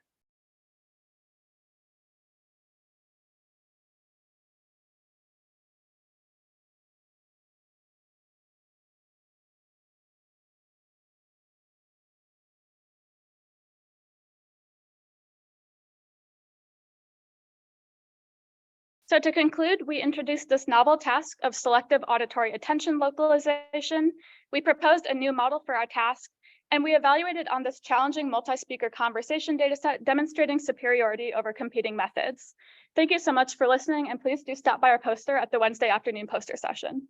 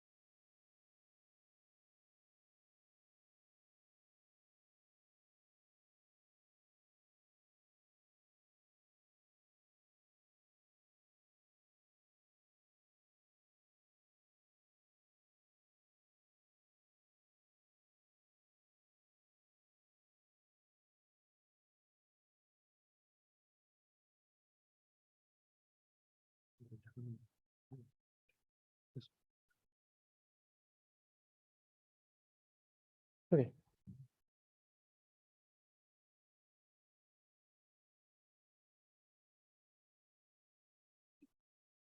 Okay, great. Yeah, sorry for the tech issue. Hi, I'm Jiajing. I'm going to talk about our work on ego body pose estimation via ego head pose estimation. This is done by, you can see it, right? There's Jiaman Li, who is a PhD student co-advised by Carrie and me. So she really did all the work, literally all the work. But it's really unfortunate that she has visa issue and couldn't come here. So I'm going to present for her. Okay, motivation, it might be slightly different from other talks that you see in this workshop, but I think it's a very interesting way of using Ego4D. It also shows, how useful the data set is and flexible the data set is. So human motion is very important. It has so many applications. There's movies, there are computer games, and there's visual performance. So to capture all this motion, what people usually do is we have a mocap system, right? You wear all these sensors and you have all these cameras in a controlled environment. So the quality is great. But just because of all this hardware requirement, mocap systems just have very limited scalability. It has to be in a room, and capture the motion capture is very limited because that's all you can do within the room you're standing there. Therefore, if you look at the size of different data sets of different modalities, the images we have billions or 10 millions, right? Now 5B, but you can have more than that. And videos, YouTube has 800 million, so you probably can get 1 billion videos. And 3D models, even 3D models, if you look at Optiverse and Optiverse extra large, you can add million level, you have 1 million or 10 millions. But looking at motion clips, the largest motion clips you have for human motion is 10,000. It's so much smaller. So of course, nowadays we know we just need data. So there's no data for motion, basically. So our key observation here is, well, there are many diverse egocentric videos available like Ego4D, which is great. And interestingly, egocentric videos just directly associated with human movement. So, you have egocentric video because I move, I'm walking. So now the question is it possible for us to estimate human motion from these egocentric videos? So the problem statement is fairly straightforward. We have egocentric videos from front-facing hand-mounted camera. We want to output and predict the full body human motion. We didn't propose this problem. There are people who have studied this problem, for example, by Christian Guarama's group back in 2017. But hopefully we propose an interesting novel solution. So the problem itself has, if you just want to tackle it, has two main challenges we identify. One is there are very nice data sets which has paired egocentric videos and human motion captured by Chris, actually, sitting over there from CMU. But the data set is really small. And again, it's very hard to capture human motion. And now you also want egocentric data. So the data is even smaller, it just has one scene and has maybe 1 hour of motion. So we don't have that much data. And the second challenge is going from egocentric videos, the problem is really under constraint. How can I know if I'm doing this or if I'm doing that? Right? There's just no way. So there's significant ambiguity in the mapping from egocentric video to full body poses. That's the two main challenges. For the first challenge, how do we tackle that? I think that's the most important observation we have is, there are no paired or very limited paired data set for training. There's this clean poly data set from Chris's group, and it has 80 million motion, and there's this GMO data set from Leo Giba's group from Stanford, it has 70 million motion, but that's it, that's not enough for training. But we do have Ego4D, right? Ego4D has 3,000 hours of videos, and it is very rich. It has all the egocentric videos. It doesn't have full body motion, but it does have IMU.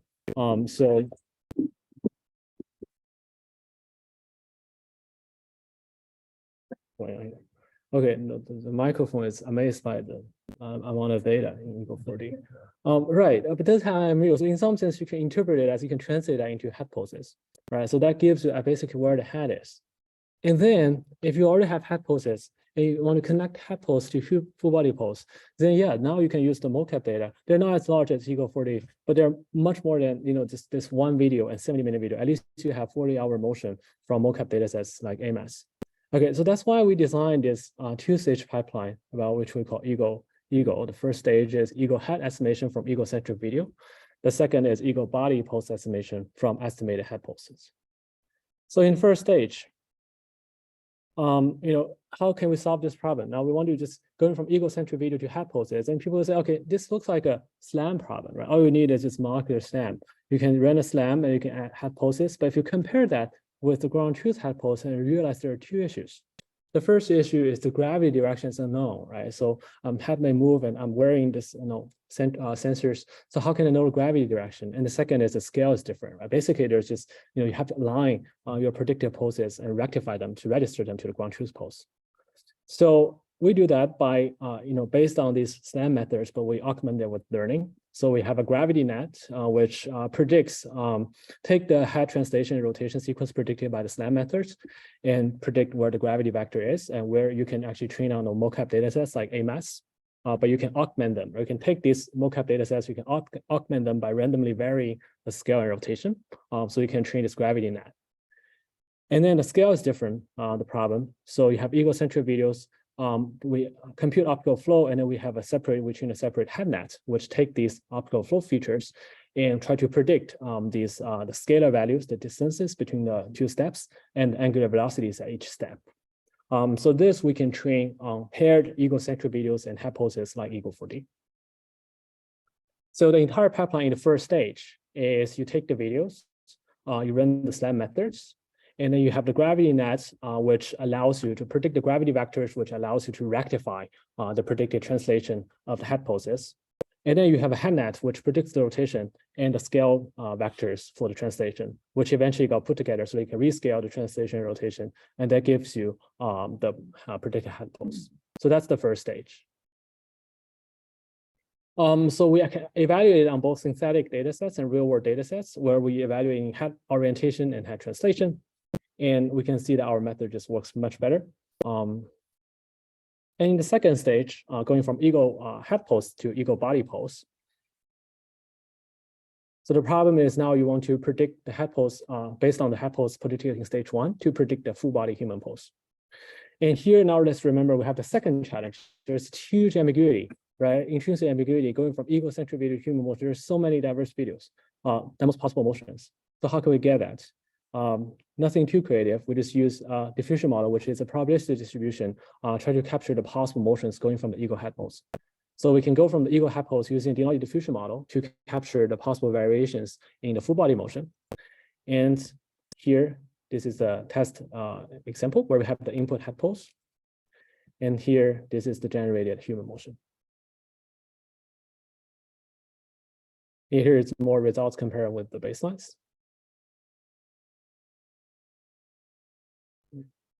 You can see that our method at bottom left aligns with the ground truth much better.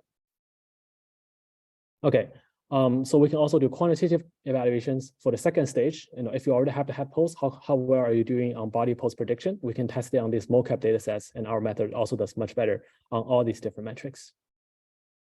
Okay, finally, we have stage 1, we have stage 2, we put them together. We want to evaluate the entire model. And again, here evaluation, we don't have large data set for training, but Kim-Poly and GIMO, these data sets, although they're not very large, they're perfect for testing. But in addition to that, there's still only 70 minutes and 80 minutes. So in addition to that, we also build our own synthetic data sets for quantitative evaluation purposes, where we take the AMAS human motion and we put them into 3D scene data sets like replica, where we run collision detection in habitats. And then we got this AMAS replica ego synthetic data sets called ARES, where we have paired egocentric video and human full body motion. It's altogether, it's 15-hour motion. It's not really large. You can reduce it for training, but it's larger for the previous ones that we can use both this and previous real world data sets for evaluation.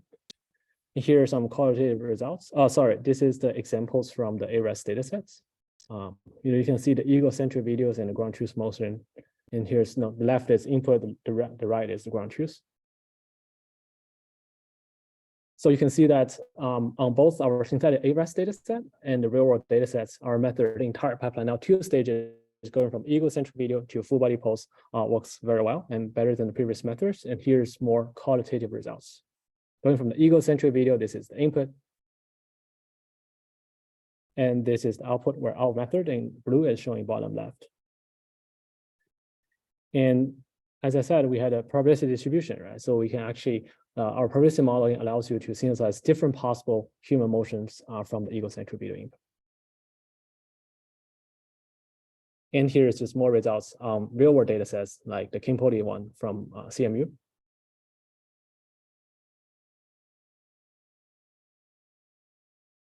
As well as this GIMO one from Stanford.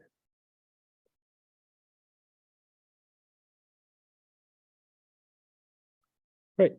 So we have this new, not really, we sort of revisit this task of going from egocentric video to generate human motion.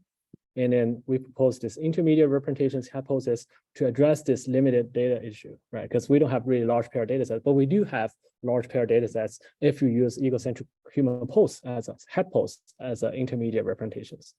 And then we have, contributions on designing specific, two-stage methods and how we design each of the stages to make them work better than previous methods, as well as a large new synthetic data sets and automatic data collection pipeline for building these synthetic paired egocentric video and full body motion data sets in diverse scenes. So welcome to our poster on Thursday morning. And also there's a talk tomorrow afternoon as well. Thank you.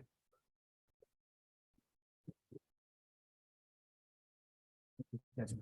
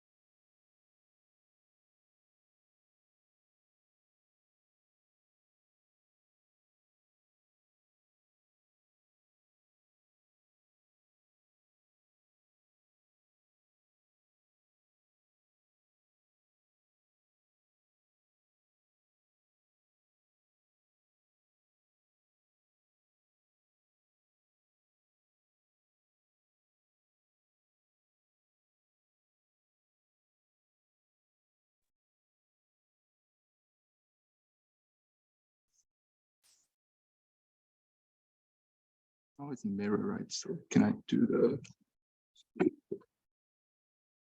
think? Okay.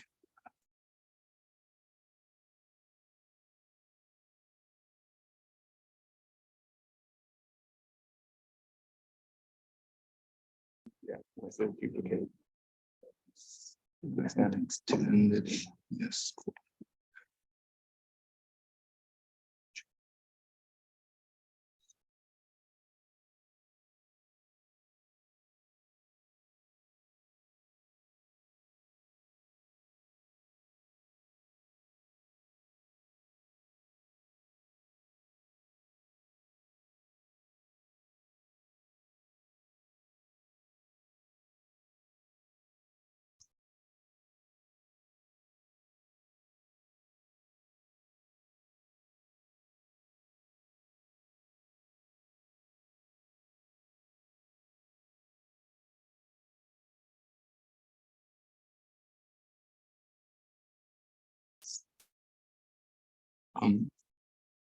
The other way around. The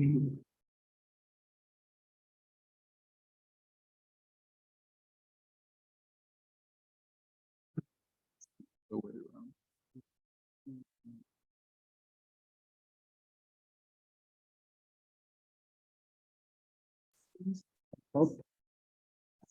Display settings on the top, and should be like in both screens. Click on the display settings and swap. And I'm gonna share the screen. Yes. So, just do. Yeah, screen two.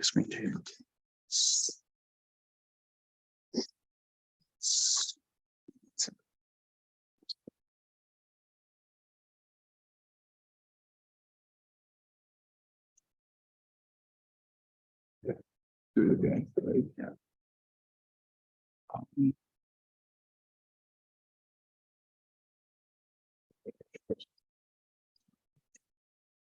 The other one up top. Okay. Sorry for the thing. Okay, let's get started. So it's my great honor to be here to present our work, which is a CVPR 2023 highlight paper. So learning video representations from large language models. This is a joint work with my two amazing mentor at Meta, Ishan and Rohit, and my great advisor, Philip. Okay, so let's get into the details. So in this work, we basically focus on training video language models, and we actually propose, so the standard way of video language model is that we have a bunch of video text pairs, and then we just train them. And then these video text pairs are basically from human annotations, which actually are very sparse, and it costs a lot to annotate these data. What we want to do here is basically want to get more data. And then we basically try to leverage large language model out of to get some text information. And we try to repurpose the large language model to be visually conditioned narrations so that it can like densely narrate the entire video and then give us kind of free annotations. So here's basically the advantages. So it first gives us very temporally dense coverage of the entire video. And the second thing is because it's a large language model and it's probabilistic, we can do sampling out of it. That's why it's more kind of diverse than the human annotations. And the third thing is like compared to human annotation, it's sort of free. Yeah. So let's get into the details. So first we have a dual encoder model to learn the video text representations. So the dual encoder actually inherits from clip, and then we try to inflate the vision encoder to be a video encoder. So here we use transformer, and then we zero initialize the temporal attention. And on top of that, we can just do basic like projection head, and then we use contrastive loss to learn the representation. And the pre-training data can include both the annotated video text pairs and the pseudo labeled video clips, which is generated by the language model. Okay, so the language supervision actually comes from two aspects, which we actually call like two models. One is called rephraser, and the other is called narrator. The rephraser is just like text in, text out, and try to rephrase the text without looking at the visual itself. And then the narrator is basically like take the visual as input and then try to caption the video, like to try to describe what was happening in the video. And the advantage of the narrator is basically like, if we look at the example on the bottom, so actually the person is doing two things, like the left-hand side is holding up a container, and then the right-hand side is kind of wiping the table. And then people turn to only annotate one thing because people are lazy. But actually the model can actually, if we sample multiple times, then we can see like both of the events can be described by the narrators. Okay, here is the detail of the rephraser. So it is text in, text out. And then we use an encoder decoder architecture like T5 to do these rephraser. And then actually this is a pre-trained T5. We just use it out of the box. And then we can think of it as a kind of data augmentation on the text part. Okay, so here is the narrator. So narrator have a visual encoder to get the visual embedding. So we use a frozen dual encoder that is pre-trained on the human annotated video text pairs. And then the decoder closely follows a standard large language model. So here we use GPT-2. And then to insert the video condition, we add cross attention module right before each of the GPT-2 block so that the video information can flow into the text stream. And then we freeze the GPT-2 blocks because of we have some, the text decoder are typically pretty large. And then we only learn the cross attention between the each GPT-2 blocks. Yeah, so how can we train the narrator? So basically we just train the narrator using the existing human annotated pairs using captioning loss. And then we can do inference. So inference at inference time, so we basically input the visual embedding plus a start of sentence token. And then we can do some sort of nucleus sampling on top of the text decoder until end of sentence token is reached. And then we can repeat the process for multiple times. And then, so the advantage of narrator is basically we can do dense narration out of the entire video. So here are two parts. So for existing video clips, we can essentially just feed the clips as is, and then we can just do the caption again. And then for the rest of video that are not annotated by the human, we basically uniform the sample the unlabeled part, and then the statistic can just borrow from the existing, like by averaging out of the existing video clips. And then we uniform sample and then dense caption. And then we can use the dual encoder that we trained in the very beginning, and then use the similarity score to try to filter out those unsimilar pairs that might be some kind of noise. So here, let's go to the experimental setup. We try to pre-train using the video narration pairs from Ego4D. And then we also exclude those validation videos in the benchmarks because we want to do some downstream evaluation on the Ego4D benchmarks. And then the annotation clips become like around 4 million. And then our narrators can actually pseudo caption the clips by 10 times. And then the rephraser actually can do it by like, we actually try to rephrase it by 3 times. Here's the bunch of downstream benchmark that we try to evaluate on the on our model. This covers a wide range of first-person video benchmarks. And then we also provide some experiments on third-person videos by applying the same pipeline on the how to 100 million dataset. So here is our main result. We can see that our method outperforms the previous state-of-the-art on a wide range of multiple video understanding tasks, like first-person video and third-person videos, and in both like zero-shot setups and fine-tune setups. And here's some kind of more numerical results. And we observed basically 2 interesting things. One is called data scaling. We can see that our model have consistently boost when we increase the pre-training data. And very interestingly, we observed that the villa that trained with only half of the Ego4D narrations outperformed the baseline method which used the full sort of the human annotated narrations. And then we also observed some nice model scaling behavior, which we can increase the architecture in both the narrator and the underlying dual encoder. And then in both cases, we actually see a consistent boost of the performance. So if we want to know more details, so we open source all of the codes on our GitHub, and then we have a very fancy demo provided by the Hugging Face on the middle website. And then we have the highlight poster session on Tuesday afternoon. Feel free to drop by. Thank you.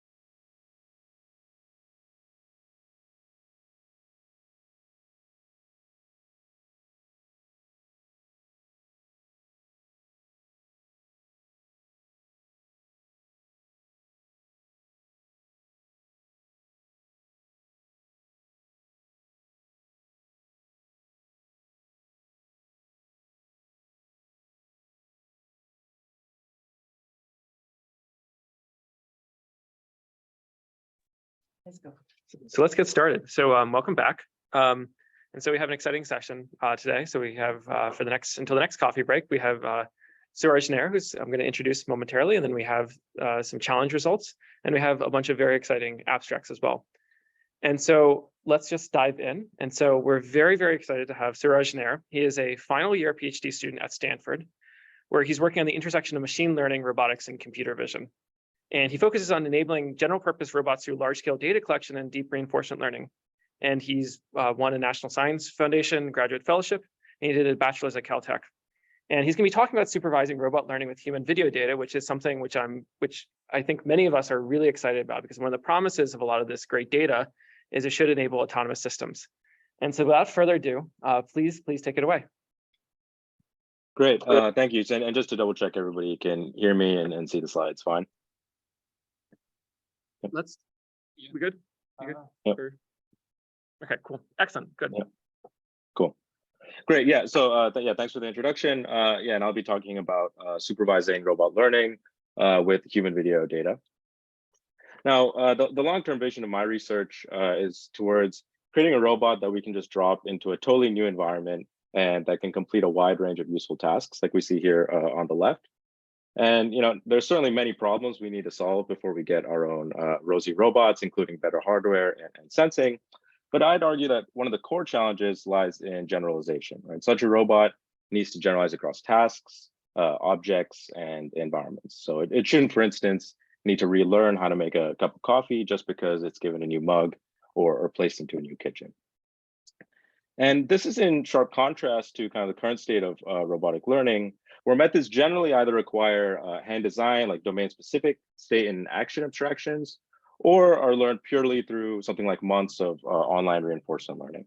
So while these approaches can provide impressive behaviors and immense value in kind of constrained settings like warehouses or factories, they're still very much tied to the domains that they were designed for or trained on, with limited generalization to novel scenes. So for example, if we were to change the background in this grasping robot on the bottom, the policy would likely fail completely. So really the problem we're interested in is in getting our robots to generalize. And perhaps us roboticists can draw some inspiration from other fields of machine learning like NLP and vision, which have seen some very promising results in recent years. And in particular, we've seen this paradigm of foundation models be very effective, where we have large models trained on massive, diverse data sets with scalable objectives, so things like self-supervised or cheaply supervised learning. And as a result, these models tend to generalize quite broadly and can be reused and adapted for many different downstream tasks and problem domains. And so really, ideally, we'd like to do something similar for robotics.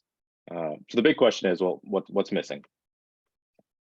And I'd argue that one of the biggest missing pieces in robotics is the data, right? So we've definitely seen some great progress in scaling up the collection of real-world robotics data sets, as well as building more diverse simulated environments. And these are really important research questions. But at least right now, I would say that these options still lack the sort of scale, diversity, and quality of behaviors that we need to get our robots to really generalize. So in this talk, the key question I'll be exploring is if we can instead use videos of humans, or at least supplement learning with these data sets with videos of humans. And because unlike our robotics data sets, human video data sets tend to be of a much larger scale, with realistic behaviors taking place in many diverse and realistic environments. Of course, at the same time, they contain a different embodiment, which makes learning from them non-trivial. Great. So today I'll be covering 3 works along this vein. First, I'll be talking about how we can learn more general purpose reward functions for robots by using human videos. Then I'll discuss how we can do visual pre-training on data sets like Ego4D and how that can enable more efficient robotic imitation learning. And finally, I'll discuss our latest work where we aim to pre-train a single model on human videos that can be used for many different types of robotic applications. Yeah, so that's the outline of what I'm going to cover today. And we'll start by talking about reward functions. And to begin with, what are reward functions and why do we care about them? Right. So in the most general form, a reward function is a measure of how effectively an agent is completing a desired task, where ideally maximizing the reward produces the desired behavior. And these reward functions are essential for doing any reinforcement learning, often for doing planning, success detection, knowing when to ask for help. And so these reward functions are important for learning, but actually designing them or even learning a reward function for a particular environment can be difficult. And often what was learned or designed won't translate to new environments. So if we could get a reward function that could kind of be used out of the box in a new environment and for new tasks, I think that would be an important step towards enabling real world robot learning. And that's what we sought to do. We wanted to see if can we train a reward function using human video data and get it to be more general purpose. And this work was led by Annie Chen. And so concretely, the problem setup we're going to consider here is that during training, we're going to have a small amount of robot data from one environment. So just robot in one environment doing a few tasks, and we'll have some small amount of demonstrations of that. And we'll have access to a human video data set, in this case, the something data set, which will have many tasks being performed in many different environments.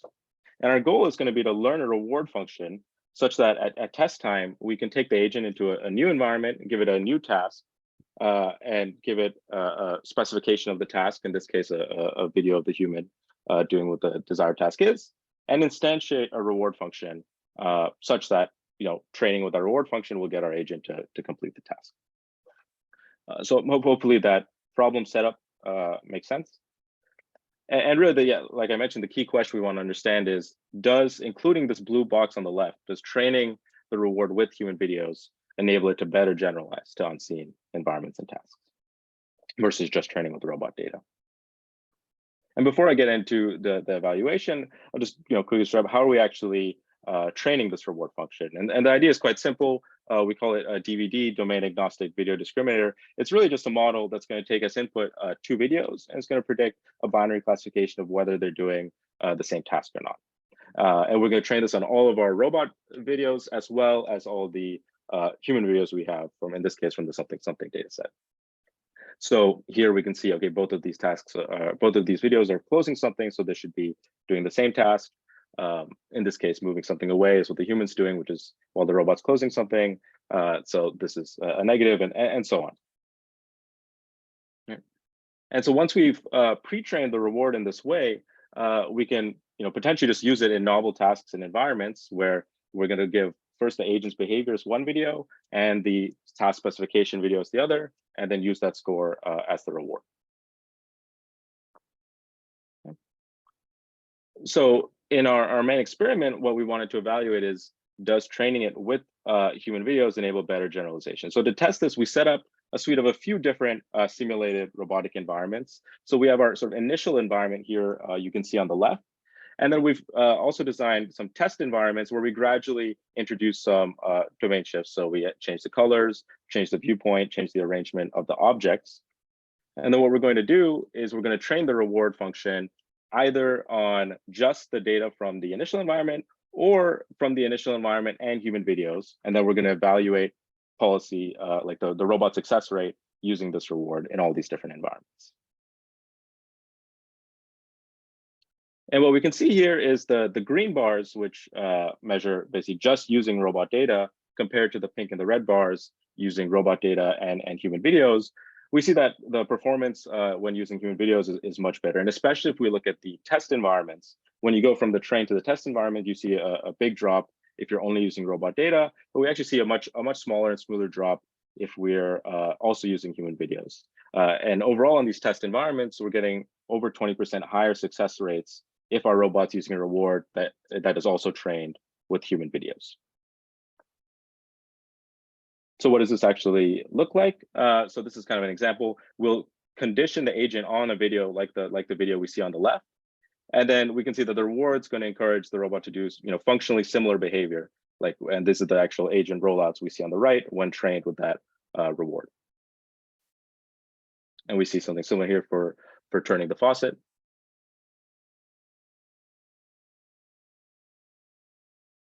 And in the interest of time, I'm not going to cover it today, but we also ran a very similar experiment looking at task generalization, where we held out some tasks, as well as experiments on the real robot in the setup we see here. And in those settings as well, we observed that training with the human videos, we saw much better generalization to both environments and tasks both in the simulated setup and in the real world. So the key takeaway for DVD is that we can actually learn these sort of multitask reward functions on a mix of robot and in the wild human videos. And by leveraging the diverse human video data, we actually get a reward function that generalizes much better to unseen environments and tasks. And so this was our first work actually on the topic where we were exploring using human videos in robotics. And this result got me really excited that human video data could boost generalization and supplement the data we have in robotics. And so the natural kind of next question that I asked myself was, well, can we go beyond rewards? And so this brings me to the second work that I'm going to talk about today, where we're going to look at if we can perform visual pre-training on human video data.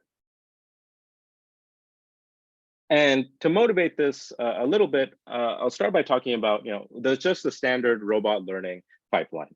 What do us kind of roboticists go through day to day when we're trying to get our robots to do something? Normally, suppose, I wanted to have my robot here learn to fold my towel for me. Normally, what I might do is I might collect some demonstrations by teleoperating the robot, and then train a policy from those image observations to output actions, and then deploy it. But in practice, chances are this won't work out of the box, and often will be very data inefficient and will require a large amount of demonstrations before it performs well, which places a lot of burden on me as a teleoperator controlling the robot. So really, we'd like to make this much more efficient. And what would be great is if we could just go onto the internet and download some pre-trained visual representation, and then just collect a small amount of demonstrations and then train a policy and deploy it from this fixed pre-trained representation, and hopefully get good performance. All right, if we could do this would be great. And certainly we're actually not, we're not the first ones to think of this. And in fact, a number of prior works in the last couple of years have found that existing vision backbones like ImageNet pre-trained models or clip models are effective for embodied AI. And so while it's great that these sort of vision models not trained for robotics are useful, it kind of raises an interesting question, which is if we were to pre-train a vision model, particularly for vision motor control, how would we do so? And could we improve over these existing models?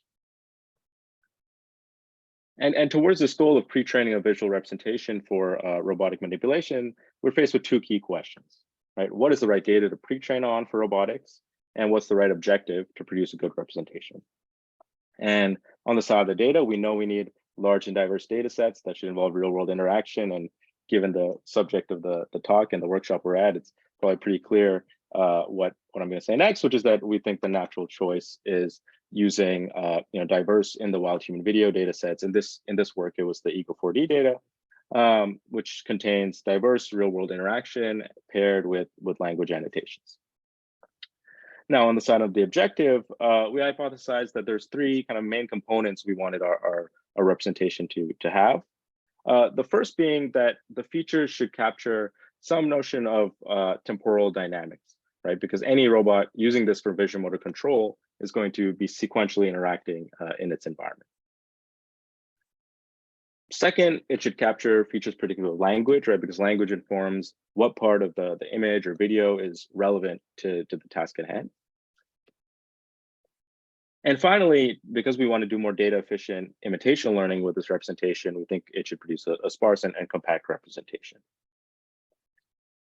So motivated by these factors, we proposed R3M, reusable representations for robotic manipulation, where we start with the Ego4D video data paired with natural language. And then we train our representation first with time contrastive learning. So this is going to encourage images closer in time to be closer in embedding space. With language video alignment, where we're encouraging our R3M features to be predictive of whether a video and language annotation match. And then finally with just L1 and also L2 as parts of the penalties.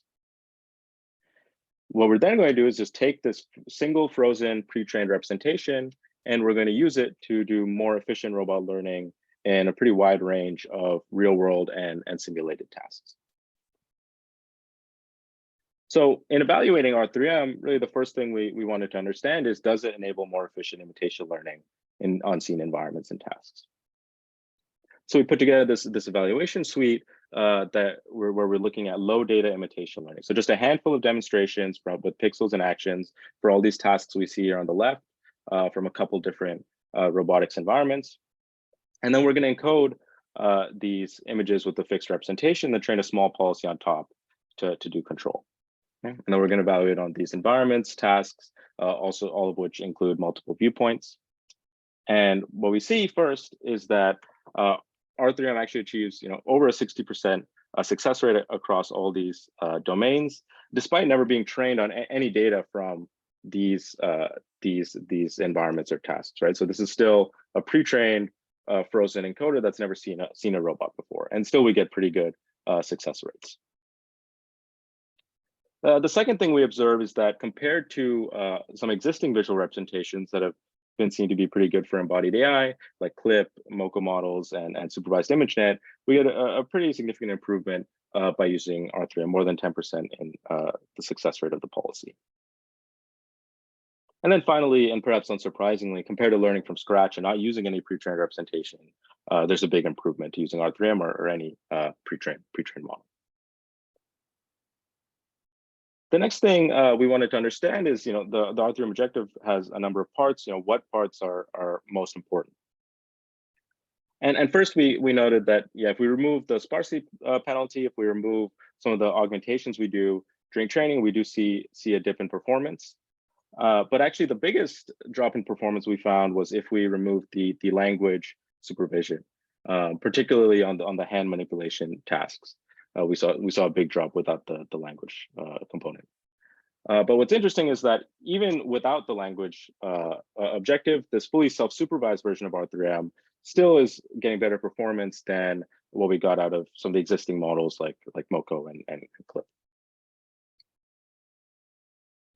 The next question we wanted to understand was, how important is the data? Because in R3M, we kind of proposed two new things. First, we were using Ego4D, which hadn't been done before in a robotic setting. And then we also proposed this new training objective. So which one was more important? What was really contributing to the success of the model?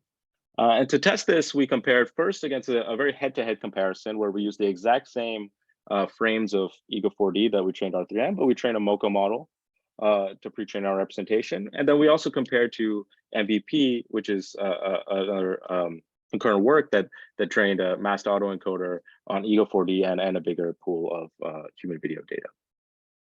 And the first thing we notice is that the data is indeed important. So actually comparing the MoCo Ego4D model to a MoCo model trained on ImageNet, we do see an improvement.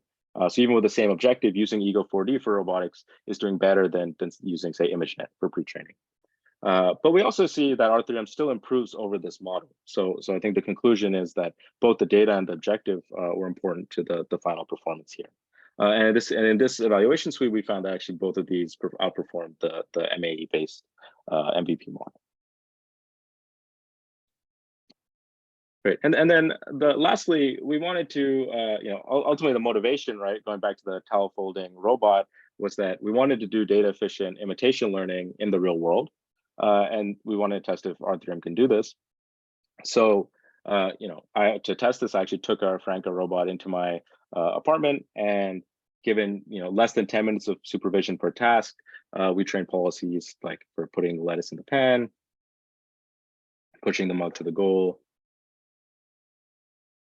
closing the drawer, and in all these tasks, it's the same again, frozen visual backbone that has not seen a robot before that we're using here. And then all of these tasks also involve some visual randomization in the target object. And in total, what we found was that in our real world setting, actually using R3M more than doubled the success rate of CLIP. So overall, I think our experiment suggested that R3M can be used off the shelf and give pretty good performance. We've tried to make it very easy to use. And one of the things that's been particularly exciting is that we've already seen some adoption in the community. So there's been independent research from a number of institutions that have found benefits to using R3M. So for example, here's some work from CMU that used a R3M pre-trained model, and some work from University of Freiburg that got state-of-the-art performance on the Kelvin benchmark using R3M, as well as some work from Stanford that found that fine-tuning R3M models in some cases was performing better than fine-tuning a model trained on in-domain data, which was quite interesting. So overall, I think we were quite excited about this, and I think this tells us that there are some promising signs that we can pre-train representations on human videos that are good at imitation learning. But moving on now to the next work I'd like to talk about, how can we get a representation that's good for more than just imitation learning, right? Because in fact, the reality is that robot learning consists of much more than just doing single task imitation. There's a number of problems, from detecting grasps to language conditioned object detection or imitation to scoring intents and rewards. And so while we do see that something like R3M can be pretty effective for single task imitation, what do we need to train a model that can be effective for all of these applications? And towards answering this question, I think it's helpful to think about sort of two extremes in representation learning for robotics, right? On one hand, you can focus on semantic pre-training, where representations capture high-level features, things like supervised ImageNet or CLIP. On the other hand, you can have reconstruction-like approaches which capture more robust low-level features, things like mass autoencoders. And I'd say R3M does fall somewhere in the middle, but different downstream robotic applications may require more of one than the other, right? So how do we actually balance these extremes effectively? And this was the motivation for our work, Voltron, language-driven representation learning for robotics, led by Sid Karamcheti. And our key insight here is that we can balance the high-level semantic and low-level features by training off language conditioning and generation. So concretely, we're going to be training a single multimodal masked autoencoder model that either reconstructs frames given language conditioning and the masked inputs, or reconstructs and generates language from just the masked input frames, right? So the former is going to be encouraging capturing more low-level pixel-wise features, while the latter is going to encourage capturing high-level features from which sequence of frames you can predict in language what's happening in those frames, right? And we can just simply tune a single hyperparameter that's going to balance how often we condition versus how often we generate language to kind of alternate between high-level and low-level features. And what really excites me about Voltron is that when we train the model in this way, the pre-trained model can be used in a number of different ways, right? So, for example, it can be used as a single image representation, but it can also be used as a language conditioned representation of a sequence of frames, or you could even just give it a sequence of frames and get out basically a captioning model. And so in our evaluation, we wanted to test this, the model's ability to be used in a number of different ways in different robotics applications. And in our initial experiments, we're looking at Voltron models with a bit small or base architecture trained on the something data set compared to R3M and MVP models with the same data and same architecture. And so we began by testing it on more vision-focused tasks where we used the frozen pre-trained Voltron model to do a grounding of target objects described in language and grasp affordance prediction. And what we see is that in both cases, it significantly outperforms the R3M and MVP models that are trained on the same data, as well as actually existing models like CLIP and MVP that actually see more data. Moving on to imitation learning, we again see strong performance from the Voltron models compared to R3M and MVP on the same data. We do see that the something Voltron model still falls behind R3M trained on Ego4D. And so, I think there is a performance improvement we see going from something to Ego4D, and we're currently training and working on scaling up Voltron models to Ego4D and getting more of a head-to-head comparison there. But overall, we're seeing pretty strong performance on single task imitation, as well as on language condition imitation, because actually in language condition imitation, right, we can use the language condition visual representation that Voltron gives us. And so here we're training a single policy that will be specified in natural language to do a task like throw the bag of chips away or discard the used coffee pods. And overall, we see strong performance, and we see especially strong performance when it comes to visual distractors. So what we do is we had an experiment here, and this is on the bottom right, where between the training demonstrations and evaluation, we swapped in some different visual distractors. So we changed the book from purple to green. We put in the iPad playing a cartoon in the background, and we see that when we add in this domain shift, Voltron has the smallest drop in performance, and we suspect that the fact that the representation is conditioned on language and ideally should be paying attention to the features that describe the language is playing a part in this robustness. And then finally, we looked at how well Voltron models can be used to provide a reward function like we were looking at with DVD, but this time it's a language conditioned reward function, right? So we can evaluate the likelihood of some target language instruction given a sequence of frames and use that as a reward. And here we just have a qualitative experiment, but we can see that for this task of opening the faucet, the Voltron score much more closely tracks what intuitively is the right reward for the task than we get out of CLIP or R3M scores. So I'd say the key takeaway here is that Voltron trains a flexible multimodal model that balances low-level and high-level features.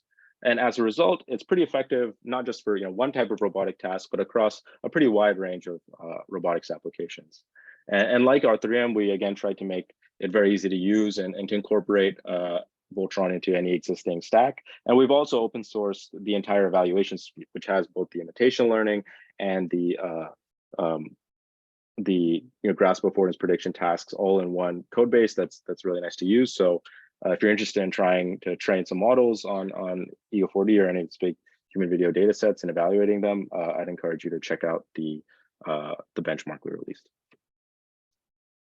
Great, so I have I think a few minutes left here. So just to sum up, I think human videos are definitely a very powerful source of data for training our robots.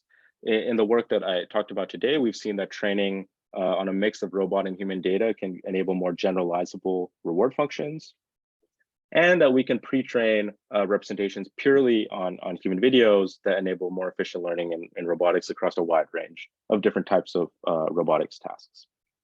So overall, I think it's a really exciting time to be working at the intersection of human videos and robot learning. And before I wrap up, I'd actually just like to make one kind of final note on multimodality.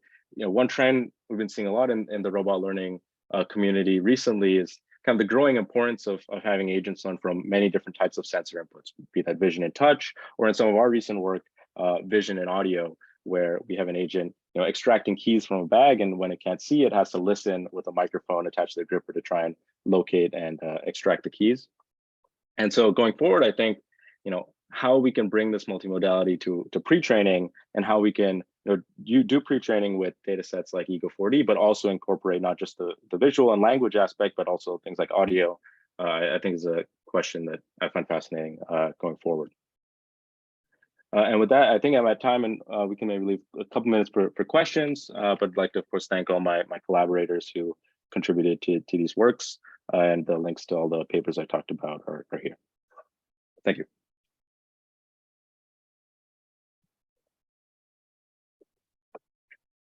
Do we have time for a few questions? So anyone from the audience? I have a question. I hope you can hear us.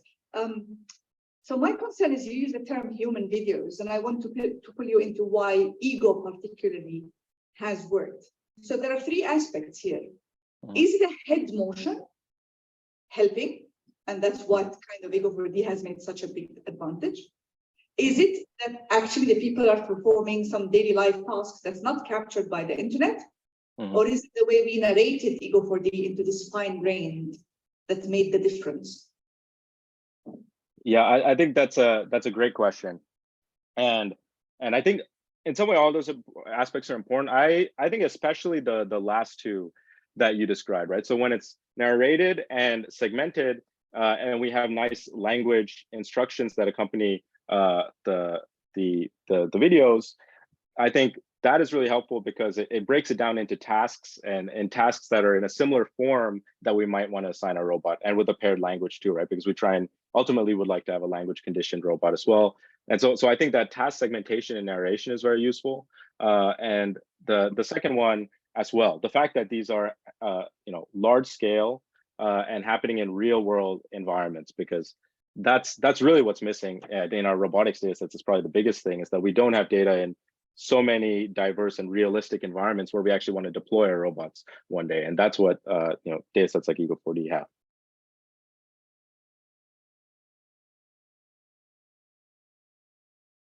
Any other questions from the audience? Well, let's thank the speaker again. Thank you.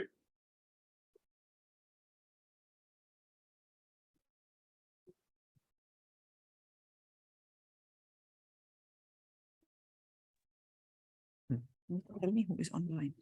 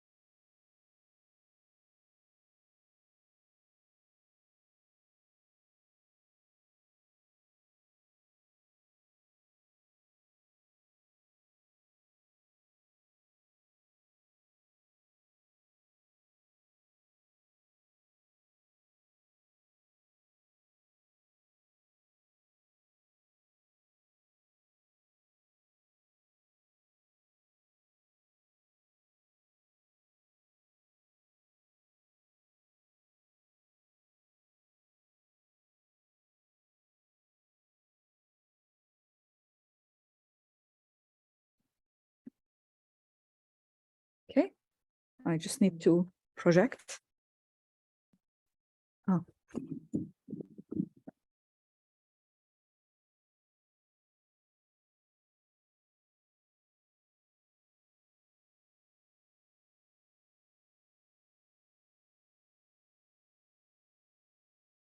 Okay. Probably need this.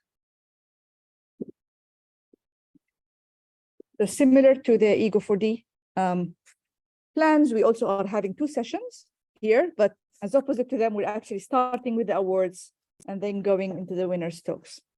But I'll start by telling you what happened for Epic Kitchens between 2022, when we met last time, and this year. And I will present 2 things primarily now, and 1 thing in the closing ceremony, if you're still around with us, on the impact and other things you might want to look at. And I'll start by what I'm currently calling the Epic Trilogy. And this wasn't really the plan, I think, when we came up last year. I don't think that we're going to put that much out in 1 year. So I'm really grateful to the teams involved. Last year when we met, we showed you Visor, which is these manual annotations of hands and interactive objects. And this was released after CVPR, so beginning of July. And as you will see, we have a set of challenges now associated to Visor. So I'm assuming you've seen that. I'm not going to spend much time on that.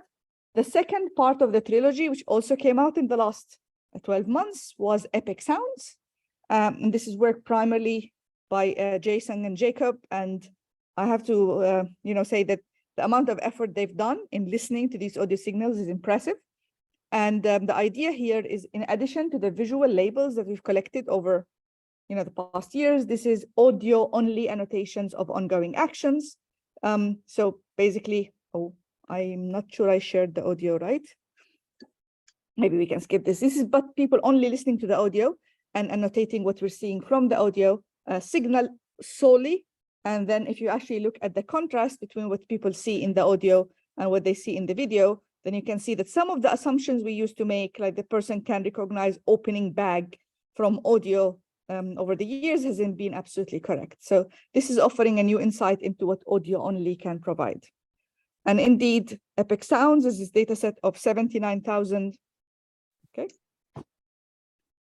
79,000 categorized audio events of 44 classes but also 39,000 uncategorized events. Someone saying, I could hear something, but I don't know what it is. Only a subset of this is being used in the challenges now.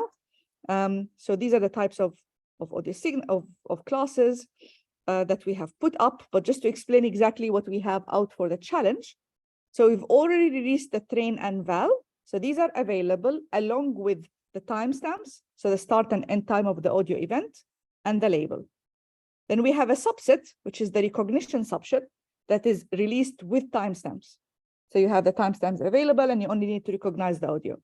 But there is another subset, which is the detection one. We don't yet have an ongoing challenge for it, but that's coming at some point in the future. Both of the recognition and the detection form the test set. My computer is acting funny, but yeah. Both of them are forming the test set. For now, what you will see in the challenges today is purely the recognition part of the audio-based audio-based recognition, and we will be announcing the winners for these. But if you're interested in audio detection, that's hopefully coming soon. And this is how epic sounds had been annotated, where people were given just the audio signal, and they were asked to annotate the start and end time of any audio event and describe it on the left here via the free-form description. They could say, I can hear water, I can hear some clang, I can hear something that's hitting a surface. From these free-form descriptions, Jason and Jacob grouped these into meaningful clusters that form these audio classes. After doing that, we went into everything that's a collision sound and annotated it with the material that these annotations the annotations showcase. Sometimes there is one material and some other times there is more than, so glass hitting metal or wood. The last part of the trilogy, and if you were with us this morning, then Andrea kindly presented it very nicely. So this is the epic fields dataset, and what you're seeing in this example is a 3D reconstruction of one of our epic kitchens.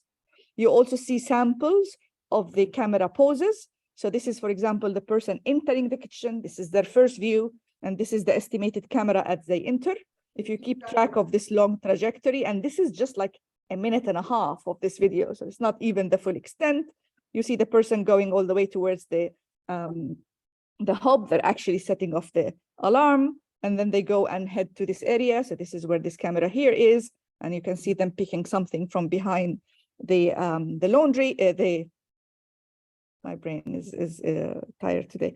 From behind the drainer, from behind the dish drainer, and then they go there and put it on the surface. They go and pick the onion and they put it there. So again, this is less than a minute. And what we've released is camera estimations for the full extent of epic kitchens.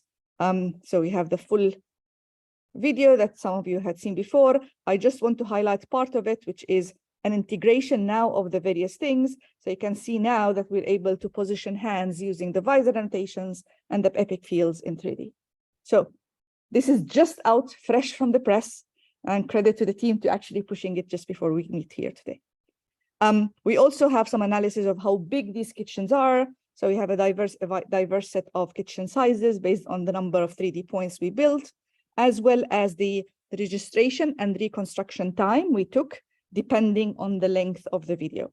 This is basically the time cost we're saving the community, that we're giving you camera poses, so you don't need to attempt to build any of these camera estimations. Epic Fields is larger than anything that has been used by dynamic new view synthesis. I know nothing about new view synthesis, but kindly, the team at Oxford are really pushing on this. So the potential for a challenge in the future, I would like to hear from the people involved whether that is of interest. Okay, so this is what happened in the dataset over the past 12 months. And now we go into the 9 challenges that were opened in January this year and closed on the 1st of June. And then we have a set of winners to announce. Just a reminder, the first round for Epic Kitchens challenges was in 2019. Then we had only 2 challenges, action recognition and action anticipation. This was a meeting in person. That was an achievement. We didn't know then that in person is going to be such a rare occurrence. And these were all the set of winners then. And there is a technical report from 2019. 2020, we were all completely virtual. This is the set of winners for the 2020 challenge, where we added object detection as a 3rd challenge. This did not continue for the reasons of collecting visors, that we realized that bounding boxes isn't going to solve Epic Kitchens. The 2021 was the big extension, because that was associated with Epic Kitchens 100, the big extension, where the number of challenges increased to 5. These are currently ongoing this year. And this is the combined, this is again the virtual set of challenges. Again, we did meet in 2021, and 2022 was a combined hybrid approach. There were some people who received their awards in person and some who were online. And this year will be very similar. Some are here with us in the room, and some hopefully will be joining online to receive their awards. So we have 4 new challenges associated with Visor Epic Sounds, as well as a work by our colleagues here on the Trek 150 dataset, which we didn't release as part of the Epic original team, but they had kindly annotated bounding boxes of single object tracking, and we will be announcing winners for this challenge as well. On each of the new leaderboards, people really spent time to create the code lab, etc. And people were able to submit results in addition to the 5 ongoing challenges. I wanted to mention one special case, which is the semi-supervised video object segmentation. And that is that the leaderboard available online is only for the val set, not for the test set. So people only can submit to the val set. And so we have the val ground truth and the evaluation code on CodaLab. And there is the small Docker on CodaLab that compares this and produces results. But once people submit to val, they had to evaluate on test. And on the test set, we did not want to release the first frame. So video object segmentation about the fact that you start from a single frame and you track. And because we have other challenges, we didn't want to release a single frame. So Ahmed created a Docker file that people can start with, and then they can actually give us their full model, which we evaluate at our end. So this is the only challenge out of the Epic challenges where you don't just submit to the leaderboard, you actually had to send us your full solution as Docker, and we had to evaluate it on our end. So you'd give the code based on the package, and then on our side, we will have the Docker running the test ground truth and producing the results. This was an adventurous thing, and we ran into some issues, including some teams sending us like an ensemble of 20 things that we couldn't run at our end. So we had to restrict what we could run, and that's something to think for the future. Because really, some of the teams just wanted, 20 GPUs for 20 days to run the test, and we just could not evaluate that. We had not anticipated that, to be fair. So this was an interesting test, and we're grateful to the 2 teams that participated on the test set. Okay. Another thing is action anticipation, which was always a very hot and interesting topic. Epic Kitchens really assisted anticipation, the first version. There were no submissions this year, not because there weren't any, but because people could not beat the 3 winnings from last year. It's quite interesting. I want to highlight that because many people still produce results on val and publish papers.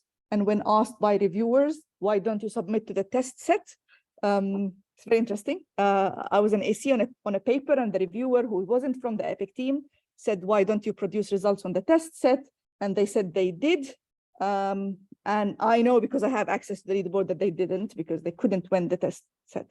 So we're running into issues into how val and test interplay. And as a community, we might want to think and discuss. And as I said, in the closing statements today, we might want to ask for your feedback on what we should do forward. So there were attempts to win anticipation, but no submissions because no one could reach the top 3 of last year. If you remember, in 2020, we came up with this crazy idea that we want all methods to still be submitted to the leaderboard, even if they use more data than others. And we came up with this idea that it's suitable for anonymity, and we proposed this discrete approach where people flag their submissions with the amount of knowledge they're using. So we have this thing where it says, if you're using some private data, which is available to certain big companies, and maybe some universities, who knows, then you just need to flag your submission by number 5. If you are actually doing self-supervision on some large public data beyond Epic Kitchens, which could be Ego4D, then you flag your data as number 4, etc. And we thought we're going to create one leaderboard, but with all these flags. We had some set of flags for pre-training, some for what type of labels you use, and a third flag for what you train on. Do you train on train val or train val and additional data? And I still think this is the way forward.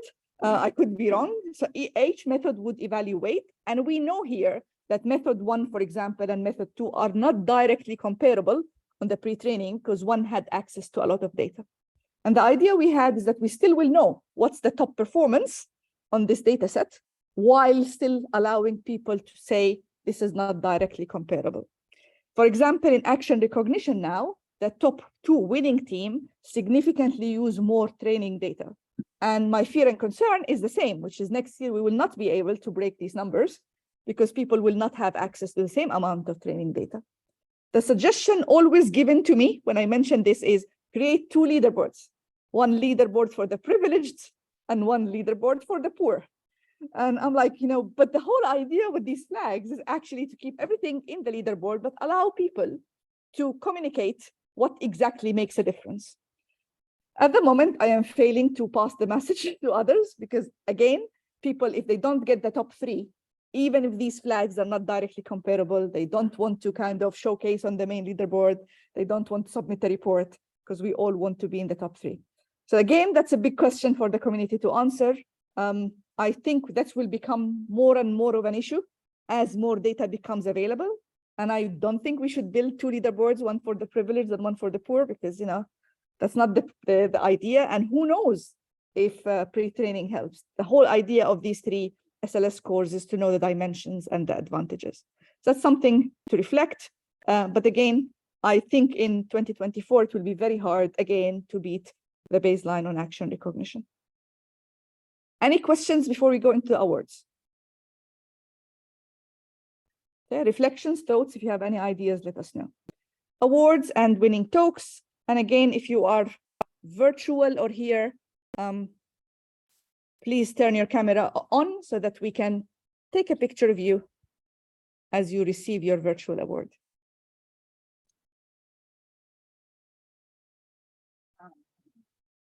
So Toby is our photographer. If you're here in the room, make sure that you smile to his camera. We start with action recognition, and the top award goes to the team from UT Austin, and we're going to hear from them later, but for now, please give them a round of applause. You want to go here? Okay, let's do here. Maybe come here.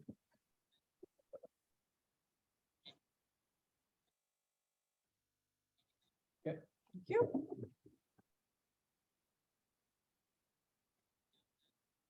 The second team, I believe, we did not award the second team, but we have a third award for the team from China Telecom Corporation. I think I see them online, but you need to turn your camera on. Fantastic. So, right, can I make these bigger? What's the right way to do that? Here. Okay, I think we can see you. We just need a big smile so that we can take a picture. Thank you. Yeah, smile. Big smile. Fantastic. Thank you very much. Thank you. In the action detection, in the first place, we have the team from a combined team from Paradigm, Nanyang University, and University of Wisconsin. We have the team here in place.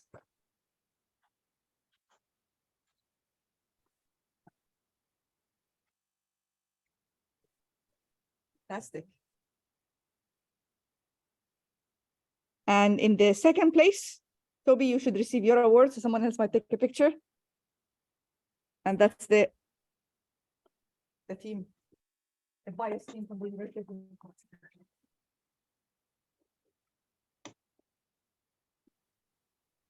And now we go into UDA, which is unsupervised domain adaptation for action recognition. And we have the team from the Institute of Info Research. Let's see, are they online?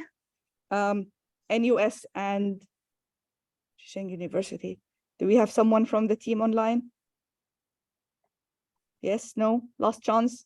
1, 2, 3. Okay. In the second place, we have the team from Polytechnic di Torino.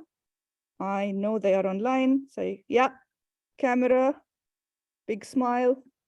You might want to turn your microphone on. I think that's the only way you become. How do we do that? Did I pin someone on? No, I didn't. I need to pin, I think. Okay, yeah, that's one. Very good. We're gonna hear from them later. Can I go back a slide? Okay. Camera on again from, very good. We're gonna put this into a nice collage eventually, so no one will know who's online and who's not online. Next, again, a team who has successfully won 2 awards, and they're here in person from the University of Austin.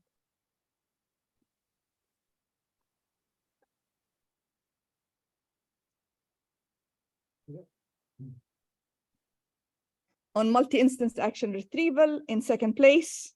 Again, we're going to the China Telecom Corporation, and that's something we should. Yeah, I'm here. It's inspiring that we always wanted people to win multiple awards. Okay, replace bin. I should practice this. Yeah. Congratulations. Big smile. I think they can hear us, but somehow we can't hear them. And in 3rd place, we have the team from the University of Udine. I think you want to come here so that you don't. Oh, not this. Almost.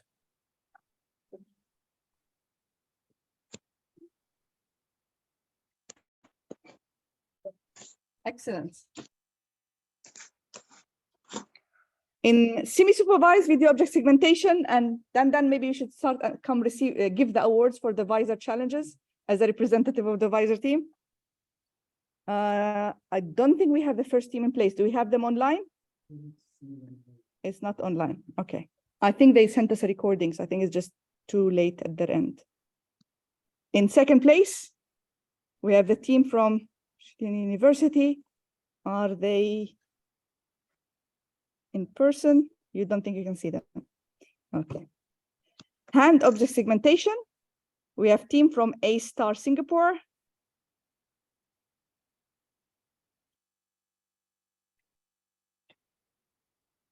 It is not going well. Okay. And in 2nd place, we have the team from Xidan University. In 3rd place. Then I think that might be like not very successful. I don't think any of our teams are online or in the room, but we will send them their certificates. Thank you. Next is the hosted group. So this is the Trek 150 team. Is anyone here? Let's hope that we have people here or online so that you can award the prizes. So we have 2 certificates to award. If not, we will take a picture of you with the certificates. Any of the first or the second team online? You can't see them online? Okay. Let's take a picture of Christian with the 2 awards. With a big smile. Thank you. And finally, the Epic Sounds team. And I do believe they are supposed to be online. Yeah, fantastic. Yeah, I'm so here. in the Yeah. We're gonna hear from the team later. But in the first award, for the first time, we're doing the audio only. We have the team from TCL AI Lab. Big smile.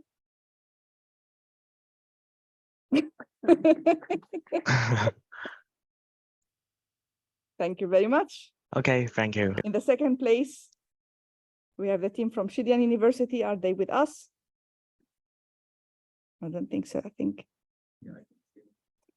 And in 3rd place, it's a combined team from Southwest University, Samsung, and the Chinese Academy of Sciences.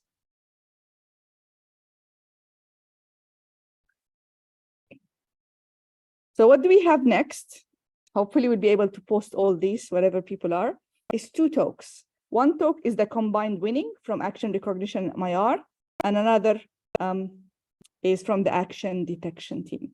We will break, and after the break, we will hear from some of the other winners in either a combination of virtual and recorded talks. With no further ado, the team from UT Austin, it's time to tell us about your model that won 2 challenges.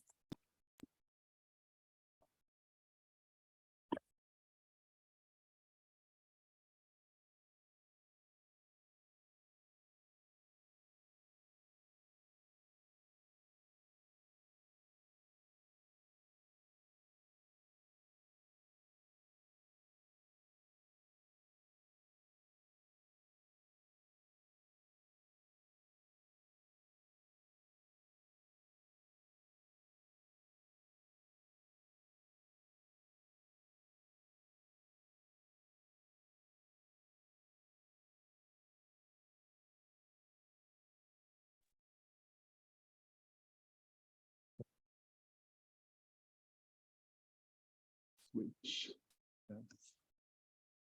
Okay, it's very nice to be here again today. Okay, yeah. Okay, sorry about that.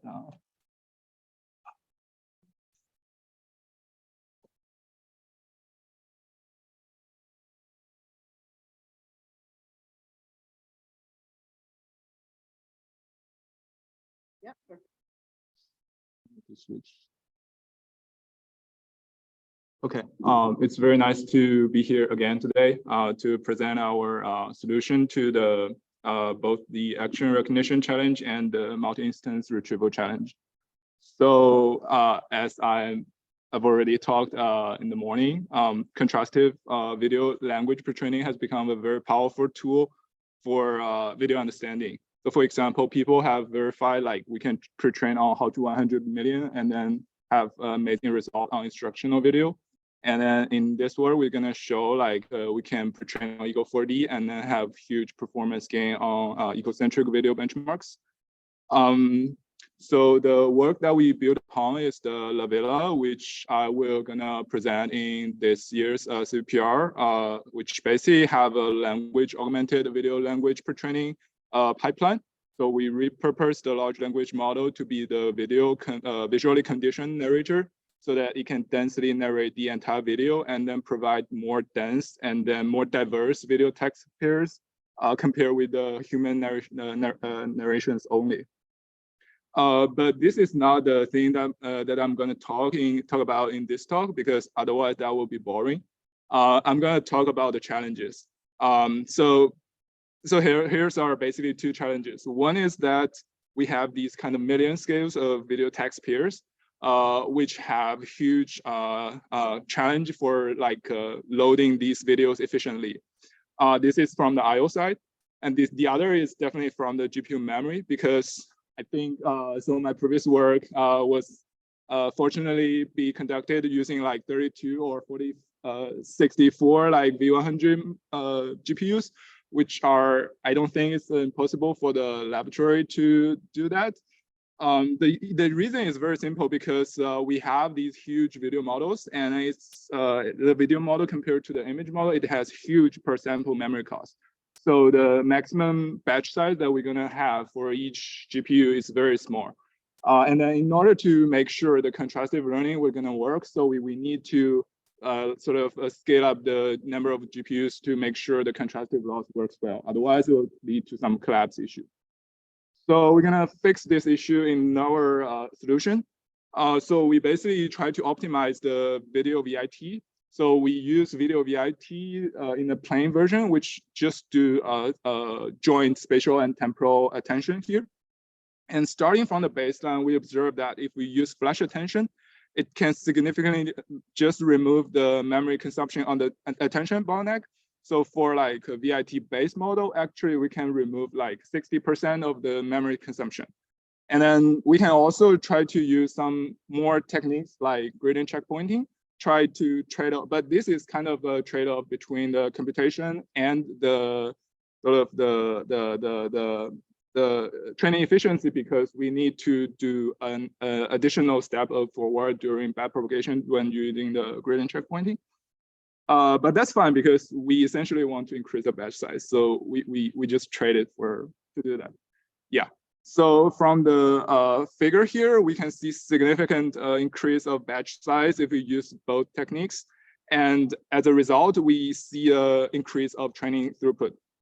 And then it's the like using gradient checkpoint, it will reduce the training throughput by like 20%, but that's something like we can accept that, right?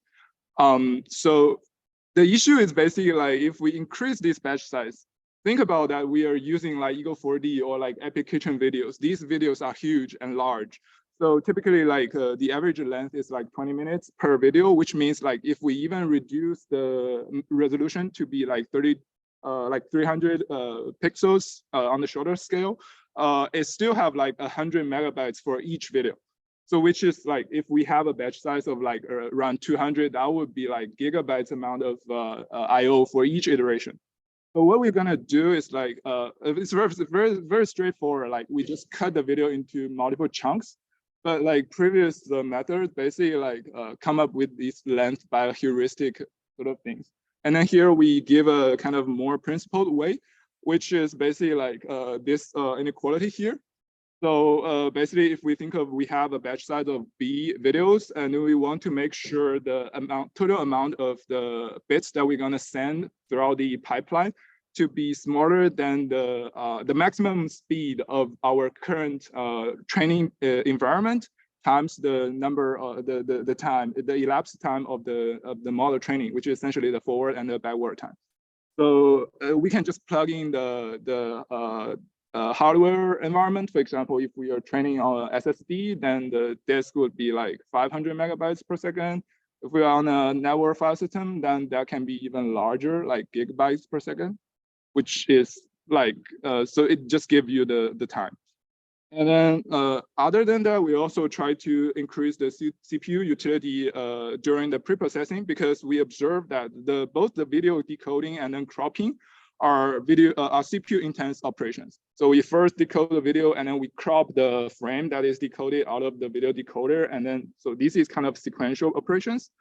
And then we realized that actually we can combine these two things together. So we can just, while we are reading the decoding the video, we can just treat the cropping as an additional filter in the FFmpeg. So this can, so in an ideal case, this can make the scaling way much more efficient than like doing this sequentially. And then here comes our pre-training result. So yeah, I know like training on like 32 GPUs are like unmanageable. So we realized that actually we can do it on 8 GPU nodes, and then the GPU hours are like hundreds or like 400 at most GPU hours, which means we can actually train like pre-train it using 8 GPUs within like 1 or 2 days, which is pretty like significant kind of gain.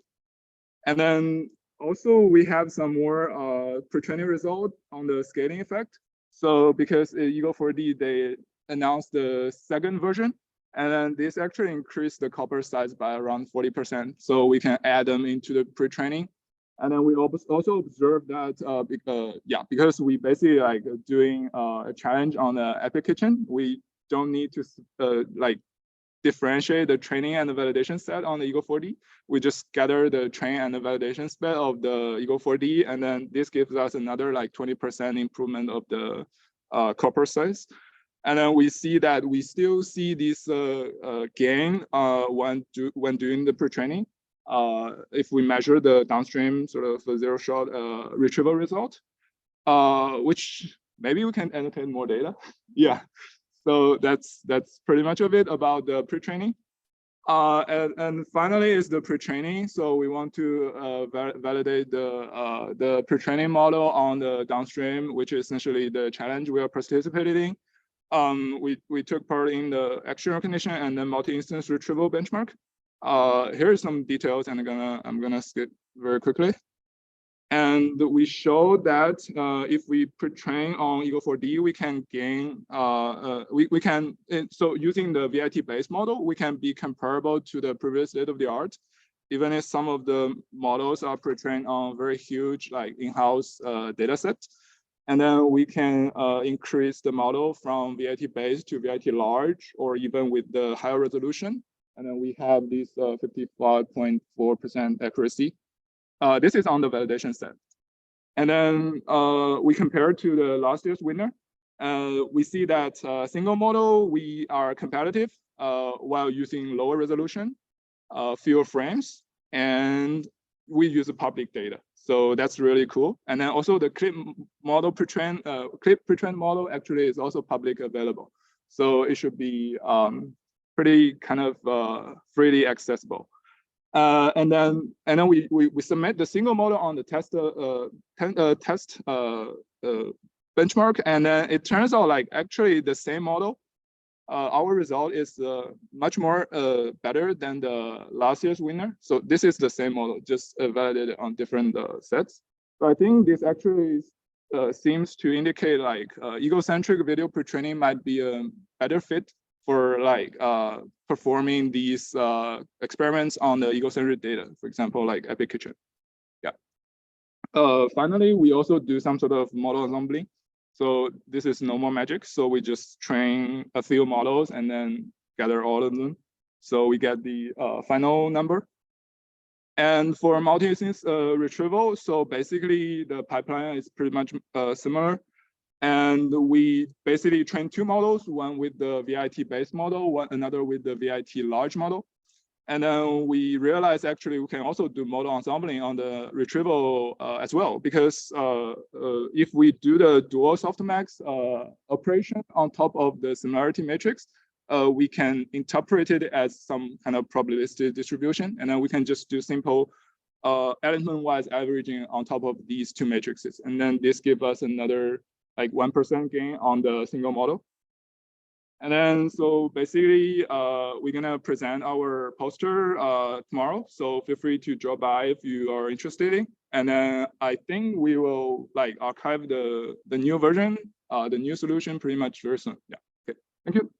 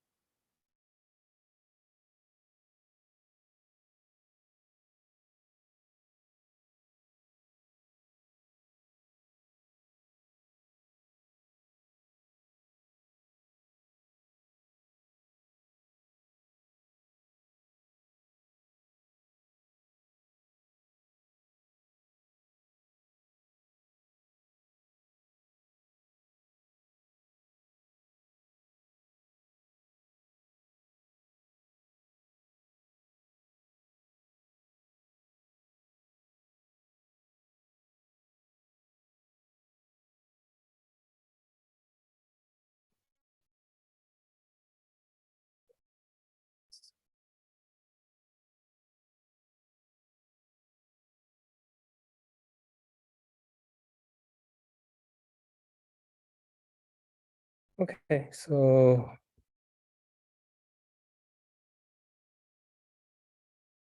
so hello everyone. My name is Chen Lin Zhang, and I'm from 4Paradigm. Today, I want to introduce our submission to Applications 100 Action Detection Challenge 2023.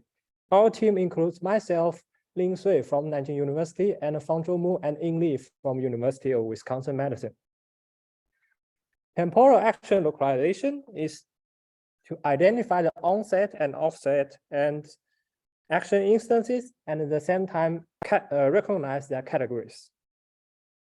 Several recent works have developed deep models for temporal action localization, but none of them are especially designed for egocentric action detections.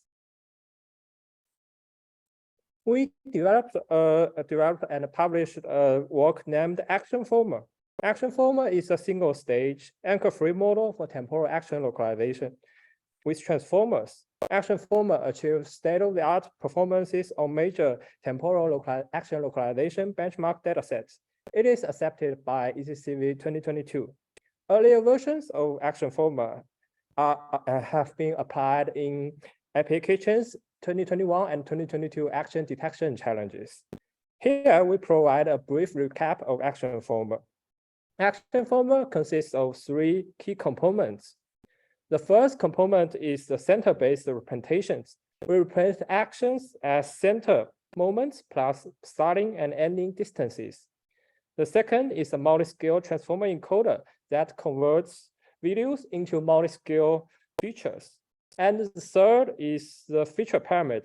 It is designed to capture temporal dependencies and different scales. For more details, please visit our ECCV22 paper and our code base. In last year, we already used action former for egocentric action detection. We use separate action former models to predict nouns and verbs. Then we combine them together to form the final action predictions. However, we use the shared clip features for both noun and verb action former models in our last year's submissions. In this year, we found that shared features, especially shared clip features, will hurt the model's performance on egocentric action detections. Especially, we will have a large performance drop on verb predictions. Thus, we use separated verb and noun features for action former. Now, we introduce the process to detect egocentric actions with action former. First is the feature extraction process. We use a single action recognition backbone named video MAE. And also we use internal video pre-training, which is publicly available checkpoints. We then fine-tune the model on verb and noun subtasks of applications action recognition dataset. We feed 32 success frames to extract features with stride equal to 8. Now is the action detection phase. Since actions in applications are composed by verb and nouns, we train separate noun and verb prediction models with action form as we did in last year. We follow last year's solution to achieve action predictions. Then we combine the separate noun and verb predictions into final action predictions. We use the following rules to combine verb and noun predictions. For each point in action former, we grab their classification score and predict boundaries, and uses two weights, alpha and omega, to form the final action and boundary scores. Now we show our results on applications 100 2023 action detection challenge. The results are in the right feature. With the single video MAE backbone, our performance is 1.2 MAP higher than the last year's champion solution. The last year's champion solution, which uses multiple backbones, including slow fast, or minimal, and MVIT. Also, our model outperforms last year's our solution with slow fast feature and MVMIT features by a large margin. Our next step will be using stronger video features and incorporating object detection outputs. So to conclude, we explored using a strong and simple baseline action former for egocentric action localization. With separate features for subtasks, our model achieves strong egocentric action detection results. Our code will be released. Thank you.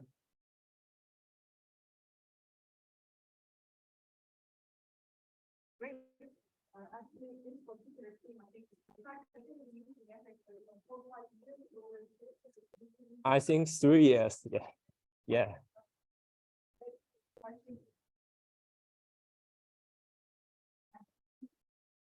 Now we move into the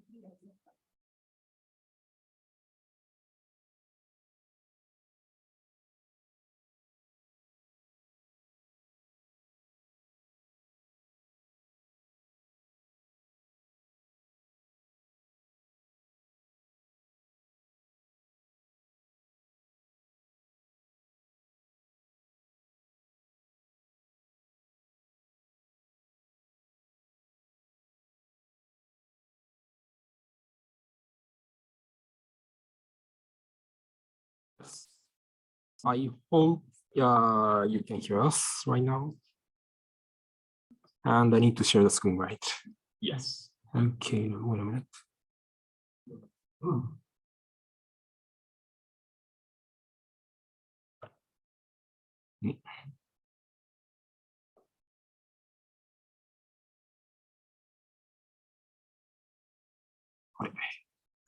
Yeah.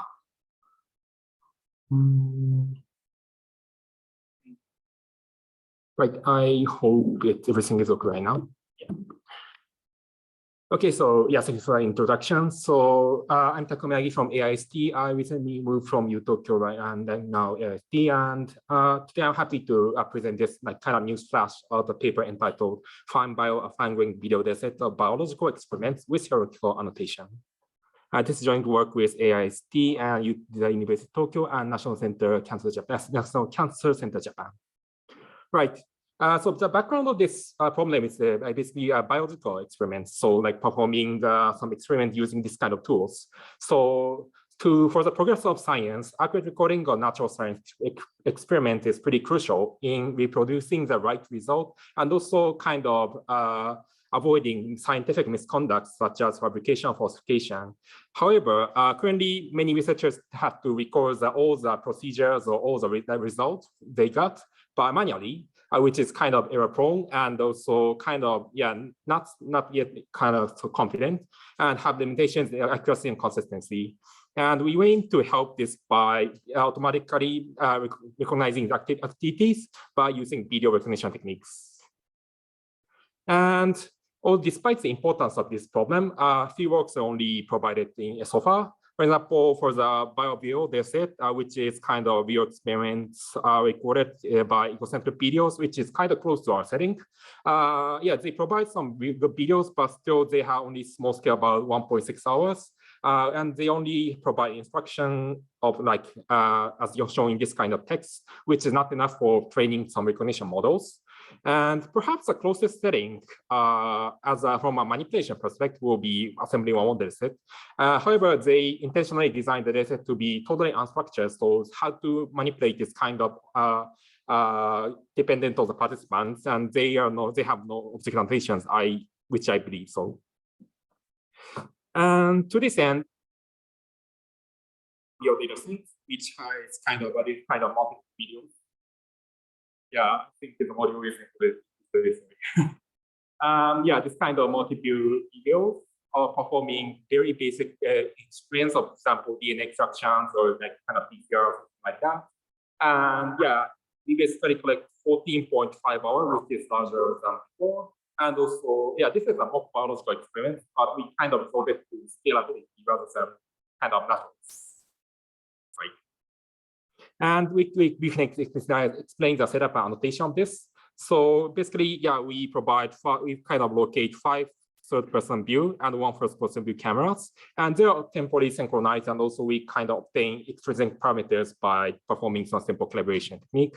And also, we tried to obtain also the first-person camera poses by using an error marker, which is not perfect, but that's yet useful in, for example, pose estimation or other tasks. And the most important part is this hierarchical annotation part. So a single video will correspond to a single protocol, for example, in this case, resistance and recovery. And these protocol will correspond to several steps. So shake plates, PBS, blah, blah, blah, something like that. And these steps are further divided to so-called atomic operations, we call, which is kind of a minimal interpretable actions of using tools in the experiments. For example, inserting a pipette into a tube or taking a microtube from a tube rack or something like that. And as a result, we collect some 3.5K step annotations and about 50,000 atomic occupation annotations, which is enough for quantitative analysis, I think. And another important thing is that we not only the temporal annotation, we try to annotate object bounding boxes. So in contrast to like similar data set, which only annotate active object, we try to annotate all the objects appearing in a frame rather than kind of uniformly collecting many number of frames. So as a result, we collect about 2,000 frames, object bounding box annotations.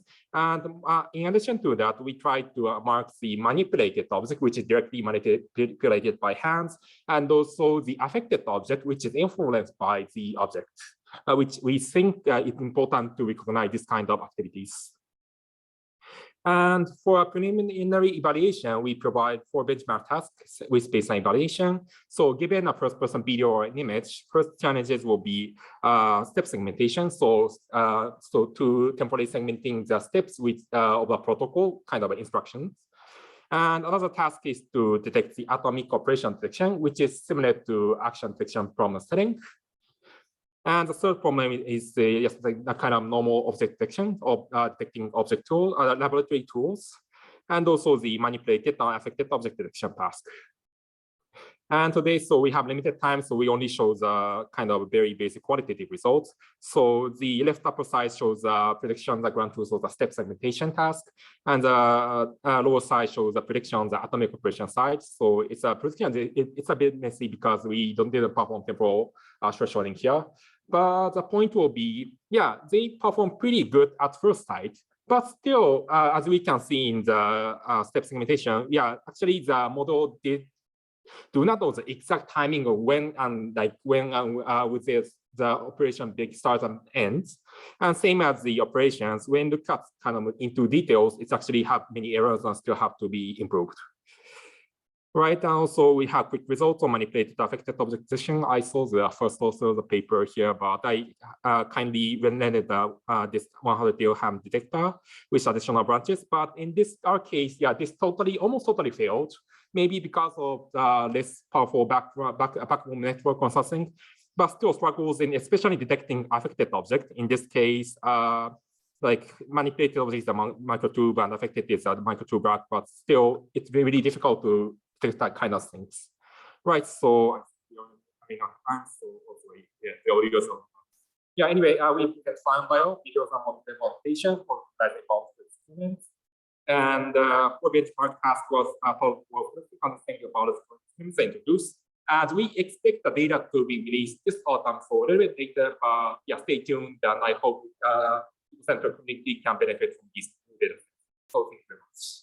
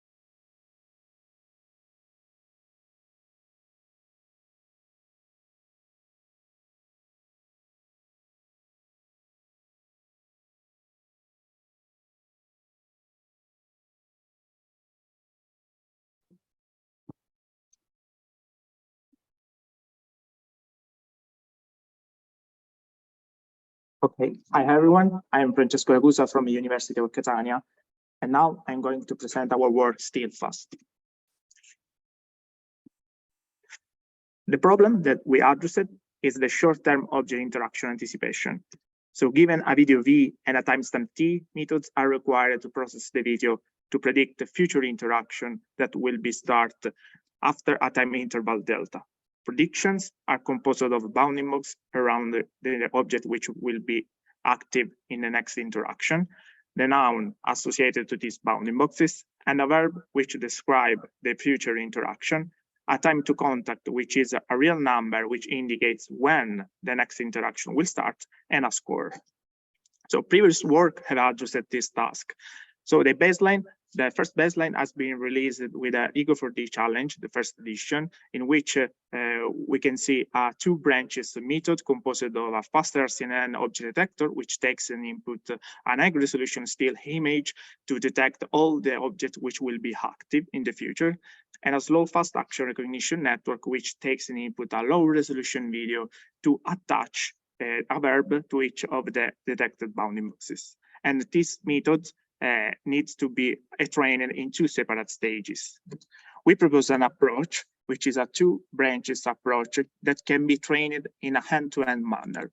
So our method can process the 2 inputs simultaneously, an high resolution image and a low resolution videos that are be fed to the respective backbones to extract feature stacks. Then the 3D feature stack is upsampled to match its spatial resolution with a 2D feature one. And then the combination of these feature stacks are be sent to the feature pyramid layer to obtain a combined feature pyramid. This combined feature pyramid then is be sent to our head, which is composed of a region proposal network and a row line layer that extracts local feature to each region proposal. Then we aggregate global feature, which represent the whole scene. These local global features then are fed in a fusion network, and then through a residual connection, local features are then aggregated. Then with 2 linear layers, we predict the probability distribution of nouns, of verbs, and the time to contact.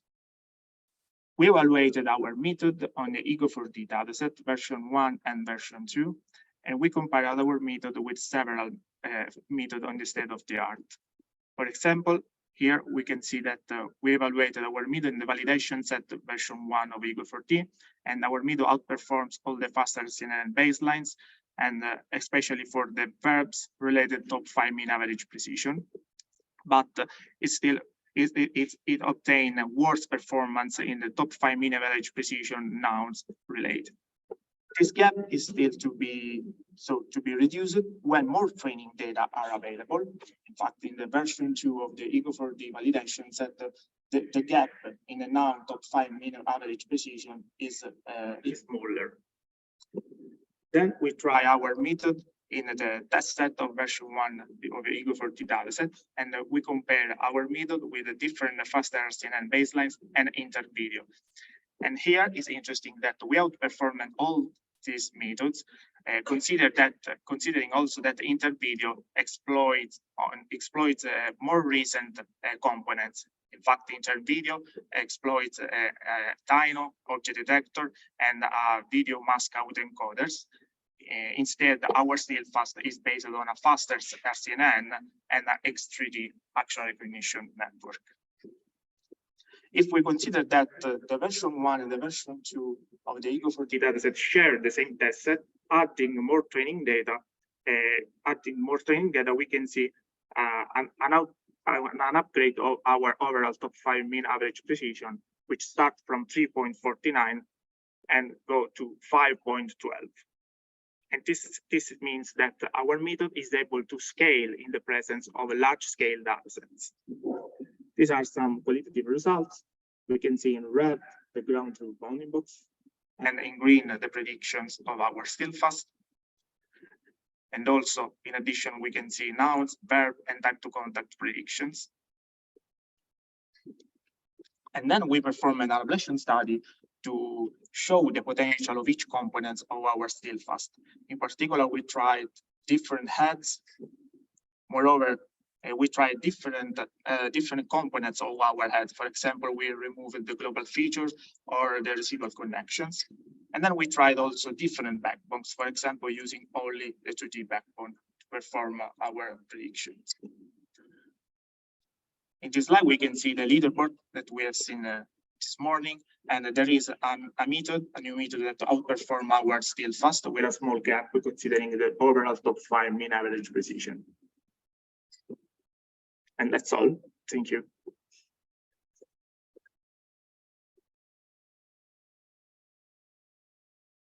Are there any questions for this first one?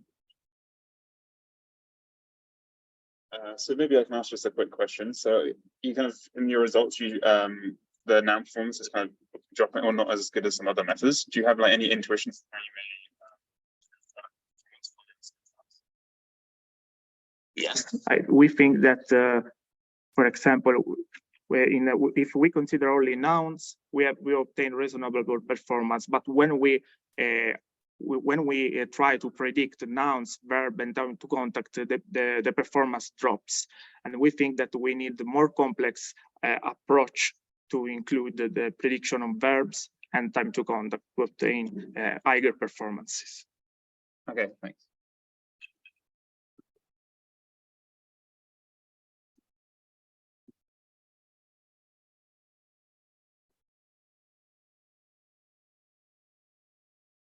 So next up, we'll have Francesco presenting Meccano, a multimodal egocentric dataset for human behavior understanding in the industrial-like domain. Hi again. And now I'm presenting this other work, which is Meccano.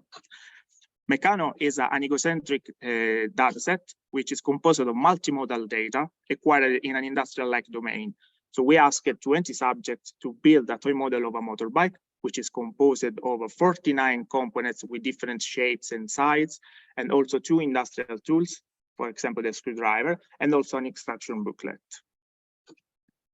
So to acquire this dataset, we build a custom headset composed of a GoPro Hero 4 and a RealSense and a pupils.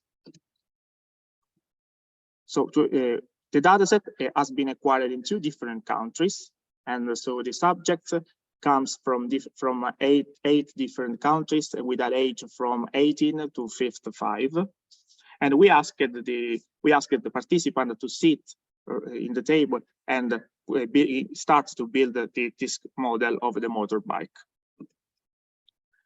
So for each participant, we acquired different signals, 2 RGB signals, which comes from the GoPro and the RealSense, the depth signals from the depth sensor of the RealSense, and the gate signals using the pupils Core 3 devices. And all these modalities have been acquired simultaneously and are then synchronized. We annotated Meccano with different set of annotations.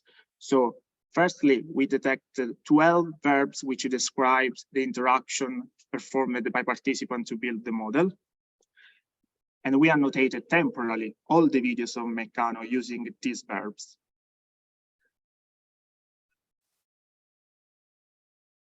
Then we found a taxonomy of 20 objects, and we labeled spatially these objects in the video of Meccano. And then starting from the temporal notation, we found 61 actions that the participant performed, considering a verb and different objects. For example, here we have align, screwdriver to screw, where the verb is align, and screwdriver and screw are the objects. And the distribution of the labels of actions follow a long tail distribution. Then we labeled our Meccano dataset densely with egocentric human-object interaction, so which are composed of a verb and a set of objects that are involved in that interaction. Then we, starting from the contact frame in which the human is touching something, we going back up to 3 seconds, and we annotated all the next active objects, so that the objects which will be active in the contact frame. Moreover, we labeled all the ends present in the videos, considering both past frames and contact frames. To show the potential of our Meccano dataset, we proposed a benchmark composed of different tasks, and we performed action recognition, active object detection and recognition, egocentric human-object interaction detection, and also action anticipation and next active object detection.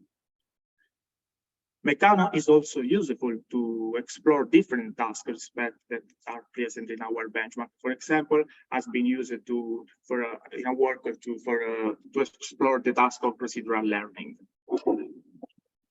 For the action recognition benchmark, our baseline is composed of 2 slow fast instances, and then each of these takes an input, the RGB, and then the depth signal. And then we added a ground truth attention map based on the gaze of the humans to force the network to look where the user is looking at during performing the action. And results show that if we use all this multimodal data, we obtain the best performances. Then, for the active object detection recognition, we firstly trained an end object detector using our labels in the Meccano dataset, considering a class agnostic task. And then we consider also the classes of the active objects present in the dataset. For the egocentric human object interaction detection, we use two branches network, which is composed of we have a branch which is composed of a slow fast network, which takes the video shot and predicts a verb. And then we have a faster CNN that takes in input the contact frame and predicts the box where there is the object, where it is active. And results show that if we consider the mean average precision verb, we have that the depth signal is the best to perform this task, only the depth. But when we consider the mean average precision verb and noun, we need also the RGB and the gate signals. And these are some qualitative examples where we have the depth signal to predict the verb. For example, in the first row, we have take, and in the other column, we have the detected object, which is the gray perforated bar. For the action anticipation task, we use the rolling LSTM, which relies on different modalities. We adapted these methods considering the modalities that we have in the Meccano dataset, which are RGB, depth, objects, gates, and hands. And we performed an ablation study to understand which combination is better to perform this task. And we saw that using object, gates, and hands without RGB and depth obtain the best performances. For the next active object detection, we can see only past frames to detect which object will be active in the future. And we use a simple faster CNN object detection considering different sets of labels present in Meccano dataset. And I want to say that now we are running a competition with prize on Meccano dataset, which is related to multimodal action recognition. So the aim is to perform action recognition using all or a subset of the multimodal signals present in the Meccano dataset. And this challenge is sponsored by Next Vision, which is a spin-off to the University of Catania. Thank you.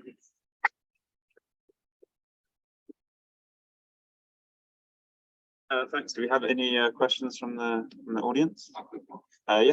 Is a higher frame rate videos available in your dataset? Because it might be useful if tracking the object with higher frame rate. I think frame rate is a little bit lower. Yes, the frame rate is 12 frames per second because this limit has been done from the real sense. Okay. Yeah. Any other questions? Okay, well, let's thank the speaker again. And that concludes our third session. So we're a bit early actually, but we'll come back at 3:45 for our final keynote from David Foley. So we now just have a conference.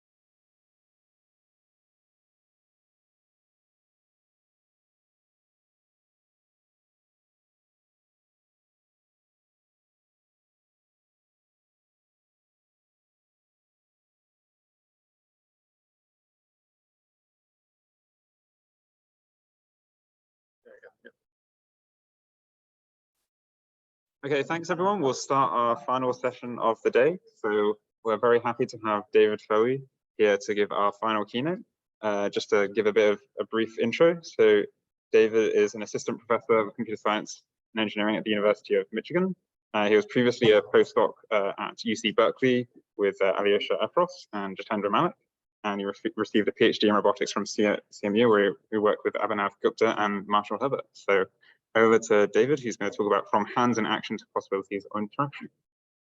Thank you. It's a real pleasure to be here. So I'm going to be talking about this work. All right, let's see. Cool. We can advance. All right. So I'm the one speaking about this work, but this is obviously the work of a lot of other people.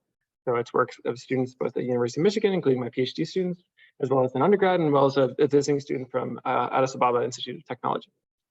So, all right. So actually, I'm going to turn off the video, and there it goes. Good. All right. So I like to begin my talks with a picture. And so here we have a picture that many of you have not seen before. I apologize to my students, they've seen this before a million times.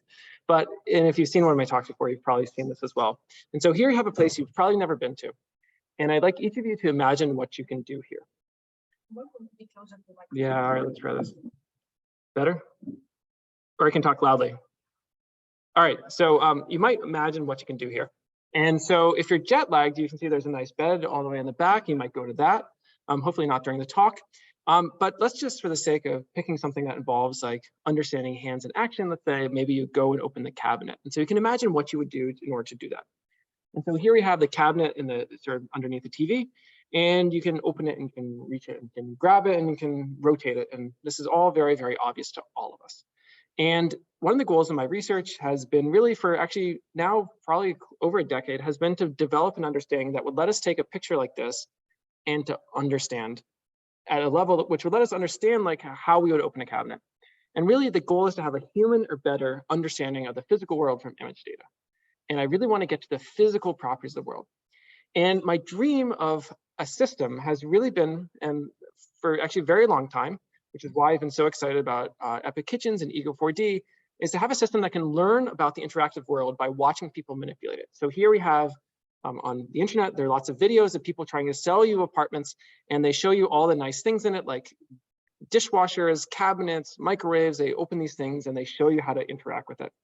And I'd love to be able to have a system that can understand this really, really well, and to understand at the level where we can now go to a new place and we can understand and interact with the world.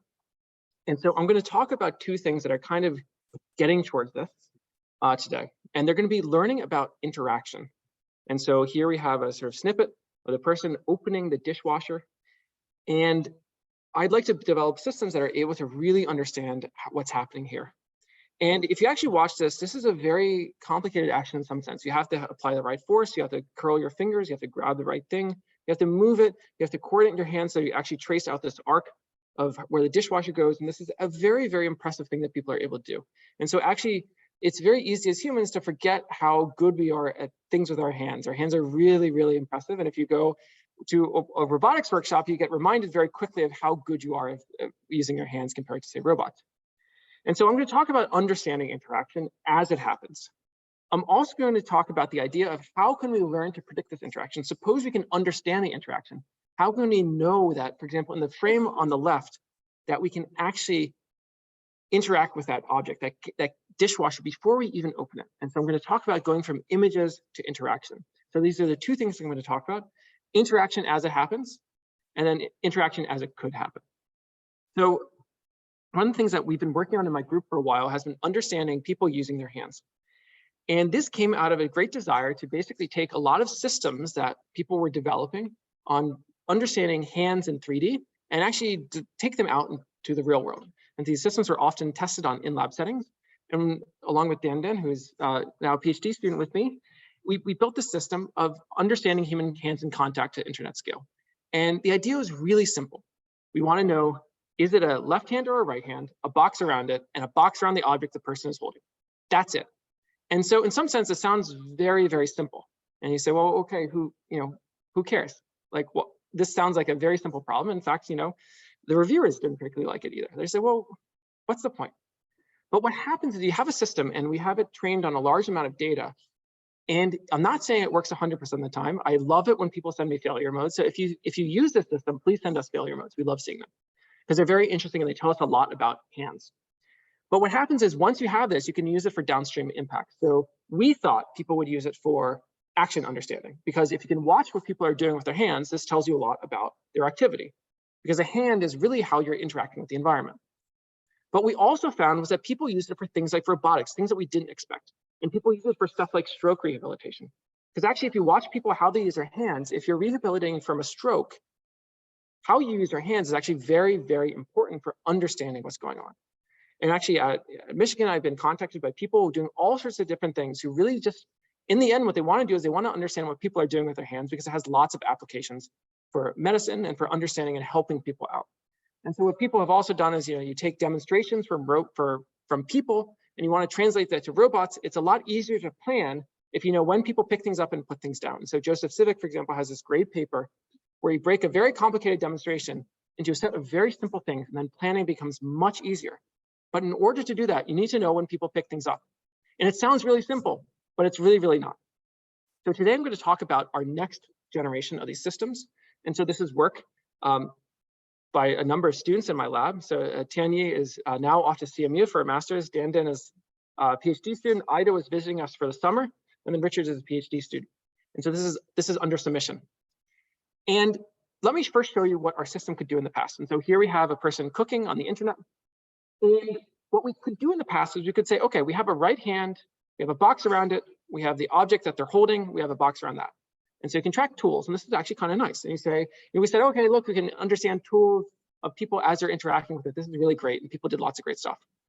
But in some sense, this is really not the full understanding of what the person is doing. This is really not enough. And so our new stuff that we're able to do is we're able to do things like, for example, segment. And so this is something which is aligned with our previous work that I was doing with Dima and Sanya on Visor. And so we were building systems. We were first building systems that were powered by Visor and Coco that could produce segments from boxes. We ended up, Sam came out, and this ended up being a little easier to use because it sort of works very well on third-person video. But we can also get segments with the hands as they're in contact. The other thing we can do is we can also get information about grasp. So in robotics, it's an easy way to get people riled up. There are taxonomies of grasps. And if you pick one, then you make a bunch of enemies. But what we do is we have the Kutkowski taxonomy, which is a very standard thing. And we just sort of cut it off at a very high level. And we have distinctions like prehensile versus non-prehensile. And a prehensile grasp is things like where you actually hold onto the object. And that sounds like most grasps, but it's actually not most grasps. When people actually interact with the world, they don't achieve forced closure on objects. That's not how you interact with the world. So we also have non-prehensile grasps. We also have power versus precision. So it's basically, are you in contact with the palm? And power versus precision is very important. If I am using my toothbrush with a power grasp, something has gone very wrong because it indicates I can't exert enough force with my fingertips. And then we also have prismatic versus circular. And these are two different configurations of your hand. And as it happens with this type of output, if you think that grasp taxonomies are foolish and a waste of time, well, the good news is that one, you can use this to evaluate your method. And then two, you can actually just ignore this from our outputs. The other thing that we do, which is perhaps less likely to be controversial, is we have a distinction between holding things and touching things, and then using things. And so we have also a notion of tools versus containers versus neither. And tools are, defining what a tool is very, very difficult. Here we're defining it as something that you use like a hand. So it's in physical context. So this is not a TV remote, it's something like a knife. And so we know that the spatula that the person is holding is a tool because it's interacting with the content of the pot. And then once you have the tool, you can also get a box around the object the tool is interacting with. And the idea here is for any of these things, by the way, these are very ambiguous things to really get a true answer on. Like, is it the chocolate inside this pot? Is it the pot itself? But the main goal here is to give you a sense. So it's not the be all and end all, but the hope is that this gives you a sense of what the object could be. And so naturally, there are going to be lots of edge cases in these definitions, but the hope is this is kind of useful. And what does this actually get you? Well, you can do things like you can search for things like, I want to find examples of hands using a tool, touching an object in another hand. So you can have these interesting bimanual interactions with the world. And this is something our previous system couldn't do because we could recognize we have a hand, it's touching a tool, and that's where it stops. And so all these interesting things that people do With tools, we're just completely inaccessible to our system. And so now we have a system which also gets these second objects as well. So how do we actually train this? Well, we have a new data set for everybody. And it's hands 23 for now, which is not necessarily a title that will live on. So we'll perhaps have a catchier title by the next time we talk. But it's a combination of a bunch of different data sets. So there's an interactions data set from internet videos from Shengyi in my group. And there's a Visor, which is Epic Kitchens, and specifically the Visor subset. We also have Coco, and we have a new video data set, which is essentially doing like the 100 Days of Hands data set again. And each of these has different characteristics. So our interaction data set with articulated objects doesn't have any tools. Basically, people don't use tools when they're showing off an apartment. They're just opening cabinets. And there are very few people because it's just the person showing off the apartment. But it has all these articulations. The Visor data set has tons of tool use. It is all tools all the time, but it's a single person and it's egocentric, which is great. So if you need single person egocentric, this is perfect for you. Coco, on the other hand, there's no tool use. I mean, there's like 1%. And this is because when you take a photo, photos are not real life. Photos are these staged examples. Someone pulls out a camera and everyone just all of a sudden freezes and tries to put their smiling face on and drops everything and acts normal for a photo. Photos aren't real life. And so it's not necessarily going to capture tool use, but it has lots and lots of people. It has lots of small hands. And it has lots of people playing tennis, as we found out. Coco is filled with us. And finally, our new data set has like first and third person video. It has loads of tool use, but it doesn't have, for example, loads and loads of people in a crowd. So each of these individual sources by itself is not perfect, but by together, we cover lots and lots of interesting edge cases. So to summarize the data, we have about 257,000 annotated images across all these data sets. There are 400,000 hands, that's a lot, 288,000 objects, and about 19,000 second objects. So tool use is actually common in some of these, but it's actually quite rare, but 19,000 is enough to actually learn something. And we have 65,000 grasp annotations, because even getting that was very, very difficult, involved pilot studies by all of us, and it was very, very painful. And so getting to 65, we gave up and said no more. It's very, very hard. The grasp categories are hard to annotate. It's very challenging. And the features that we have is that the data is all Creative Commons. The data we've released all has faces blurred.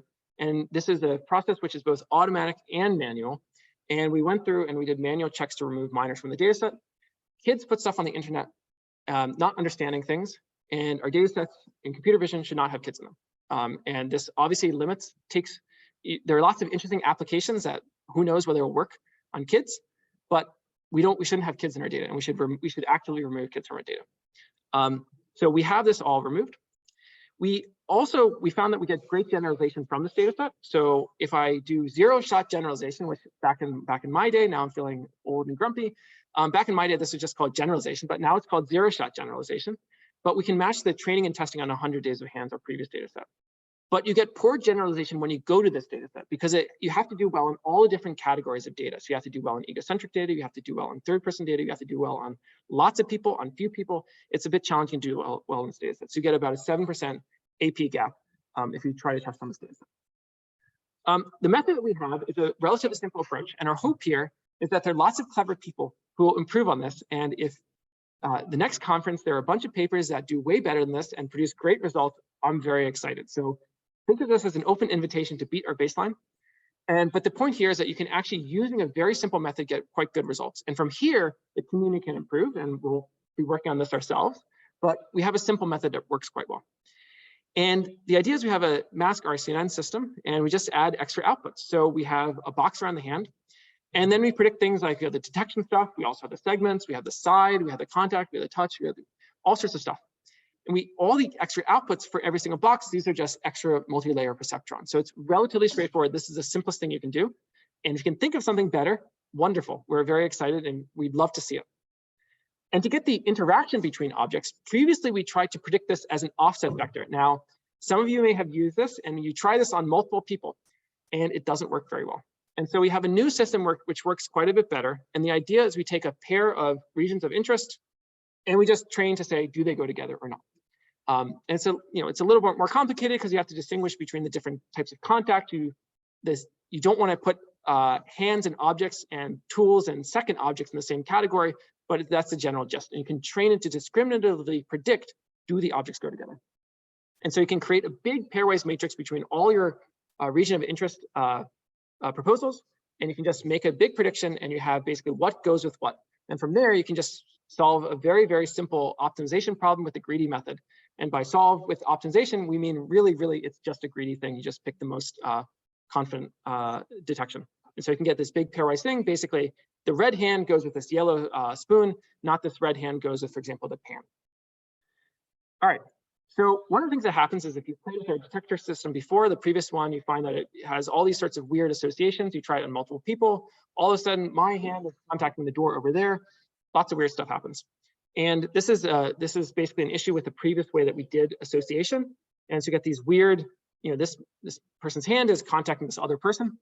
And so we basically were able to have a new system which actually gets rid of these. And in terms of association classification, basically, do we get the right association between the hands? Or sort of F1 score goes up on images with lots of people, goes up from like 55% F1 to like more like 74. So it's a pretty big gap in improvement.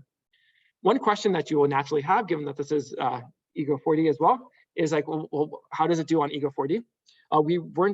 We ended up, due to the licensing of Ego4D and the fact you can't disclose the data to sort of crowd workers very easily, or at least that's what we thought.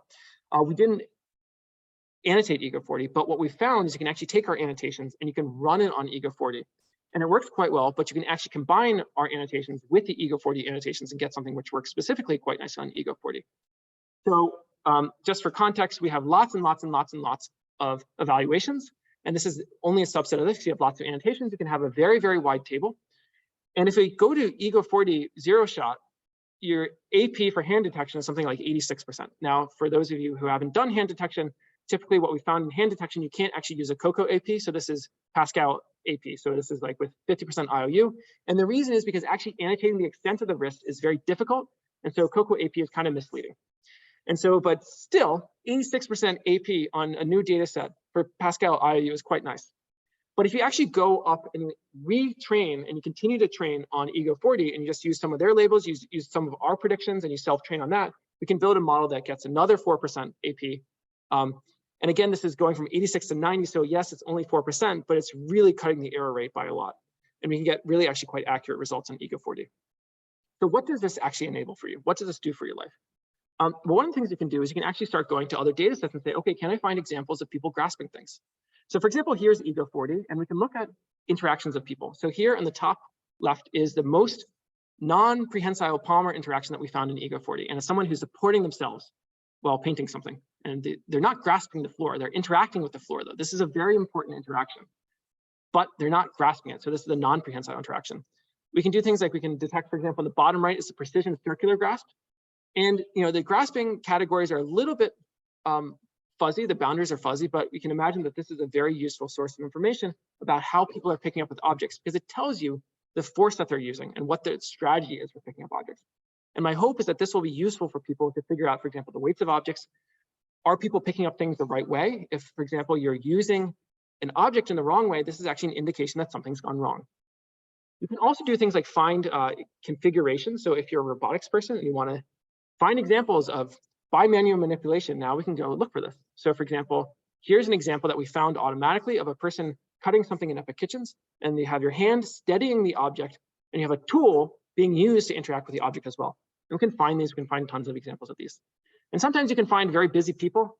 Here, this is an example of someone who's using a hand, a tool, an object, and a hand, a tool, another object. And so you have lots and lots of, you can find these interesting configurations.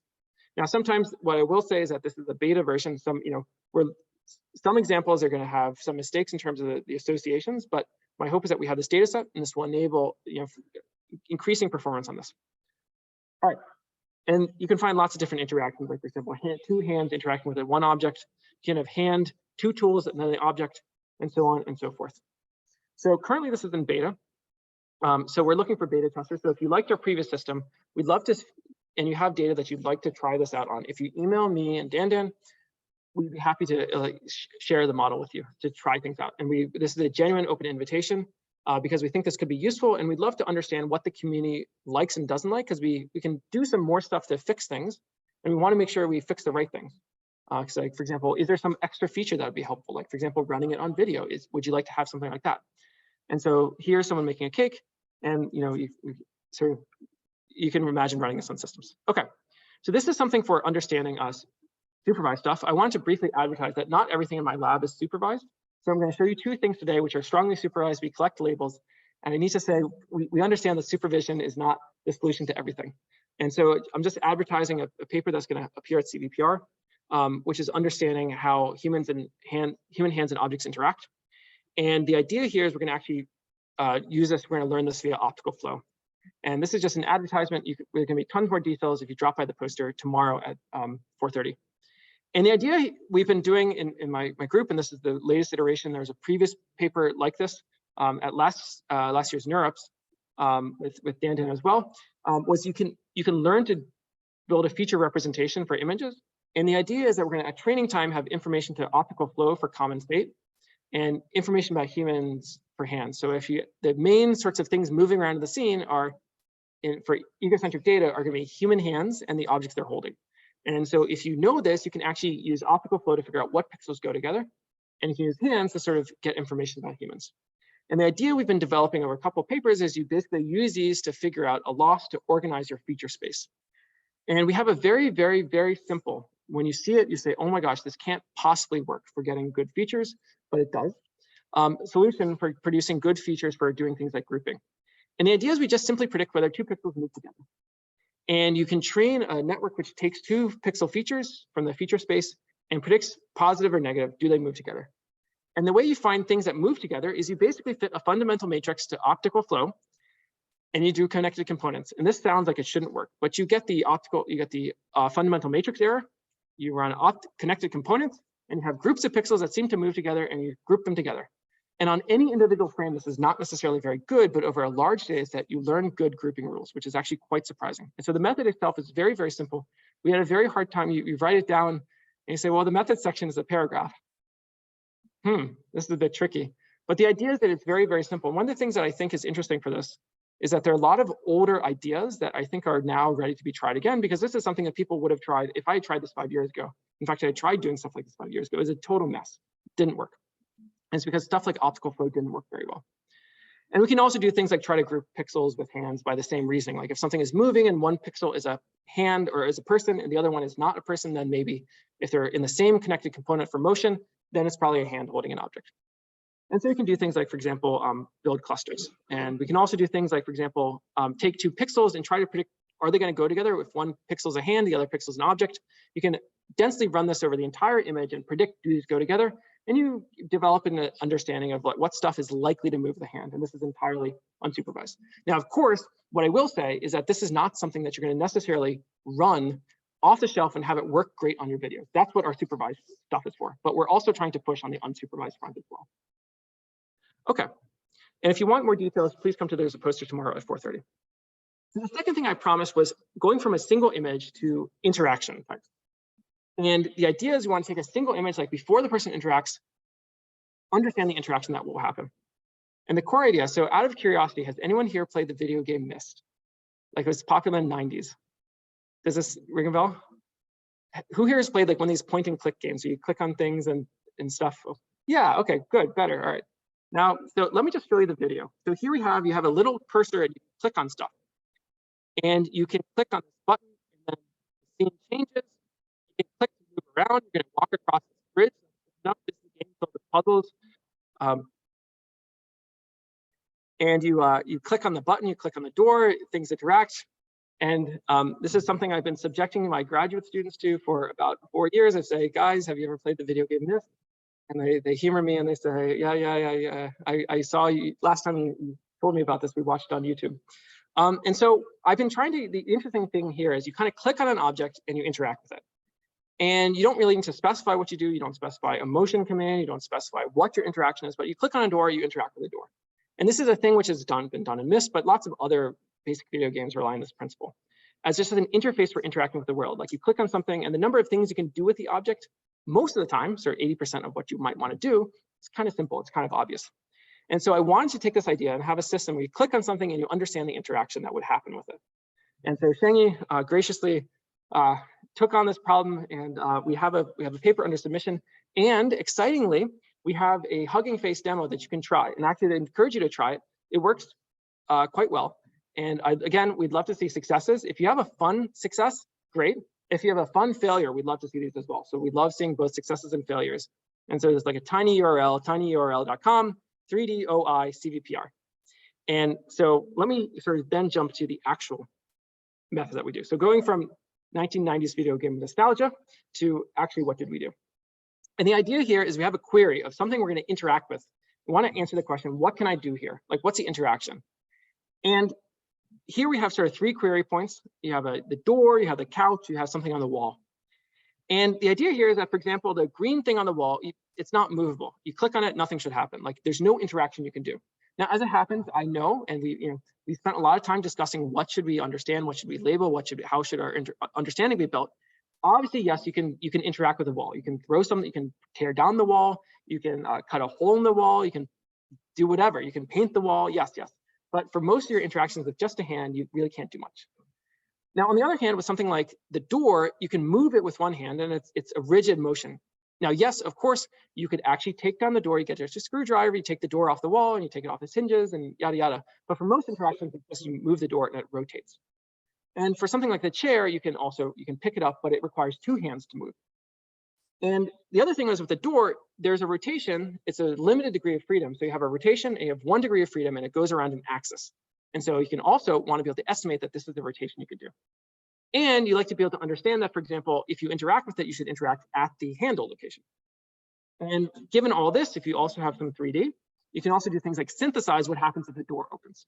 And as it happens, doors are great because they're actually mirror symmetric. And so when you rotate it from another view, the mesh actually looks quite reasonable. Okay, and so our goal is to try to build a system like this. And the idea is like we have a point of like, what can I do here? And want to have rich interaction information. And what we're going to do is we're just trying to explore the idea and the architecture in the hopes that at some point we switch over to video supervision. Now, when we switch over to video supervision is an interesting question, and we just purely learn by watching people interact with the world. And so we won't necessarily be able to do it right now, but it also should inform our architecture and how we design things. Because the important thing is that in video supervision, if you're learning about how the world works from watching people, you can't have dense annotation. This is just impossible. And so there are probably cabinets in your kitchen that you interact with very infrequently. There's like an appliance that you never use. You said, why did we get this? This is a waste of space. No, it's too much to return it. Oh, it's too, the return time is out, or whatever. But there are things that you don't interact with. Just because you don't interact with a cabinet doesn't mean it can't be opened. And so you can't depend on everybody opening your cabinet, because otherwise you get into the land of just demonstrations where you and your lab, you put out the camera and then you all interact and you open all the cabinets, and that is how the system learns. You should be able to actually just watch the person open one thing and generalize to everything else. So we can't use dense annotation. And we also want to be able to use 3D, because actually 3D is quite useful, but we don't want to depend on it. And so the distinction from past work has been that we want to be able to understand potential interaction. So a lot of past work on understanding video interaction has been on interaction as it occurs. And other work on sort of RGBD stuff has been you understand point clouds or depth maps. And the idea is that you're going to understand the point cloud, so you actually depend on having the sensor. And so what happens is once you depend on RGBD in your data stream, you can't test this on internet images. You can't have a Hugging Face demo until Apple releases a new file format that includes depth. Like most data right now is captured with RGB, and maybe that will change. But if you depend on RGBD, you limit yourself to what data you can use and what applications you can try. And then all of a sudden you try this on a new robot and say, well, I have to get an RGBD camera. So we have a new data set, and this is RGB. It's 10,000 images mixing different domains and sensors. And we have the internet articulation data set. We have Epic Kitchens, of course, and we have the taxonomy data set. And in some sense, we're trying to answer 20 questions about a set of query locations, like can I move this with one hand? Can I move it with 2 hands? Is it a rotation? Is it a translation? Where would I interact with it? So you have like an affordance location. And we also have 31,000 immovable locations, like points where you click on them, nothing should happen. And so we built a system that is based on, essentially, we have a query point and we tell what you can do. And let's see, there's a chat message. Oh, okay. You have 2 query points, and you try to estimate what you can do. And the method we use, we have an encoder like a VIT, so very, very standard. Again, here the idea is we're not innovating a lot on the method. We have the simple method that works. We're not adding random garbage and random special soft double special attention. The point is we're trying to have a simple method that works. And you have an encoder where you have a VIT, and you encode the query points with a positional encoding. And then the decoder just follows like the DETR detection framework, because DETR is very easy to use. It's very easy to extend. And our hope here is that people can take this and they can use it in different systems, as opposed to having a gigantic paper with 10 pages of method section that is impossible to replicate. And what we do is we produce as output things like, is it movable at this query point? Is it movable with one hand? Is it rigid? Is it, and here the pillow, for example, it's a free form articulation. We can also estimate, where do I pick up the pillow? Like you have the affordance location. And we have a localization, and here, nowadays segmentation is much easier to do, thanks to SAM. And so we get quite good results for segmenting the object as well. But for example, with the door, you click on this, you know where you interact with, and you sort of recognize that this is a part that you interact with. You know it's a rotation. And doors, by the way, come in different flavors. You first think, okay, doors they all rotate. But actually, lots of doors don't rotate. They actually translate.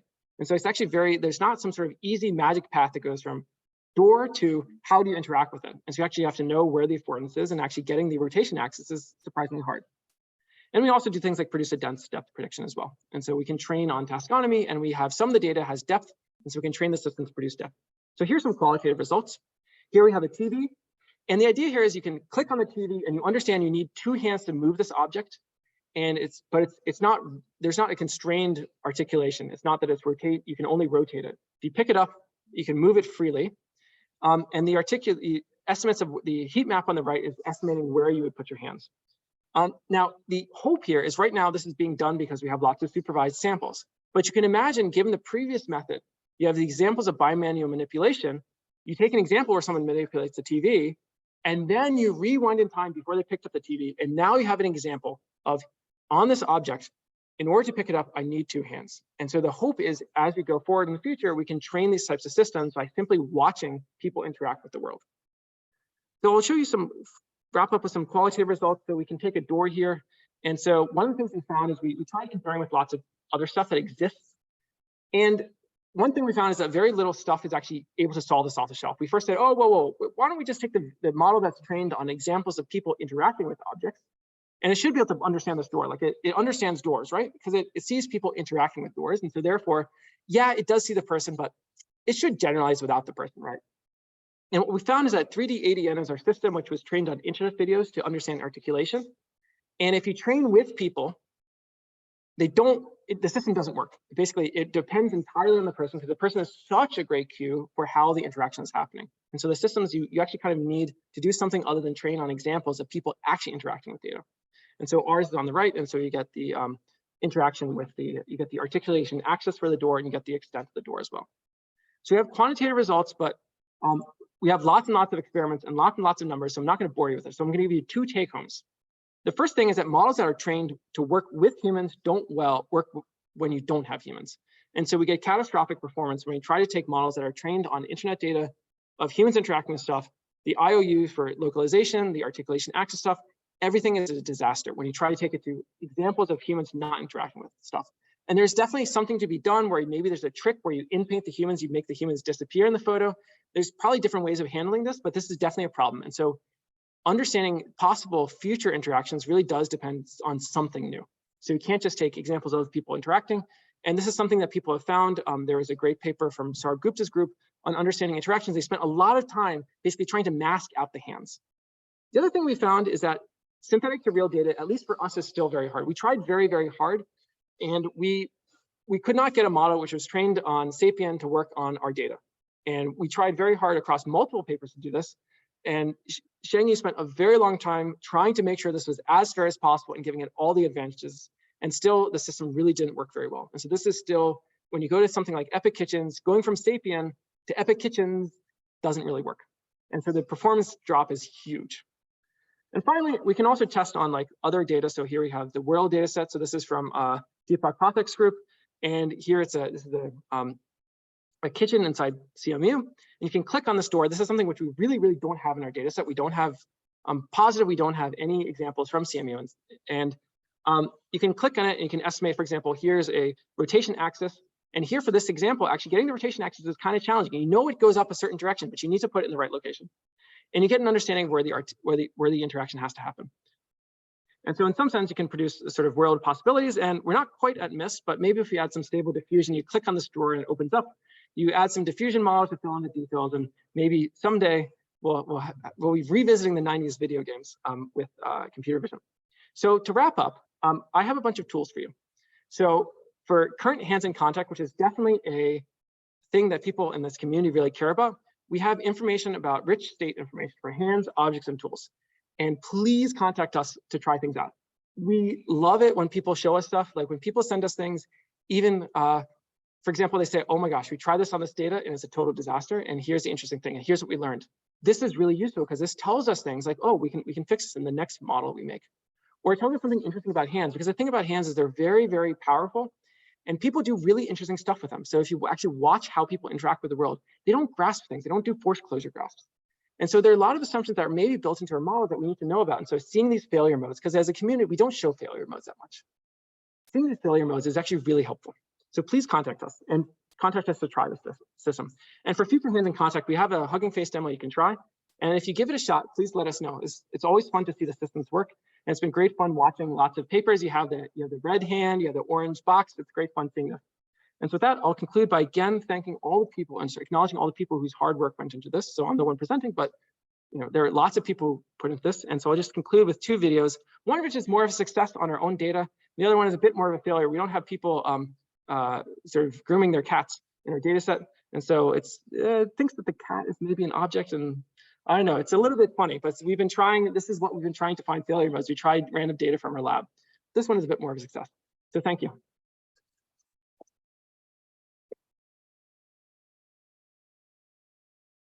Thanks, David. Does anyone have any questions from the audience or online? Feel free to type in the chat. Yeah. So how much 3D is happening in this?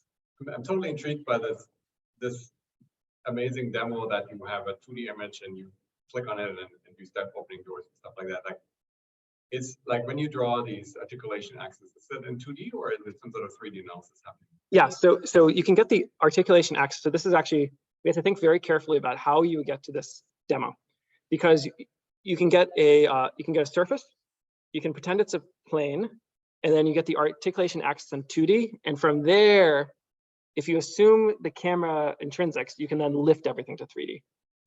Now, as it happens, if the surface is not planar, this doesn't work.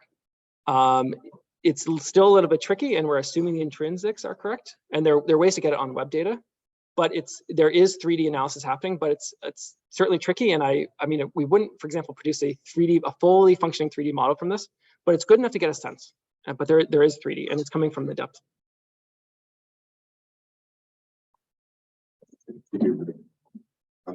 Usually looking at Egocentric video.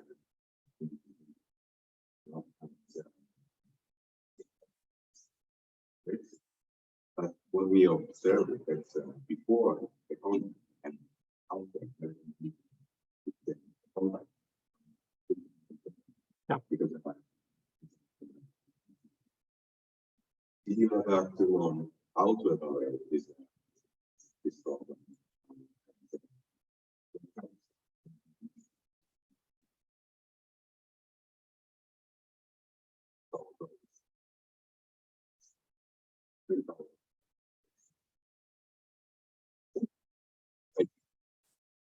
Yeah, this is a great question. So one of the things, if you haven't played with the system before, I'll just do a live demo.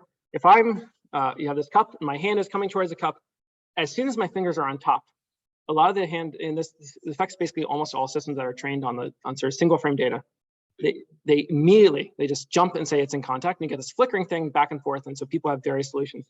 So there's a paper that was in BMV, I don't remember the title, but there's a paper at BMVC from Yoichi Sato's group, which has a great solution, which we didn't get a chance to try in this, where you actually watch the videos. And then from there, you can actually get great labels. Because the problem is what's happening is deep networks, as usual, are taking a shortcut. And there are very few examples of people just in contact, about to be in contact with the object in the data set. So it learns that if in front of the object, it's in contact. And then also, if you have people annotating data on the internet, they're not going to be looking extremely carefully to figure out, because actually what you have to do is you have to look at the shadows. And that's the key. So there are a couple of solutions. There's one, which is the great idea of you train on videos and you use optical flow to figure this out. And this is great. And this is one of the things that is on our to-do list of stuff to add to this system. We tried in the past training using video as input. But what happens is if the supervision is a frame, there's no incentive for it to use the video. And there's a student who worked 2 years ago who tried a very long time trying different methods, and nothing would produce better results. And I think it has to do with the labels. Yeah. Thank you for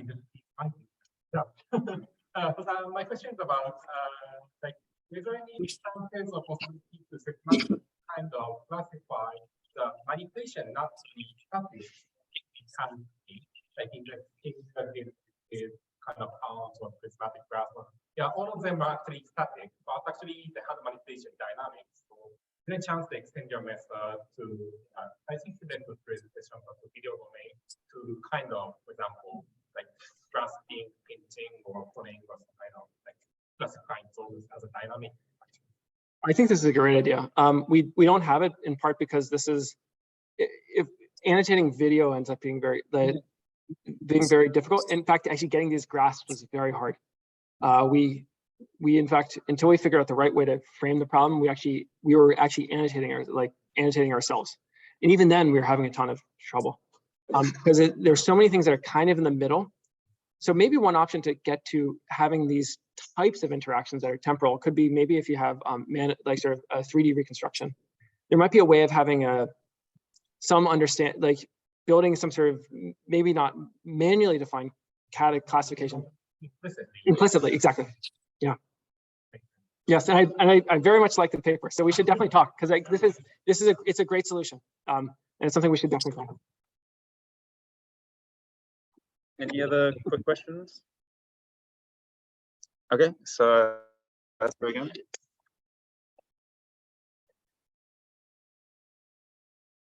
And now we move on.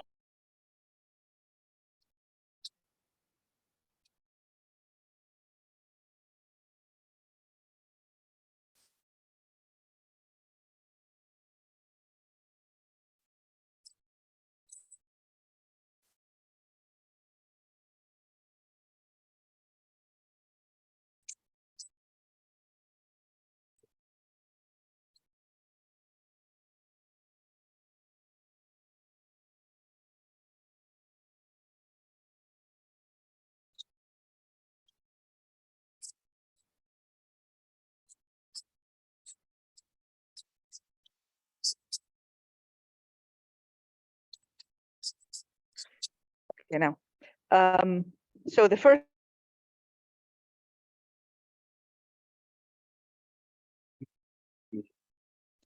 Make sure to turn on your microphone, your camera and microphone. We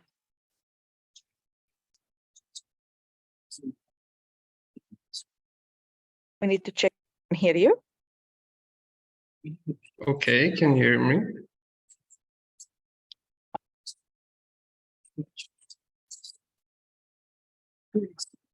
Can you hear me?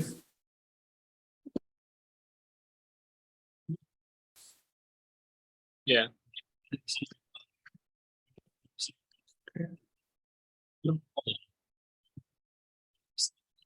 Okay, let's begin. Going and see if hear you. Okay, let's begin. Hello, everyone. My name is Amisha Nasir Maj, and I'm. There's a delay. No? Is it a delay from our end or your end? Try again. Can you just keep speaking so we can test the audio, please? Okay, can you hear me? Hello. Can you give us a can- continuous audio test? I can't figure out if we Yes, can hear you or not. Okay, can you hear me? So no, we can't hear you. Okay. Okay. Wait. Keep going. Let's see what the. Okay, let's go. Let's try HDMI. Now. Now I can hear you, Dr. Daman. No, that's not working either. eMeet M2. eMeet M2. Okay, try again. Okay, Dr. Daman, can you hear me? Keep going. Okay, perfect. Okay, Not hello working either. everyone. My name is Amisha Nasir Maj, and I'm going to provide our work on unsupervised domain adaptation challenge in application 100, where we use mixed sequence prediction. Let's begin with a little bit of introduction. Okay, let's check. As you okay.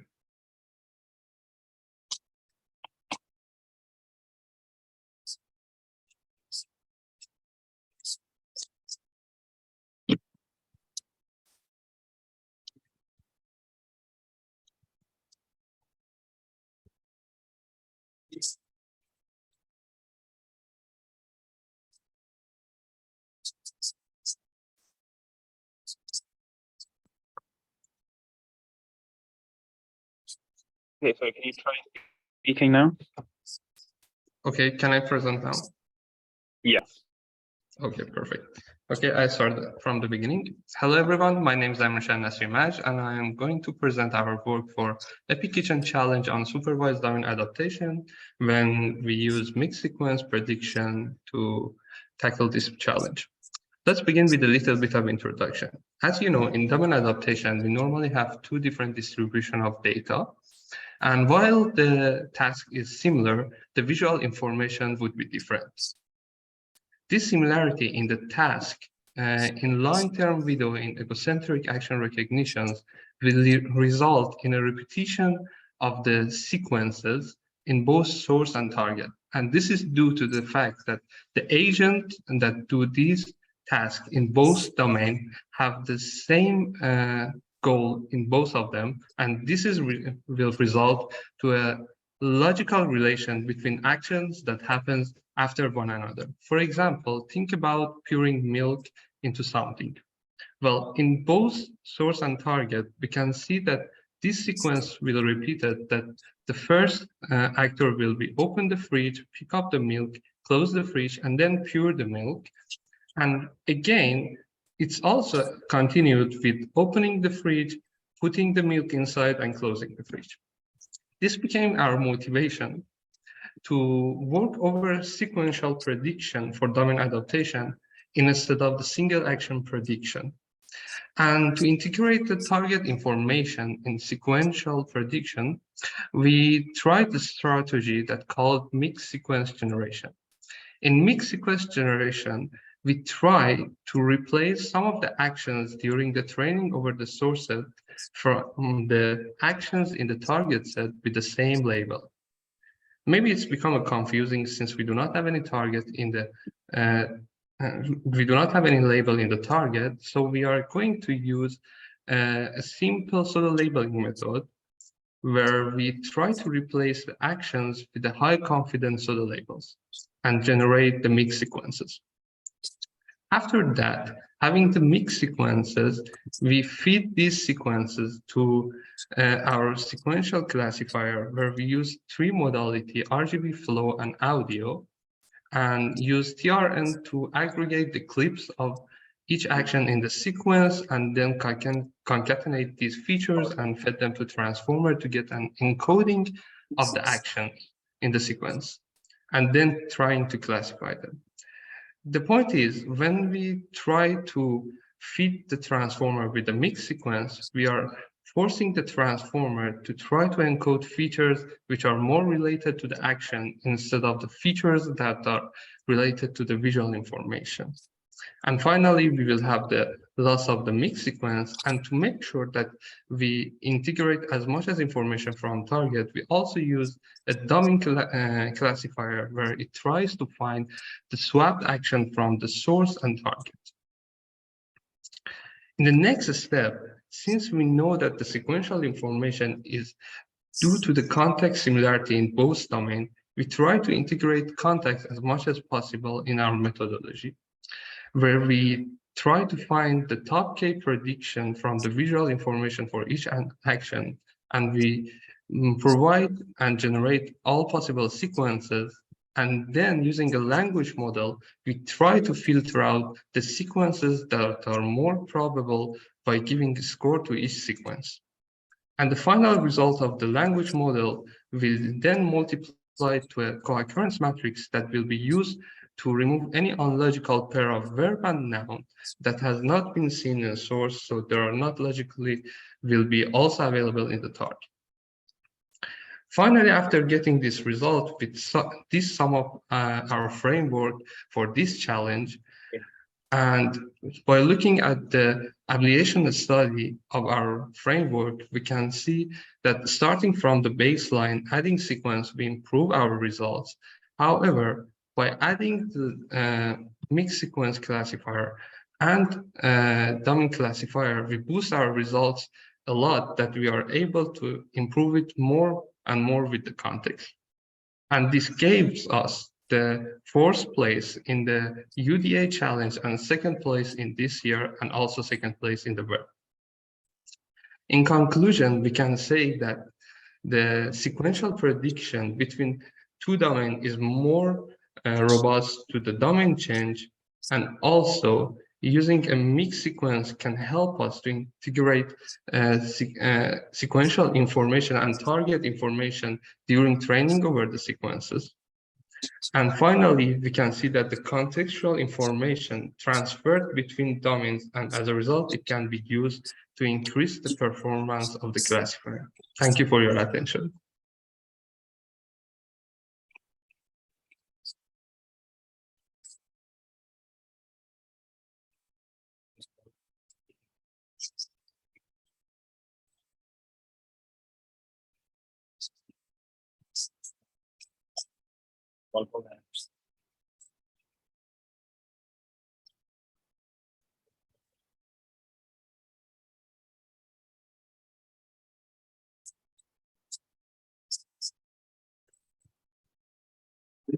Do you want to share your screen, the next speaker?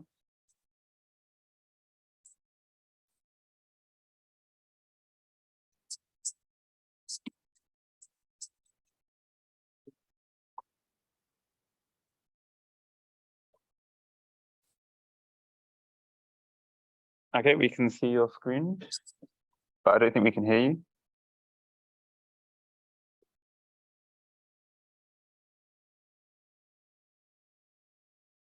Can you hear me now?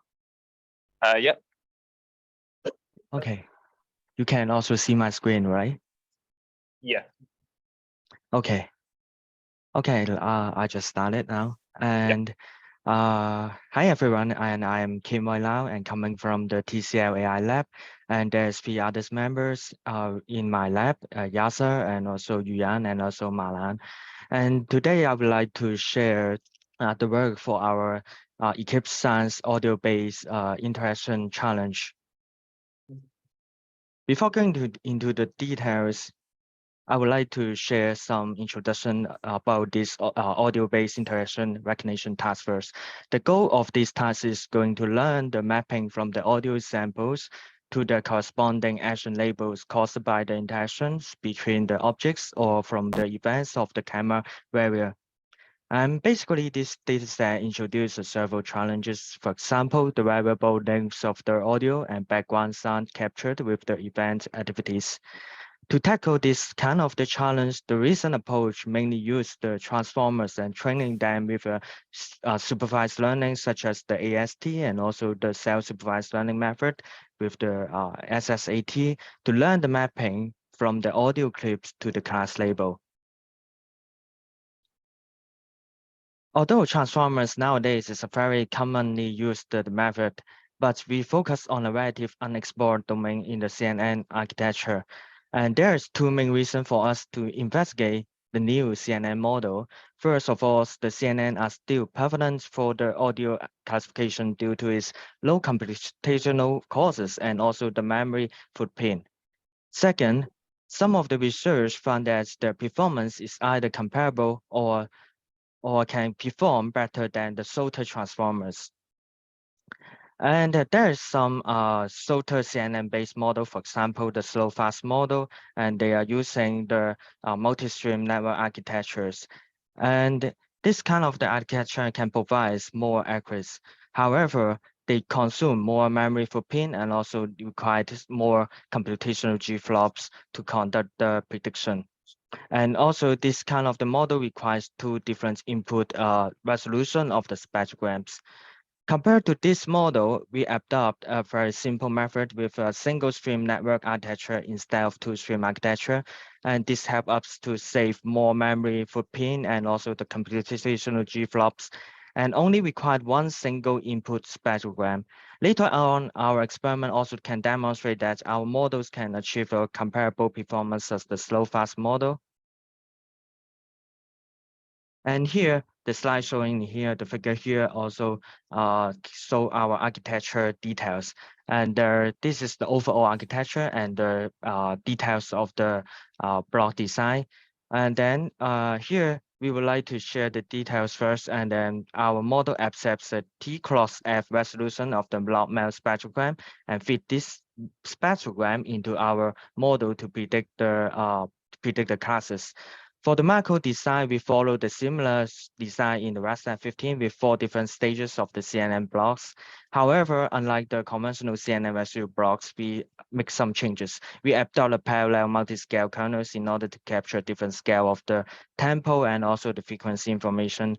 Specifically, the large kernel here, we use 1cos21 and also the 21cos1 separate kernel to capture the long duration activities and also the global frequency information. For the small kernel, 1cos3 and also 3cos1, and we just capture the local details of the frequency information and also the short duration activities. We also adapt a depth-wise separable convolution that allows the model to attend the time and also frequency separately. To reduce the memory footprint and also computational G-flops, we place the multi-branch layers at the top before applying the 1cos1 convolution and for the channelized expansion and the squeeze operation. In order to evaluate our model, we first pre-train it on the VGG sound first, as shown in the table here. Our models can save more than 50% of the parameters and also G-flops while obtaining a minor performance drop of only about 0.3% compared to the baseline slow-fast model. And our model also outperformed the similar multi-branch design of the Inception NET's tiny model. Then in the second stage, we also fine-tune our model on the Eclipse Sans and conducted testing on the validation set. Here, the table also demonstrates that our model is outperform all other CNN-based methods in terms of the accuracy and also computational G-flops. And also, we found that our performance also outperformed the transformer architecture SSAST, and also can save more computation power and also memory size compared with it. In conclusion, we propose a very simple and also effective single-stream CNN-based model in this competition for the audio-based classification tasks. And our model can produce a very comparable results with the slow-fast model while reducing a lot of parameter size and also G-flops. And our model can show that it is outperform the CNN-based model and also the transformer models on the Eclipse Sans validation set. And we are ranking as the first on the leaderboard and also achieve 55.4 top 1 accuracy on the challenge test set. And thank you. This is the end of my presentation. Thank you very much.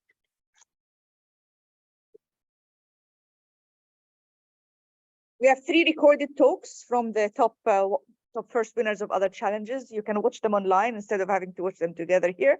So we're going to save you the time and move into the next bit. But if you're interested in the winning benchmarks for hand-up HOS and VOS, they will be available online on the webpage. Next, we're very happy to have Ed Miller from the Surreal team and the ARIA glasses. As some of you might know, but maybe not everyone, with Ego4D and Epic and everyone are actively working now with the new ARIA glasses, and Ed will be telling you about what's coming from the ARIA team.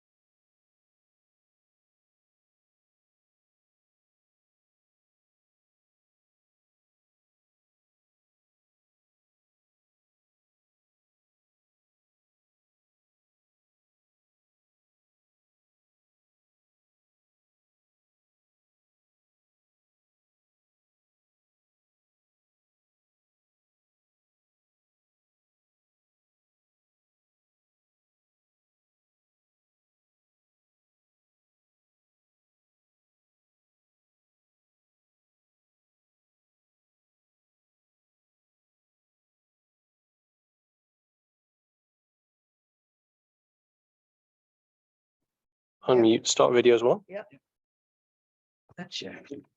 And I'm a little bit tall for that, but hopefully people can see the screen. Share.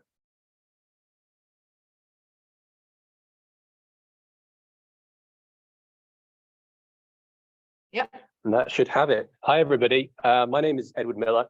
I'm a research product manager in the Surreal team inside of Meta. And we're the team that is responsible for something called Project Aria. Some of you might be familiar with the device. And I'm here to talk about a number of data sets and challenges that we're announcing today. But for anyone who doesn't know a little about Project Aria device, let me just introduce you to what it's all about. So ultimately, Project Aria is an all-day wearable compute and sensor platform in an all-day wearable form factor. Essentially, you can think of Project Aria as having all the different sensors that you might expect to have one day in a pair of lightweight, all-day wearable AR glasses, but without actually the rendering element of that. So we can use this device to overcome the chicken and egg challenge of wanting to be able to accelerate research in this area without having to wait for a production-ready, thank you, Dima, without having to wait for a consumer device to be available on the market. And the Project Aria device is packed full of sensors. We have two SLAM cameras that are grayscale. We have a single high-quality RGB camera for AI and semantic understanding. We have two eye tracking cameras, 7 spatialized microphones. We have dual IMU, Wi-Fi, Bluetooth, GPS, dual IMU, magnetometer, all of which comes into a device weight around about 70 grams. So the benefit of this is it fills one of these areas where we believe was lacking in egocentric research. We want to have a form factor that is available for all-day wearable use, whilst also having the rich sensor suite so that we can really progress the research in the areas that we want to move forward. This allows us to really explore the all-day egocentric challenges from the moment you wake up, going throughout your day, and really building the rich context throughout the diversity that we all experience in our day-to-day lives.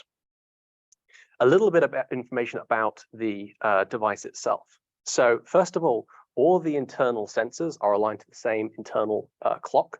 So it means that we can take any sensor stream at any one time and be sure that we are aligned to that time frame. And of course, this is really obviously important when you've tried to build egocentric data sets with multiple sources and they drift over time. So we can always use that internal time clock to make sure that we are aligned to the same absolute time. Second, not only are we aligning all the different sensor streams to the same clock, we can actually do this between multiple Aria devices. So what you're seeing here is a video of me trying to juggle, albeit poorly, with two basketballs. But we have an array of my colleagues around me, all capturing data at the exact same time. And we've synchronized them down to a couple of microseconds. This means that you can take challenges that were previously really hard because of not having a perfectly aligned data and treat this really as a single system that has a distributed a sensor platform. Moving on, we care deeply about calibration. Once you nail calibration, a lot of the further challenges further down the line become a lot easier. So we have highly precise relative position of all sensors on the device. But of course, as we're dealing with wearable glasses, these sensors will move around. Even when you're taking them up and putting them on your head, they will go through a degree of stretch because of the temple arms. So we also provide online calibration for corrections over time. And I think as Peter Parker once said, with great power comes great responsibility. This is something we care about deeply in our team. And we put in provisions to make sure that when we're capturing data, do so in a responsible fashion. That includes things like having hardware LEDs to make sure that we're signaling to bystanders when we're capturing data, and hardware privacy switches as well, which will kill recordings to make sure that if we are ever approached and asked to stop recording, we can do that very easily. So that's on the hardware side. For privacy, we also have a machine perception pipeline where we essentially run all of the sequences that we capture in public through this cloud pipeline to obfuscate faces and license plates. Again, this is really important when we're capturing data outside in the public, where we haven't necessarily been able to approach everybody to ask for consent, so that we can be assured that when we have data sets, they are removed of any personally identifiable information. So ultimately, Project Aria is about accelerating machine perception and AI research for future AR glasses, which we're building inside of Meta. And we're doing that in two different ways. We're doing that, first of all, with our internal research community. This is the way we use the ARIA glasses internally for accelerating our own research projects. But we also focus on empowering the external community, which is why we're all here together in the same room. And we do that in two different ways. First of all, we have the ARIA Research Kit. This is essentially a kit that we provide partners that we have agreements with to provide them with glasses, machine perception services, and client SDKs, each of which I'll go into detail about. On the other side, we have open science initiatives. Again, we'll get to that later on, but let's just focus first of all on the ARIA Research Kit. So essentially, the ARIA Research Kit consists of the glasses, a mobile companion application that can be used to control the device, and a desktop application that can be used to manage sequences and initiate what we refer to as machine perception services. Here's a visualization of some of our machine perception services in action. Ultimately, these are cloud-based pipelines that allows our partners to utilize the same pipelines that we use internally from our external partners. So this machine perception service, for example, is generating dense points. We can also align multiple trajectories to the same reference frame. And all of the data that we're using is ephemeral. So essentially provide a machine perception pipeline. You can submit sequences captured on the ARIA device. As soon as that output is calculated, the original data is removed from our pipeline. The data always belongs to the partners. We do not use that data for research. Here you're having a look at one of the machine perception services, which is estimating the eye gaze of the wearer who is wearing ARIA at this time. So we've talked about the device, we've talked about machine perception services. The final part of the research kit is this client SDK with sample applications. So the client SDK essentially allows you to programmatically control the device from a client, whether that's a desktop or a mobile device. And we also provide streaming functionality that allows you to stream data from the ARIA device in real time to a client device like a mobile phone or a desktop, and use that for real-time processing. And to give you just a little bit more of an illustration of what that might mean, here's a demonstration that we used recently with this streaming client SDK. So in this video, you're seeing the essentially the wearer or the user of ARIA holding a pair of ARIA glasses. This is streaming directly to a desktop. And then from that desktop, we're doing real-time tracking and object detection and lifting those detections into a 3D frame of reference. So our objective here is really to get people starting to think about how they might use the ARIA device for accelerating their own research projects, but to give people a few more examples about how this could be used. Here's an example where we're using the internal magnetometer to build up essentially a visionless map of the space. This starts to become really interesting when we think about how we can localize devices without having to rely on the visual sensors themselves. Another example here is how we can use the device for systems level research. In this example, we have two ARIA wearers. The ARIA in the front of the trajectory is wearing an Xsense bodysuit that's tracking their skeletal poses. And the wearer behind that individual is essentially observing them.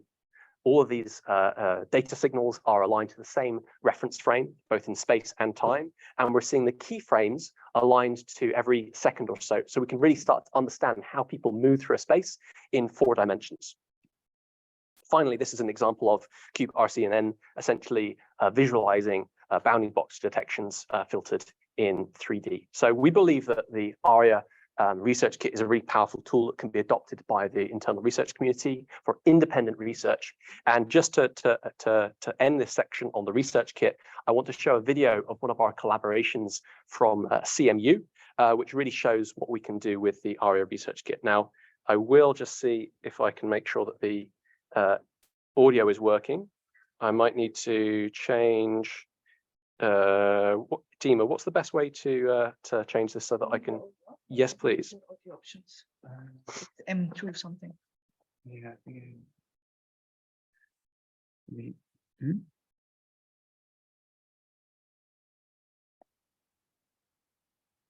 need to go out of full screen first. Yeah. Yeah.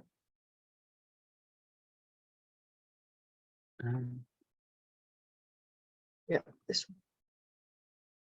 Thank you. And yeah, just check that. It's the same again. Go from current slide. There we go. Thank you. Thanks both.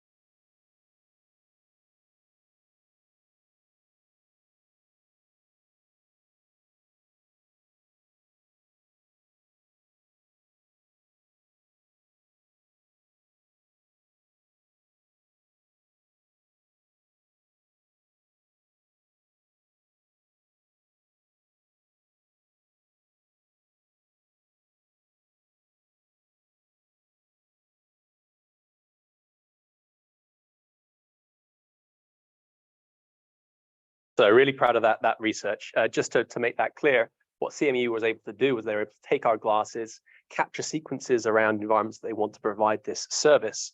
They then use our machine perception services to calculate a trajectory from that, and then pair that up in the same time frame as the Bluetooth beacons that are being calculated. And from that, they can train an inference model to determine location based on all of that information. So it's really exciting work. And for anybody in the room that doesn't already have an access to our Project Aria glasses, this can be applied to online at projectaria.com. And we really want to empower internal and external researchers to be able to conduct their own research. So that was a little just run through of the ARIA research kit.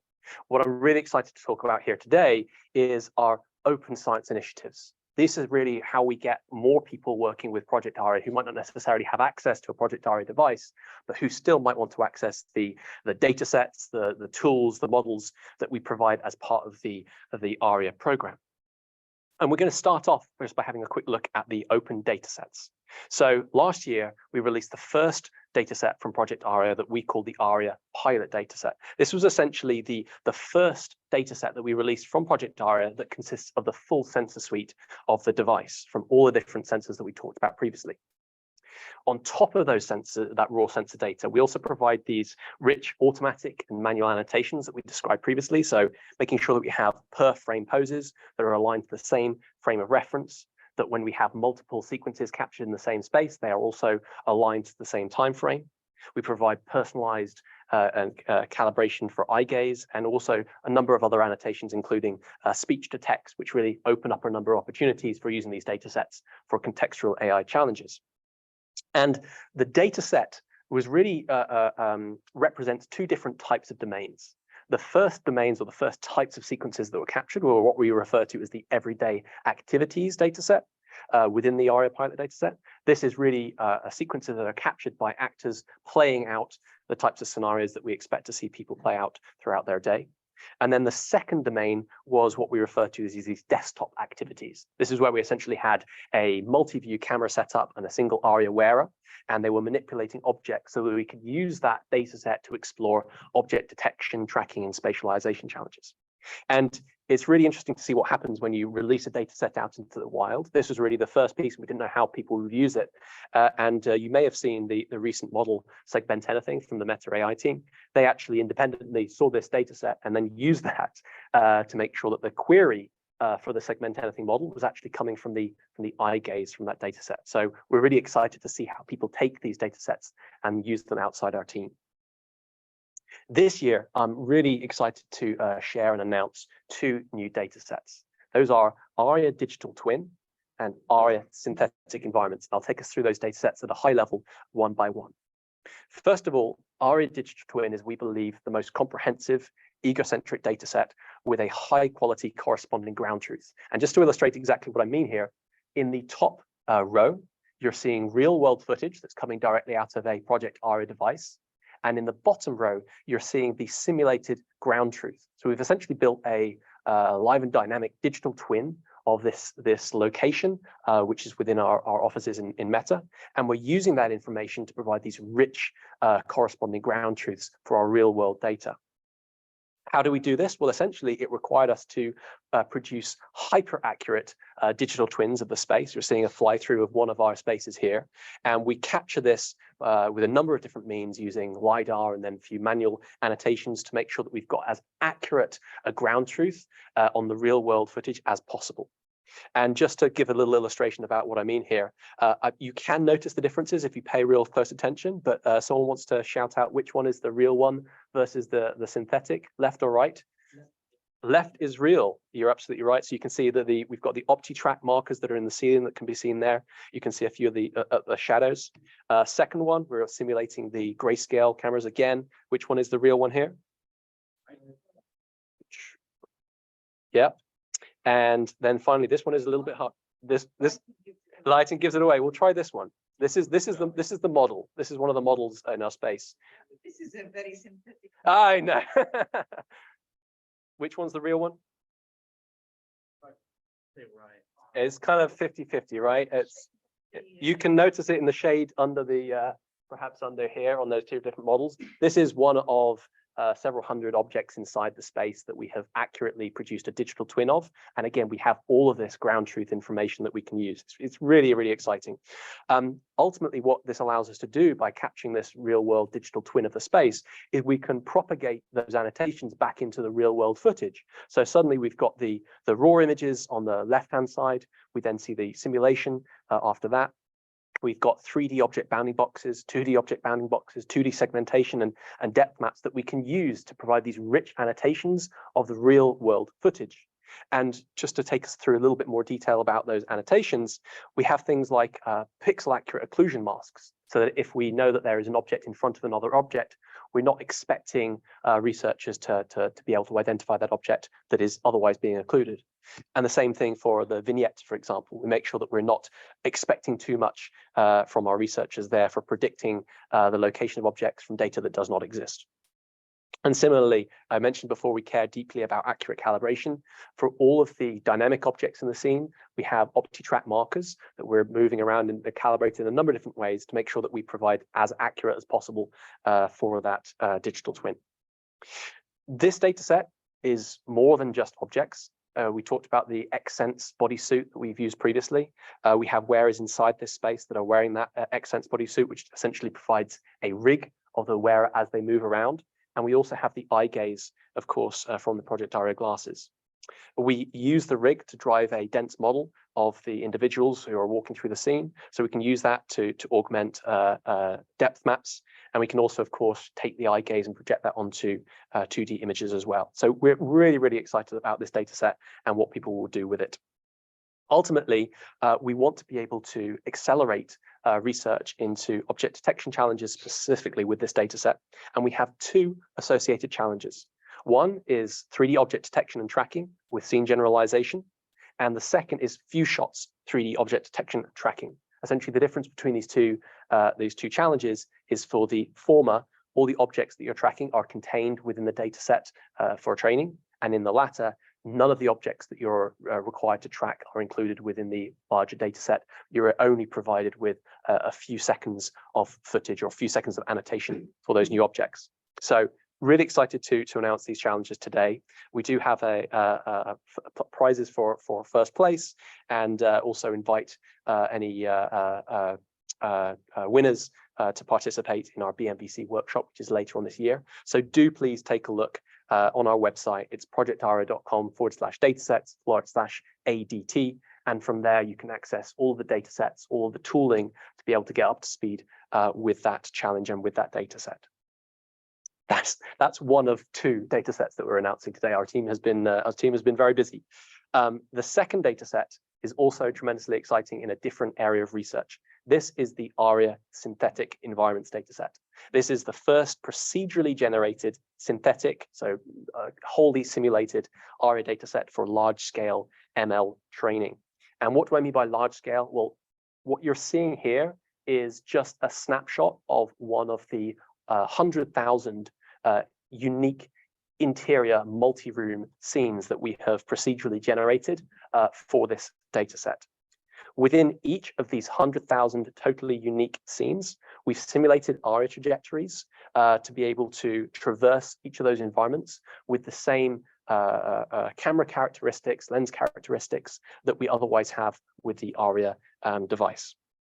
And of course, because this is a synthetic dataset, we have the corresponding ground truth for RGB, depth maps, instant segmentations, so on. Uniquely for this dataset, we also provide a 3D floor plan in a unique CAD-like language. This CAD-like language essentially provides architectural commands to be able to produce annotations such as the walls, the doors, the windows. And it opens up a number of really exciting opportunities for large-scale ML training for being able to detect those types of annotations. I'll take us very quickly just through the process of generating these. So first of all, we have a pipeline for generating multi-room Manhattan-style environments. We then populate those environments with 3D objects. We're using the Amazon Berkeley objects dataset for that. And we also then simulate these ARIA trajectories, each of which is done procedurally to observe throughout the scenes.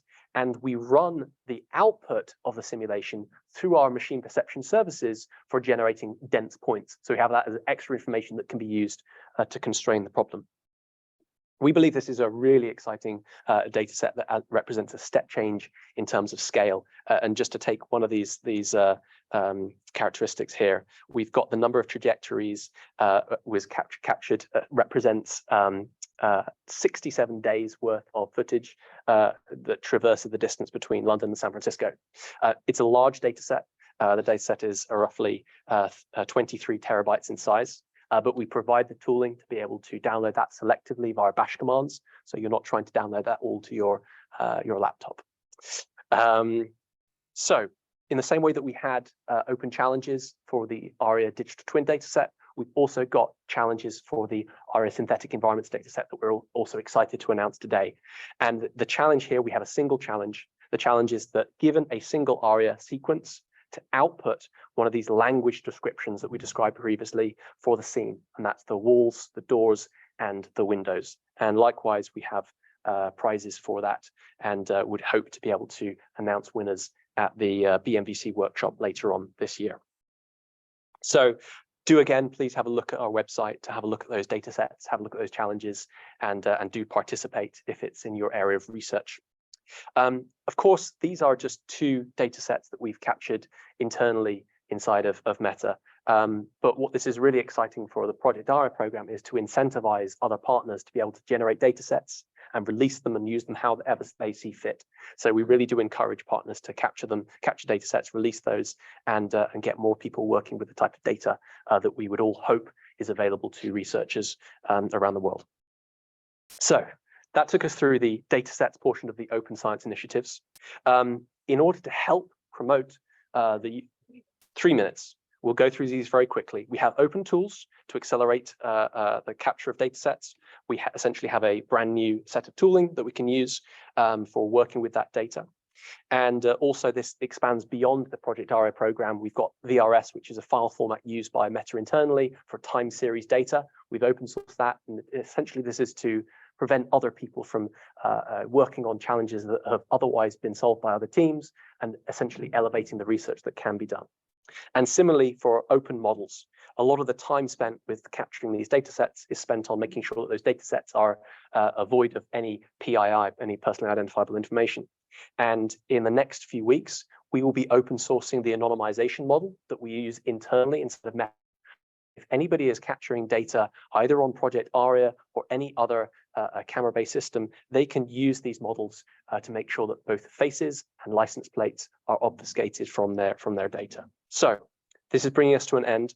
Open science initiatives, we're really excited to empower the community with the tools that we've been using internally. We've got data sets, we've got tools, we've got models, and we're really excited to see what people are doing with that. So please do follow on updates. You can sign up for a newsletter for those updates at projectaria.com/newsletter. And we really hope to see you all participate in the challenges. So thank you very much.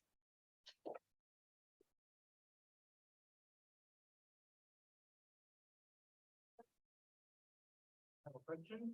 Is it possible to track the 60 poles of the process? Yes.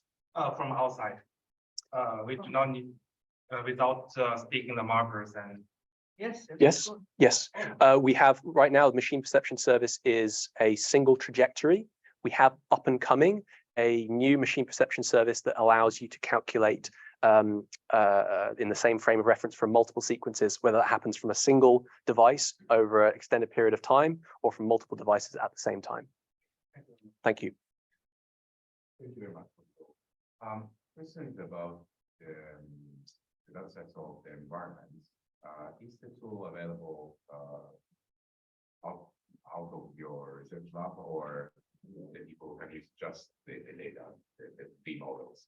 And also, which is next step, which is the goal? Because usually, when you have a first-person vision, you have the person involved in the actions. It looks like it's more for robotic stuff, for learning navigation, but there is no human interaction. Are you thinking to bring something in, or what's next? In this moment, that doesn't look me egocentric vision data sets at all. Yeah. So to answer your first question, first of all, I think you're asking about the environments, the ARIA synthetic environments data set. We're not providing the essentially the dense geometry of those scenes. We do have that, and we could release that in the future if that's going to be valuable to the community. And we're. Can people create their own synthetic environments using any tools you're providing? I see.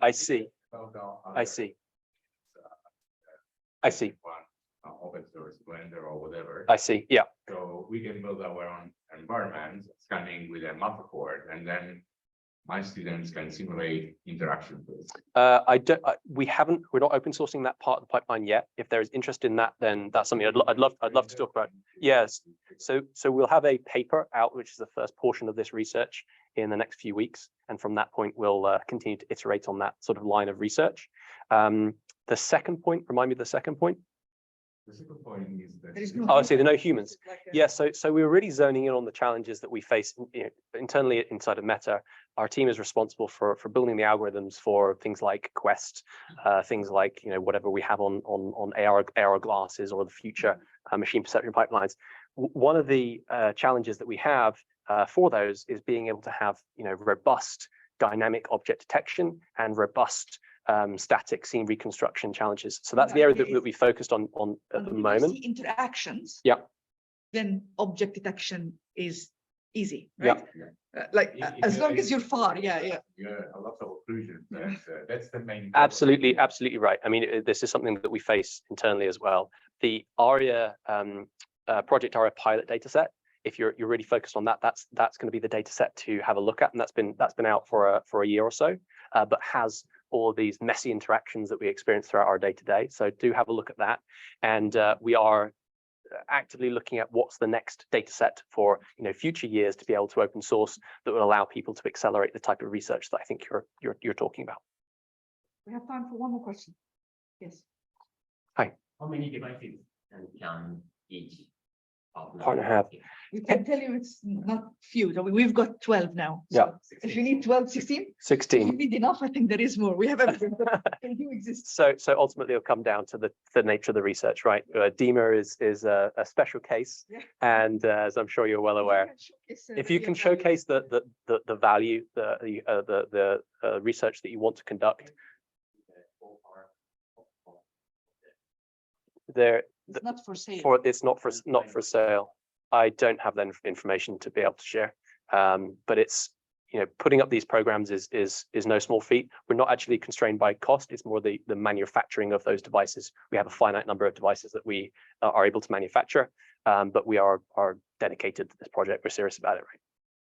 Thank you. Thank you very much. Thanks for inviting me. Thank you. We're moving now to. Let's move to the session. And the first paper is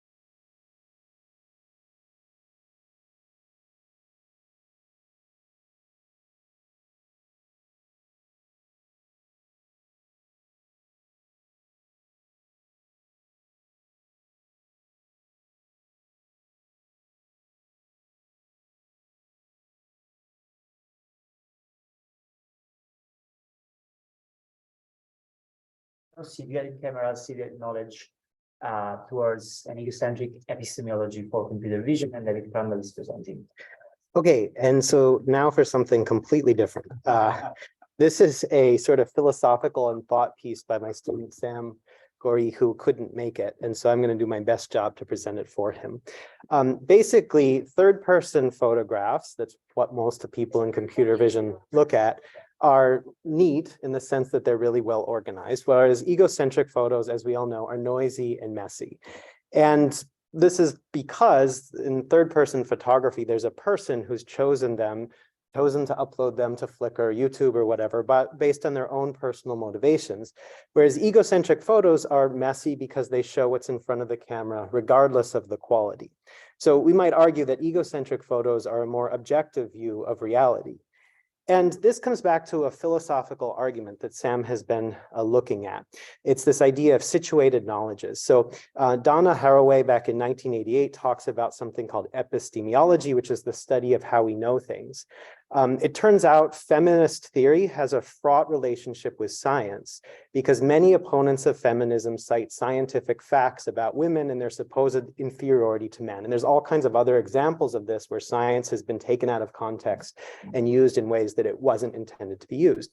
And so Haraway wants to find a theory of knowledge which accepts both true scientific knowledge as well as arguments against bias in science. And so she employs this metaphor. She says that all of the views of the world come from somewhere. So a scientist who looks at bacteria or a distant star isn't doing it objectively.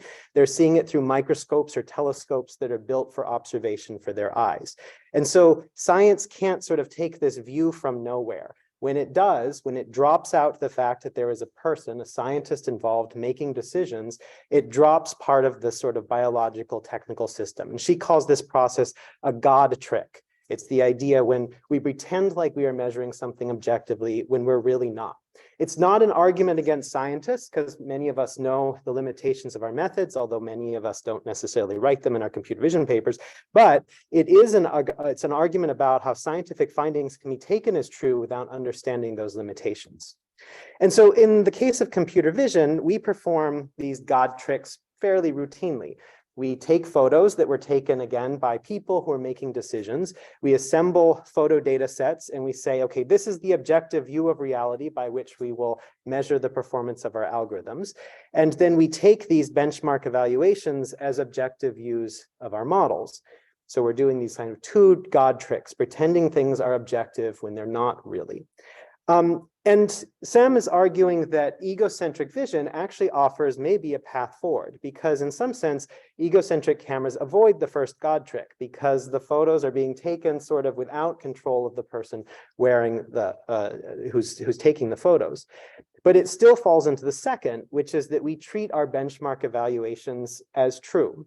And these benchmark evaluations, though, capture things that are not objective, like dataset curator's view, like for activity recognition, for example, which classes are to be labeled, how they're labeled, what the definitions of the classes are, and so on. It's only a partial view of the problem. And so Sam has been thinking about how to correct for this second God trick. And so his proposal is that instead of taking the researcher's view when performing evaluation, what if we took the data collector's view instead? So for example, after asking research participants like in Ego4D to go out and gather data, return some of them to the lab and have them qualitatively evaluate the top models. This sort of avoids the God trick because the people who are making these decisions about the algorithms is no longer the researchers, it's the research participants. It sort of inverts the typical power dynamic so that we are not in control of everything, instead the participants are. And so as part of his thesis, he did this for one particular problem, that of image aesthetic quality assessment. And he has a paper at AAAI this year if you're interested in learning more, and you can also read the extended abstract. The idea is an image aesthetic quality assessment. There are standard data sets and there are standard ground truth labels of how good each image is on an aesthetic score, on an aesthetic scale. And then the idea is that the algorithm is supposed to produce the same scores. But these are not objective data sets because someone took the images, someone selected them, someone labeled them, someone defined the metrics, and that's all sort of hidden behind this objectivity. And so his proposal is that maybe an alternative way of doing this is returning to sort of qualitative methods to evaluate something like this, something as subjective as aesthetics. So he developed this kind of interesting evaluation system where he has this cell phone app that participant, it's a little It's not quite smooth, but anyway, you can make it use your imagination. It's an app where basically it's a shutter. It's a camera app that doesn't have a shutter button, and so you wander around pointing at things, and the algorithm takes a picture whenever it thinks the aesthetics is high enough. And then to evaluate, you can then switch to a different model. Say I want to use model B of image aesthetics instead, and then you can wander around and have the participant give feedback. And so the participants sort of say things, can give feedback then about the quirks of the algorithm situated in their own lives, and they can give feedback on the problem statement, like this image quality assessment thing maybe doesn't make any sense anyway, but it empowers them to be able to do that. This is a slower and less practical version of model evaluation, but it's also honest and human-centric, and it emphasizes that our work exists in service to people. So if you're curious more about this, check out the extended abstract by Sam. Thank you.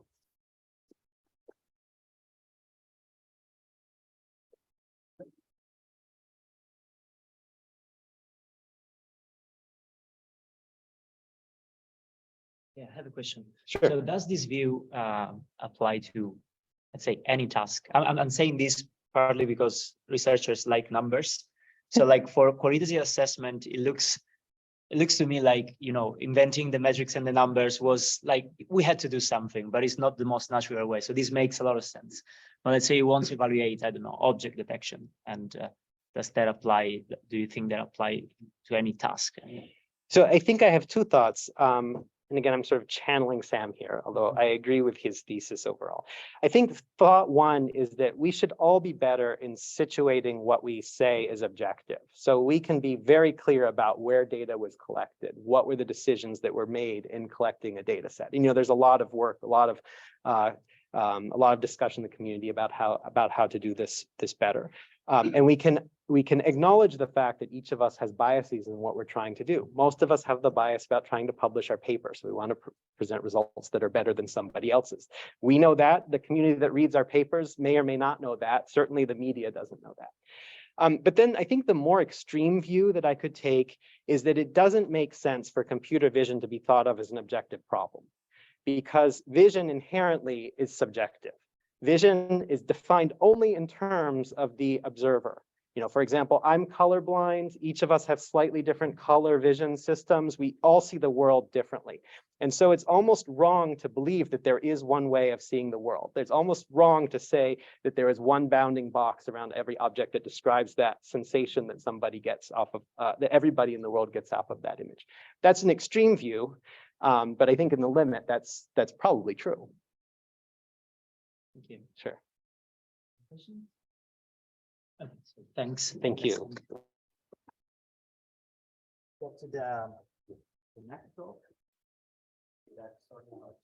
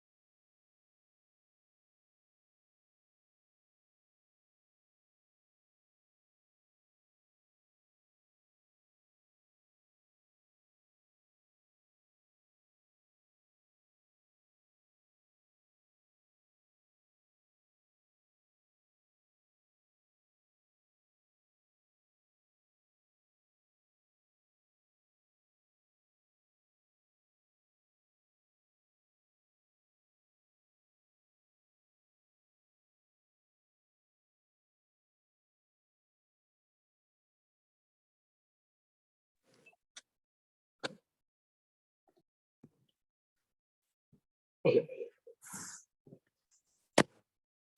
Okay, some of you might think he's taking something out of the cup, while others might think he's putting something into the cup. But the answer here is he's shaking something inside the cup, specifically a tea bag. So what we have learned from this, we have realized that the temporal, if we could see more neighborhood frame, that would be easier to understand actions. So we have realized that temporal context is really important for understanding any kind of action. And that is the core of solving any kind of temporal action understanding, including our problem action segmentation. So in this study, we focus on egocentric temporal action segmentation that is a crucial problem in computer vision and has a wide range of applications in mixed reality, robotics, human behavior analysis, etc. So in recent years, we have seen significant progress in this task through different visual language representation learning approaches. However, the backbone still remains the transformer models.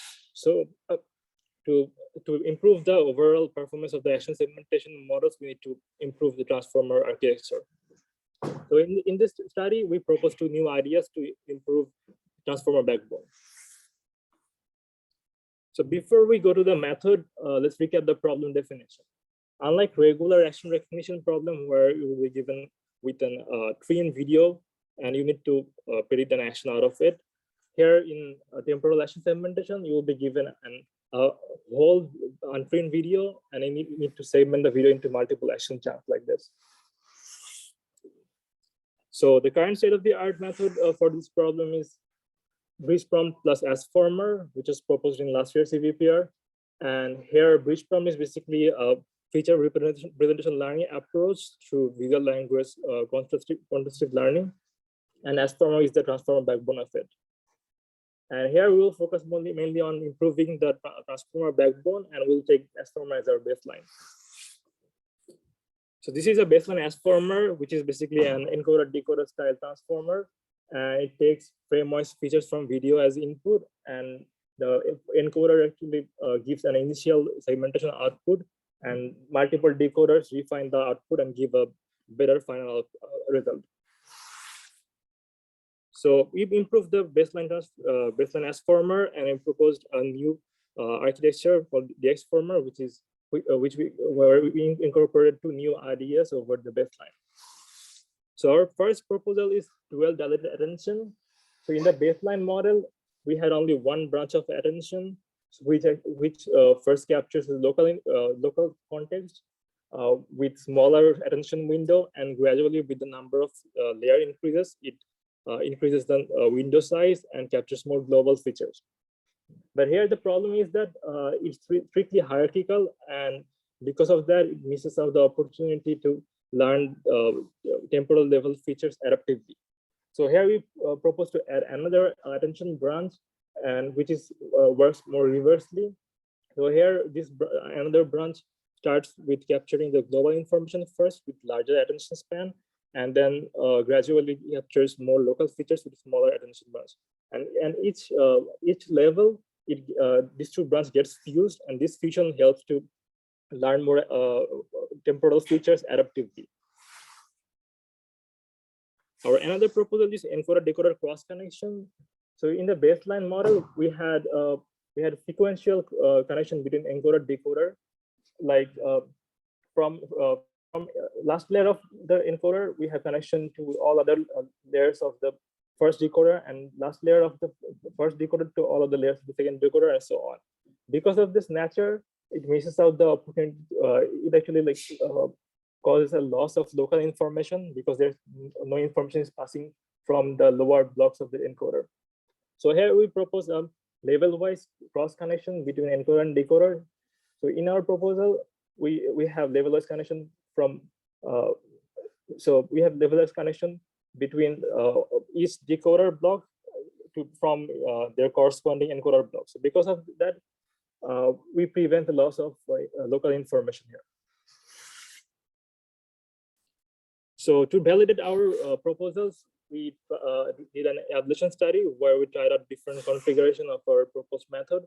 And here we can see that adding dual dilated attention and encoder-decoder cross connection, we have improved the baseline. Furthermore, we tried out different feature representation learning approach with our backbone transformer. And here we can see that with bridge prompt, our model performed the best. So we would recommend using bridge prompt with our architecture. Finally, we compare our transformer model with other well-known standard approaches. And here we can see that on 2 different well-known data set, GTEA and HOI4D, we outperform all other methods and achieve a state-of-the-art performance. So to further validate our approach, we did a visual analysis. So from the analysis, we have found that our architecture performs comparable to the baseline as former in most general cases, but in more challenging cases, it outperforms the baseline. So for example, in this case, the action is shake, and our model could perfectly predict the action by capturing subtle hand movement and more relevant global feature where the baseline fails to do so. In another interesting example, where we have found an error in the ground truth level in the data set. So the ground truth level was shake, but we have found that it was supposed to be background class. However, our model predicts it correctly as background class, showing the reliability of our method. In another case where the poor action is followed by a scoop, and here you can see the baseline model outputs it as scoop due to the influence of the previous action and getting influenced by irrelevant global pattern here. And our methods could perfectly output it as poor. And so with these examples and the results, we can see that our model achieved state-of-the-art performance, demonstrating comparable performance to the baseline in the general cases, while outperforming the baseline in more challenging cases. So it shows its ability to adaptively focus on accurate temporal, local, and global context when appropriate. And our future plan is to extend the work further with trying out new ideas on the architecture and extend the work in more diverse data sets. So that was from my side. Thank you for your time. And if you have any questions, please feel free to ask. Thank you.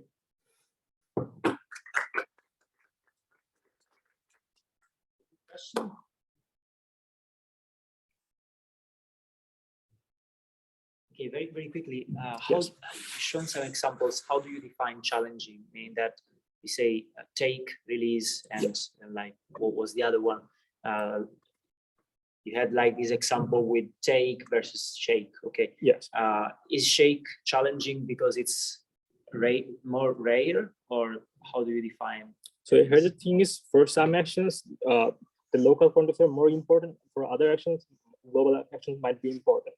So in the baseline model, it's strictly hierarchical. So it captures the local information first, and then gradually captures more global information. So that's why it initially gets biased towards local action and then gets biased towards global actions. But in our method, we have two different branches that, and we have the fusion between those two branches. That's why it actually adaptively captures appropriate temporal level features. So for example, here the local global information is more important. So here our model focus on more on global features, and here the local information is more important, and here our model focuses on local information, but the baseline fails. So that's the main idea behind the work.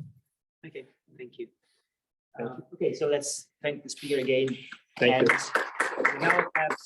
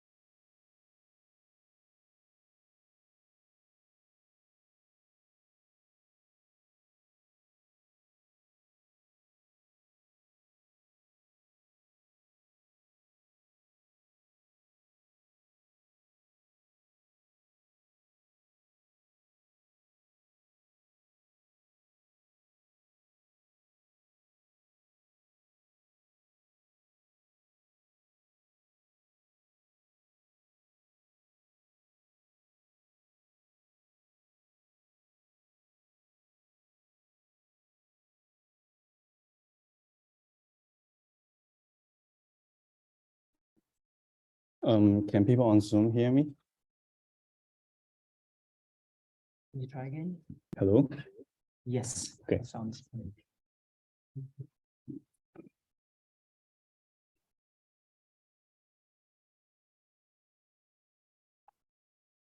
We can see only your, we can see this mode. Maybe you can duplicate the presentation. Yeah, I'm mirroring. Okay.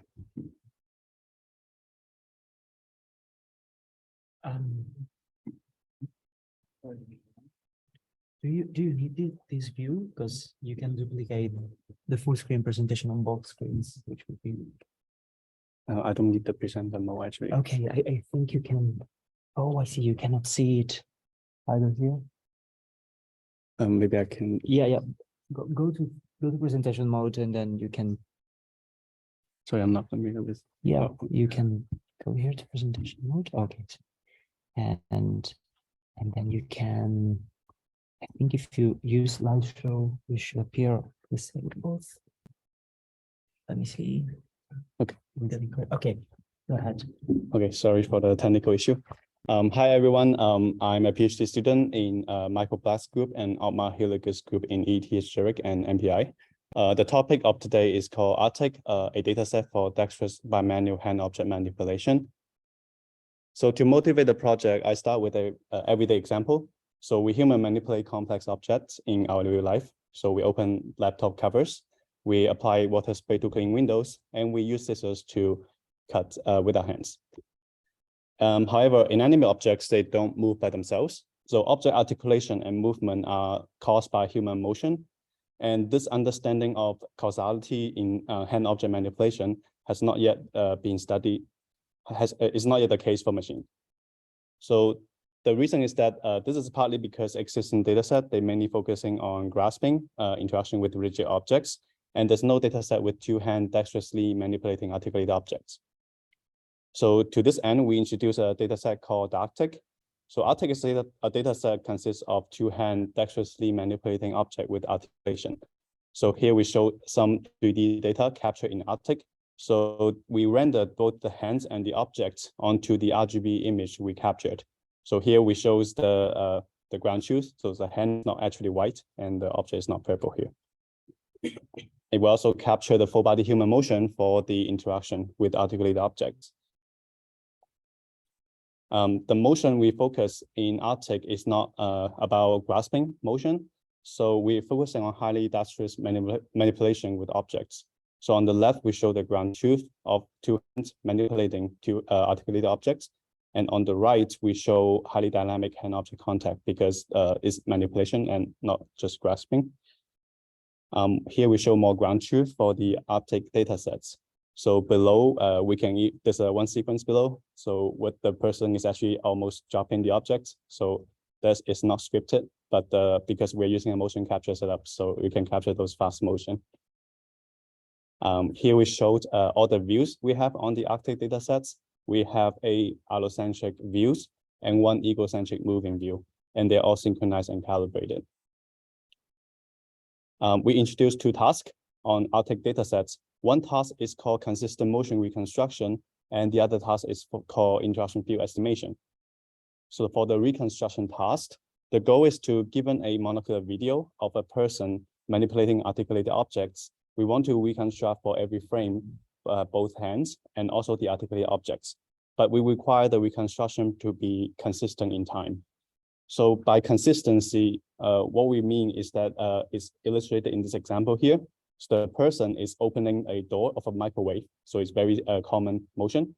And the below is showing a zooming view. And the person is actually not maintaining stable contact with the door of microwave. So this is actually from the prediction from the baseline network trained on Arctic. So in real life, when we're opening a microwave door, in order to be physically plausible in terms of this interaction, we have to maintain contact in the same region. So that's what we're focusing on for this consistency task. So here we show some qualitative results for the reconstruction, just to show the feasibility of the task. We are hosting a workshop right now as well for ICCV. So there's an Arctic dataset challenge if you are interested in taking part in the future.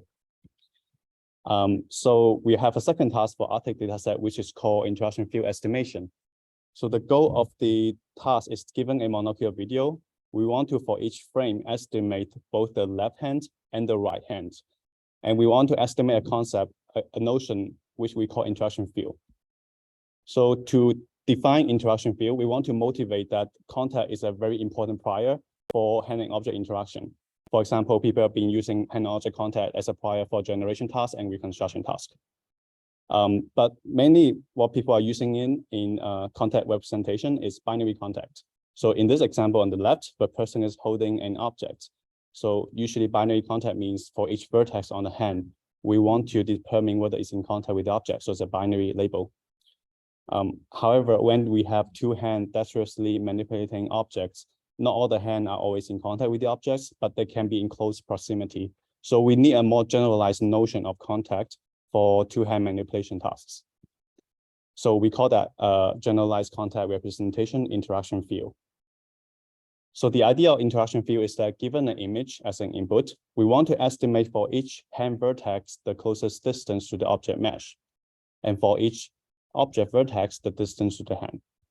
So if we visualize those distances as a heat map, we can see the brighter the color here actually represents the closer the hand and object distance are. So you can see the object to the right hand, the handlebar is light up because the right hand is holding the object. Whereas the right hand fingertips are quite bright because they're actually in contact with handlebar compared to the palm region. And because we have two hands, so we have 4 interaction fields to estimate in total. So if we visualize this interaction field as a video, we can get a sense of the intuition. So the important thing is that this interaction field estimation representation is not limited to only contact, hand and object contact scenario. So when your hand is not in contact with the object, it still have a proximity notion for hand and object representation. So I hope we can also use this representation for downstream reconstruction tasks, for example, optimization.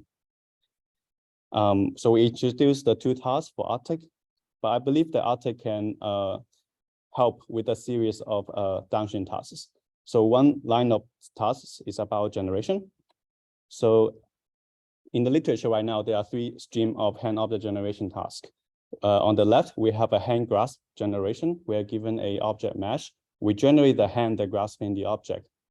In the middle, we have an object hand motion generation task, where we want to generate a rigid object motion with the hand for motion such as picking up an object from the table.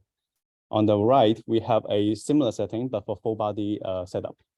So Arctic can potentially help with this task because Arctic contains object with articulation, and Arctic focus on no longer grasping motion, is focusing on dexterous motion.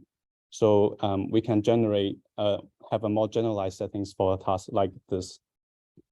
I want to highlight there's another line of work that perform articulated object pose estimation, and they're mainly focusing on estimation from depth images, and they don't actually model human. However, in real life, the reason a laptop can be open is because we have human in the scene. And Arctic can potentially be used in those settings to jointly reconstruct hand and also articulate object in depth images. We also have code online already in case someone want to render the depth map. So all the links, code, and other competition are on this page. If you are interested, you can take a photo. Thank you.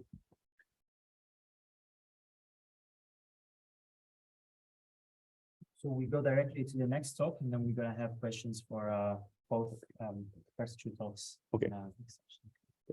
Can I wait for 10 seconds? Anyone take a photo?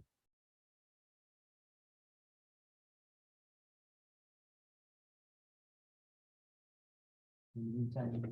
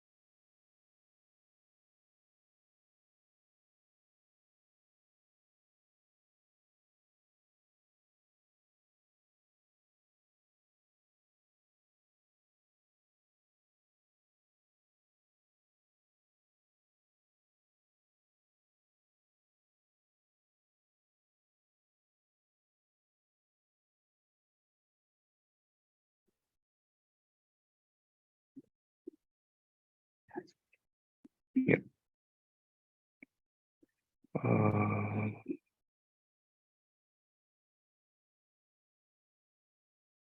Great. You should share your screen.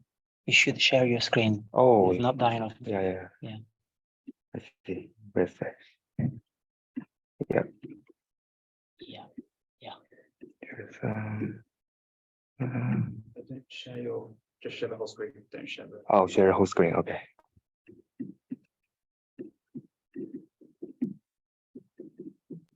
Cool. Good. It's good right now. Yes. Okay, cool. Yeah, so hi everyone, I'm Chao, and I'm happy to invite you to present our paper, Egocentric Audiovisual Object Localization. So let's get started. So before we move to the formal task definition, I would like to share some motivating example. How should we study the unique characteristic in the egocentric video that related to the solution of egocentric audiovisual object localization? Okay, let me play the video. Sorry, it's the sound. Let's see. It's plugged in. It's plugged in.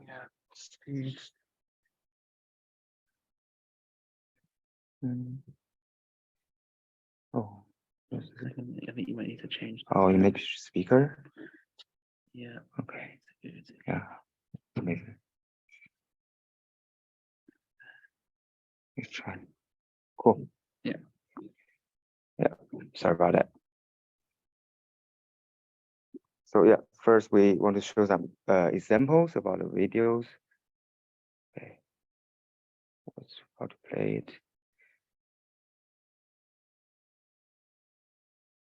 So this is an example from an application data set. We can find that like the recorder is usually moving in the things, and the recorded viewpoint is also like move. And okay, let's come to this problem.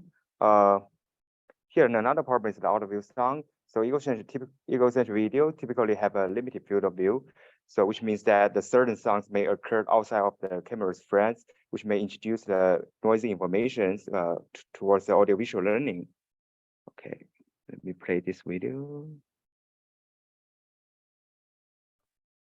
So you can hear that while the recorder is cutting the carrot, it's also like a frying pan outside of view. You can clearly hear that. So now comes to our task definitions. So what's the egocentric audiovisual object localization? That's like, given the video and the audio string showing here, we want to spatially localize what's the object that emits sound in the visual footage. It's like a figure showing here. We want to localize the firing point inside.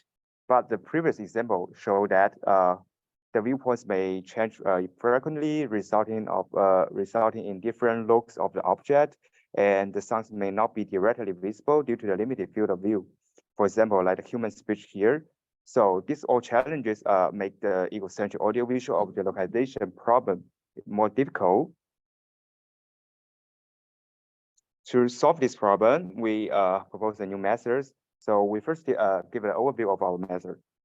Our goal is to estimate the key that represent the sounding object, but we need to know that there's no ground truth available during the training time, which means that we don't know what's the sounding objects during the training. So which means the model should be trained with the self-supervisions. And additionally, we want our model to tackle these two challenges. One is learning representative visual feature by mitigating the ego motions. Another one is like we want to alleviate the out of view sound problems by designing module and training strategy. Yeah. So here comes our framework. So given the input video and the input of audio, we want the model to have the capability to deal with the out of view sound. So how could we do that? We introduce another sample audio, which is randomly picked from the data set, and we mix them together to create a mixture input. And during training, we extract the visual feature and also the audio feature from the mixture. And we force the model to learn about the audio out of view sound disentanglement, which we inject with the visual feature here. And we want the disentanglement module to extract the visually indicated sound representation. And the marks will be output from the decoder, which will represent what's the input audio dominated at the which location inside the audio map. And next, to further enhance the visual feature, we introduce soft localization modules, which we want to associate the visual feature with more audio cues here. And after that, we enhance the visual features and fit into the geometry-aware temporal modeling module here, which we aim to tackle the shifting viewpoint problems. And so here, given the details, so our geometry-aware temporal modeling contain 2 steps. So first, we will measure the geometry transformations, which exactly is the homographic transformation metric between the frame I to frame J, and we then warp the visual features from J to I, as the equation showing here. And next, all the visual feature frames are aligned under the same viewpoints, and we will do the temporal modeling here by aggregating the visual informations temporally and calculating the weights along the temporal dimension and each spatial locations. So our final goal is to estimate the heat map that represent the location of the sounding object, and like the map showing here. And our final tuning objective will become a combination between the localization loss and the sound disentanglement loss. So for the localization target, we adopt the contrasted learning target, which we push the visual and audio feature sample from the same video closer and pull the visual and audio feature from the different video far further. And the second disentanglement loss is driven by our mixture and separated strategy. And another contribution of our work is that we collect the sounding object annotations here. You can see like the left-hand side showing the example how we annotate the sounding object at the bounding box levels, and the right-hand side showing the statistic of our annotations. So the challenges stemming from the variation in the duration of the videos, and also the object area, and also the occurrence of out of view sounds. You can see like many of the objects are small in the egocentric videos, which will pose significant challenges to solve the audiovisual object localization problem.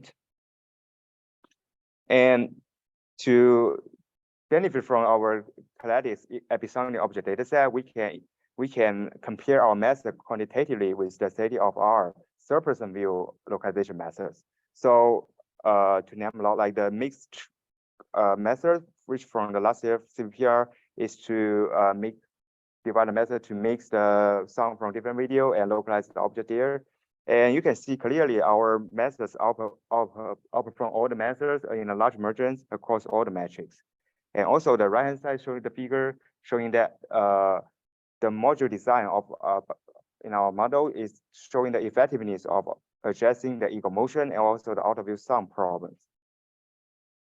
So here I want to show some qualitative videos to demonstrate our localization results.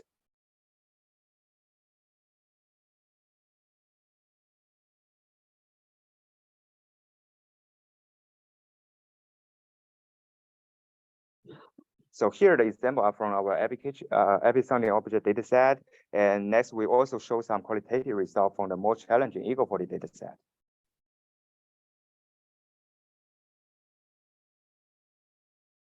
So come to the conclusions. So we are the first one to explore the challenging egocentric audiovisual object localization problem, where we identify 2 challenges, the ego motion and also the out of view sound problems. And our method shows that the temporal modeling is an effective way to mitigate a viewpoint change, and disentangle the out of view sound actually can improve the localization performance, both for benefit from the training and the inference process. And we also propose a data set that presents the sounding object annotations. And thank you for the attention, and welcome to stop by our poster on the Thursday afternoon. Yeah. Thank you. Okay, thank you. Since we are a bit beyond the schedule, we go directly. We can go directly to the poster to ask questions. Yeah, thank you.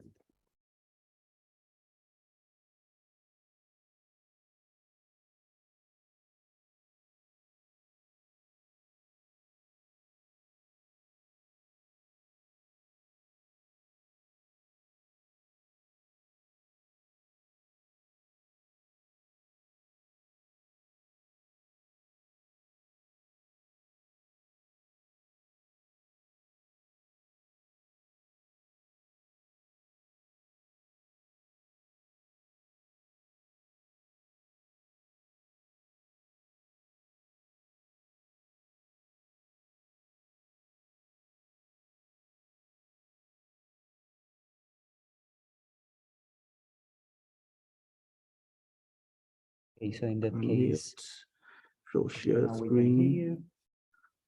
Okay, I'm gonna share screen too, right? Yeah.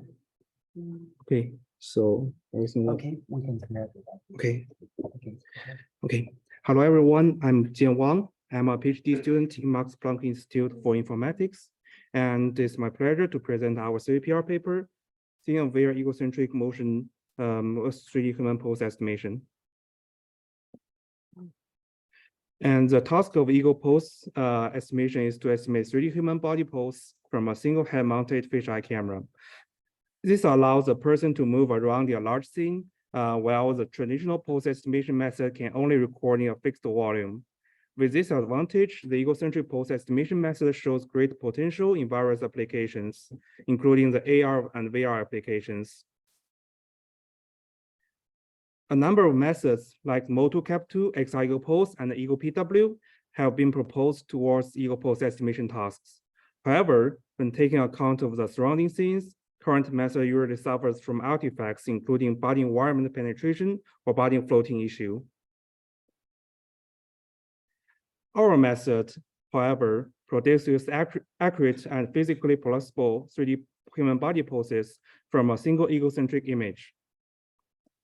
So how do we do that?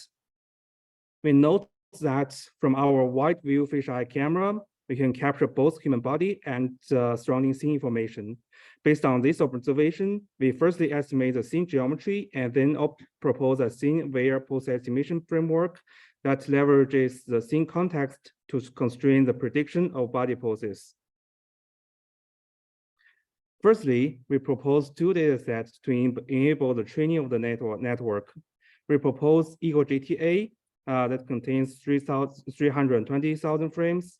That is a synthetic dataset based on the motion sequences of GTA-IM, and also Ego PW scene that is in the wild dataset with pseudo ground truth scene constructed by the structure from motion. Both datasets contains body pose labels and scene depth map for each egocentric frame. Based on this dataset, we can train an egocentric depth estimator to predict the depth map of a surrounding scene, and we can reconstruct the point cloud of the scene from this depth map. However, available depth estimation network estimates depth with the human body. Thereby, it leads to a negative impact on the pose estimation component. So to solve this issue, we predict the depth map, including the human body and the human body segmentation mask. After that, we leverage a depth impending network to recover the depth behind the human body. Finally, we combine the projected 2D pose features and scene depth in a common voxel space, and regresses the 3D body pose heat maps with a V2V network. The 3D voxel representation projects the 2D poses and depth information from the distorted fisheye camera space to the canonical space, and further provides direct geometric connection between the 2D image features and 3D scene geometry. In order to prove that the scene geometry can supervise the prediction of the pose, we use different depth maps as input and show that the predicted poses changes to standing, squatting, and sitting to better adapt to the input changes of the scene geometry. Here, we show our qualitative results on our test data set. Our method shows significant improvement compared with previous ego pose estimation methods in terms of pose accuracy and physical plausibility.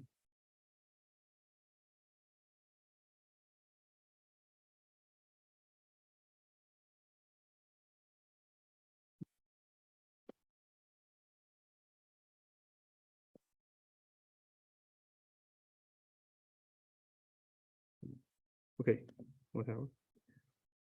And here we also show our results for the in the wild images. So note that the background scene are constructed by the SFM.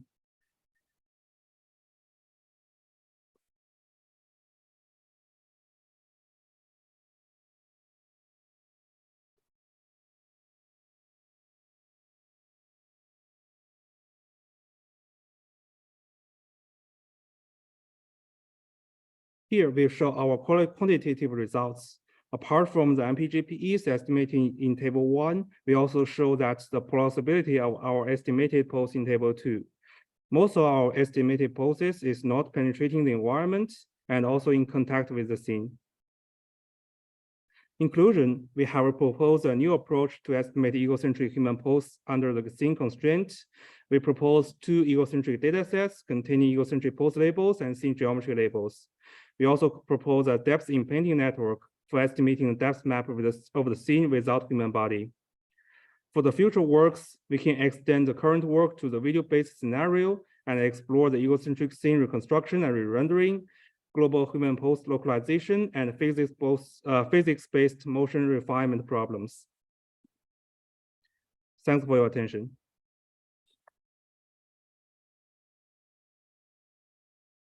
So let's get to the last talk, toward essentially 3D understanding via 3D and pose estimation.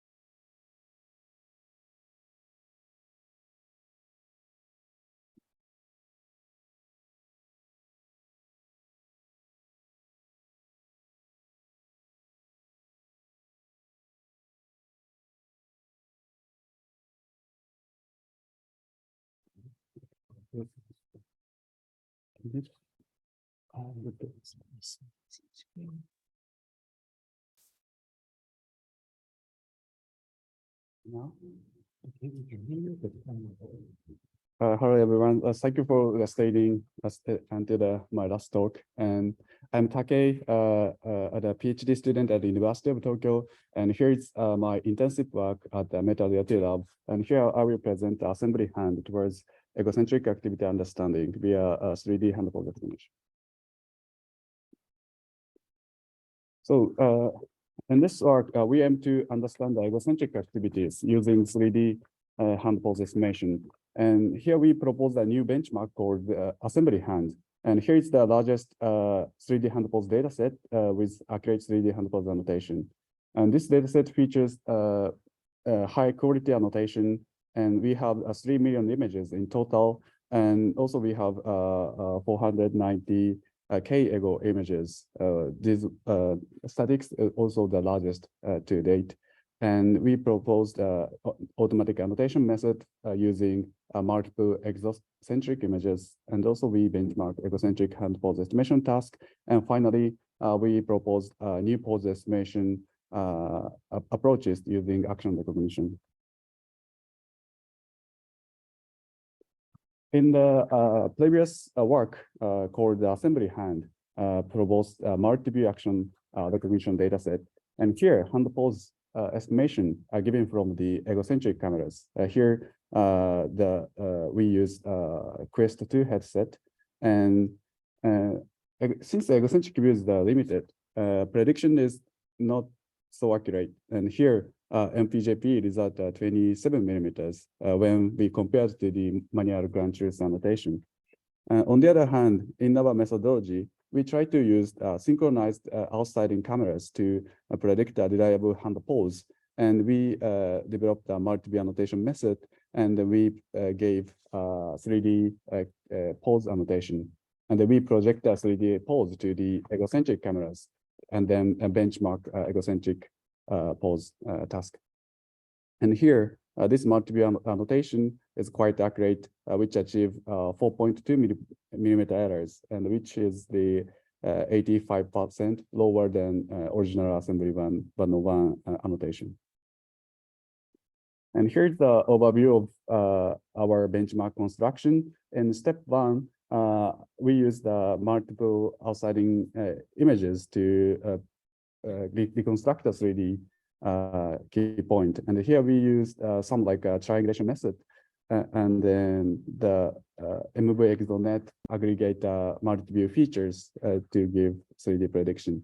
And using that prediction, we paired with the egocentric images, and they train a single view network on it.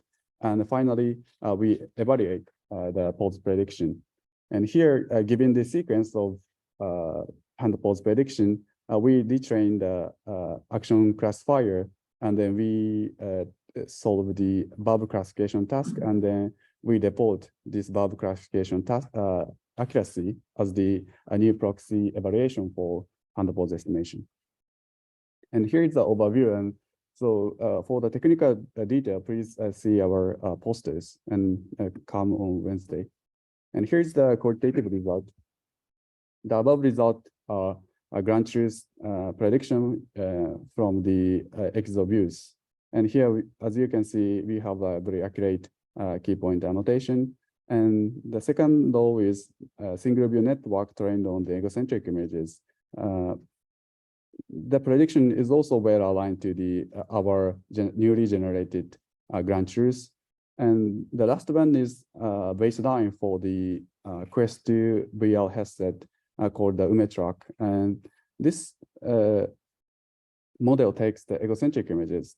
That's why sometimes prediction became inaccurate due to the hand object occlusion, like the second images case. And here the depth estimation is quite incorrect.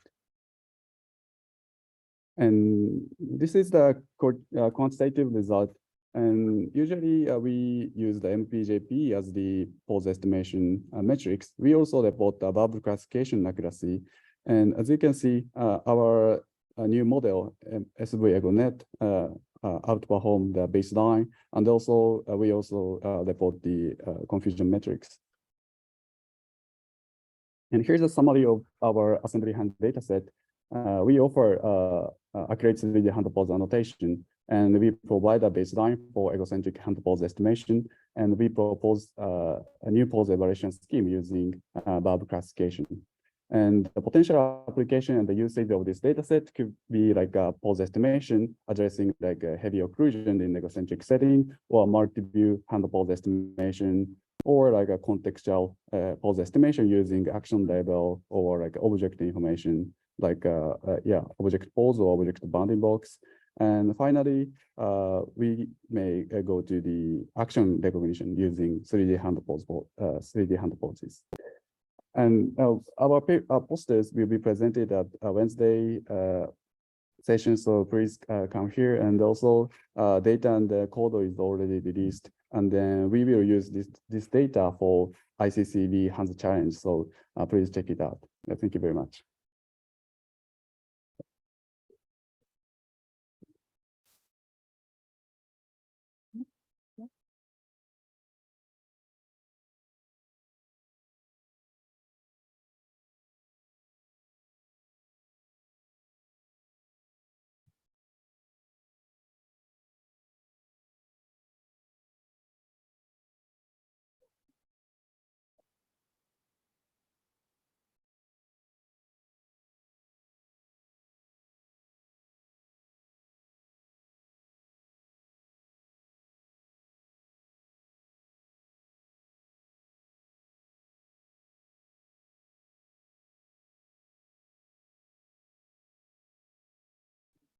Now I'm not muted.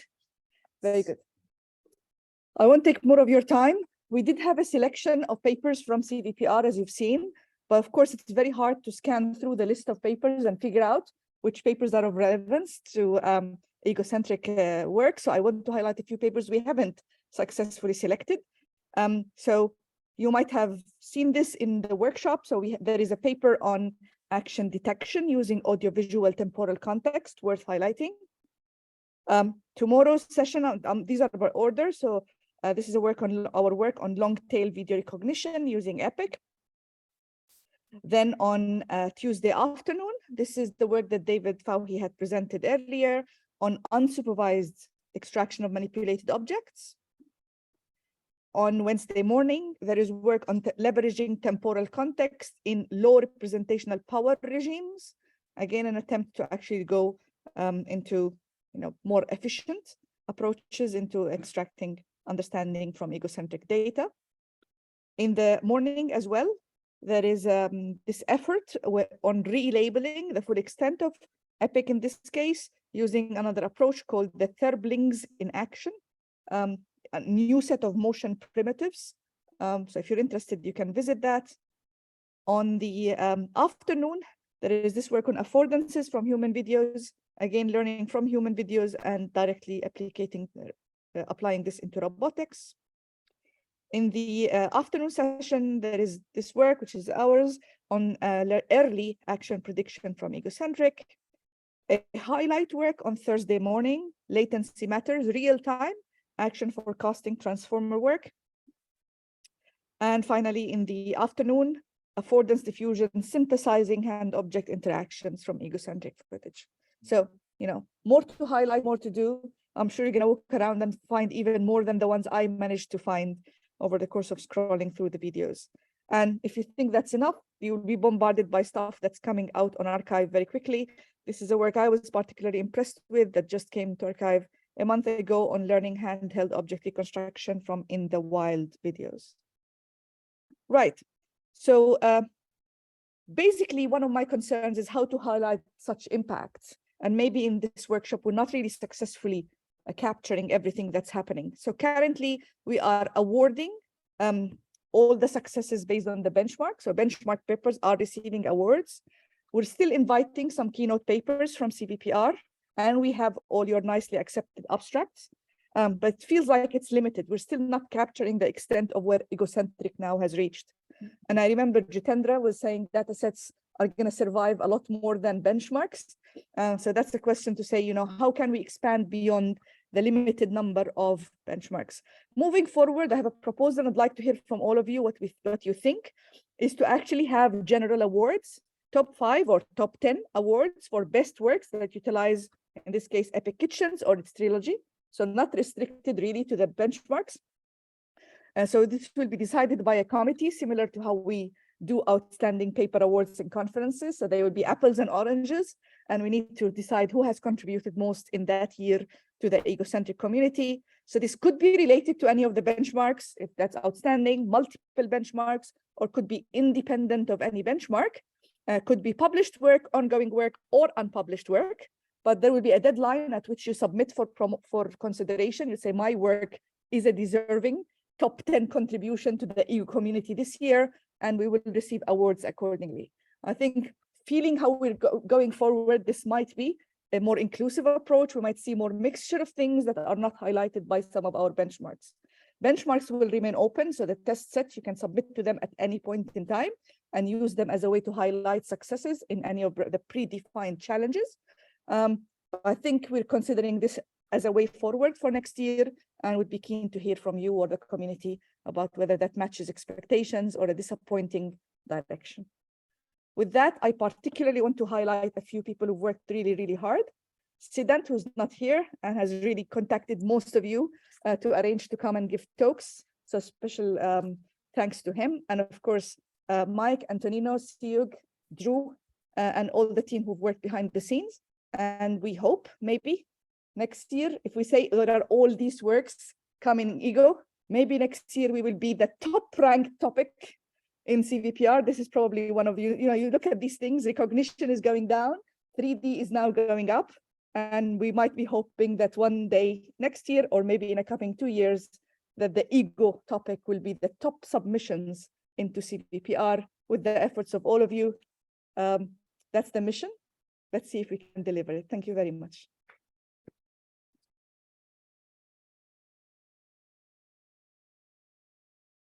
Thank you very much for staying till the end. Enjoy the conference and all the presentations. I'll see you around.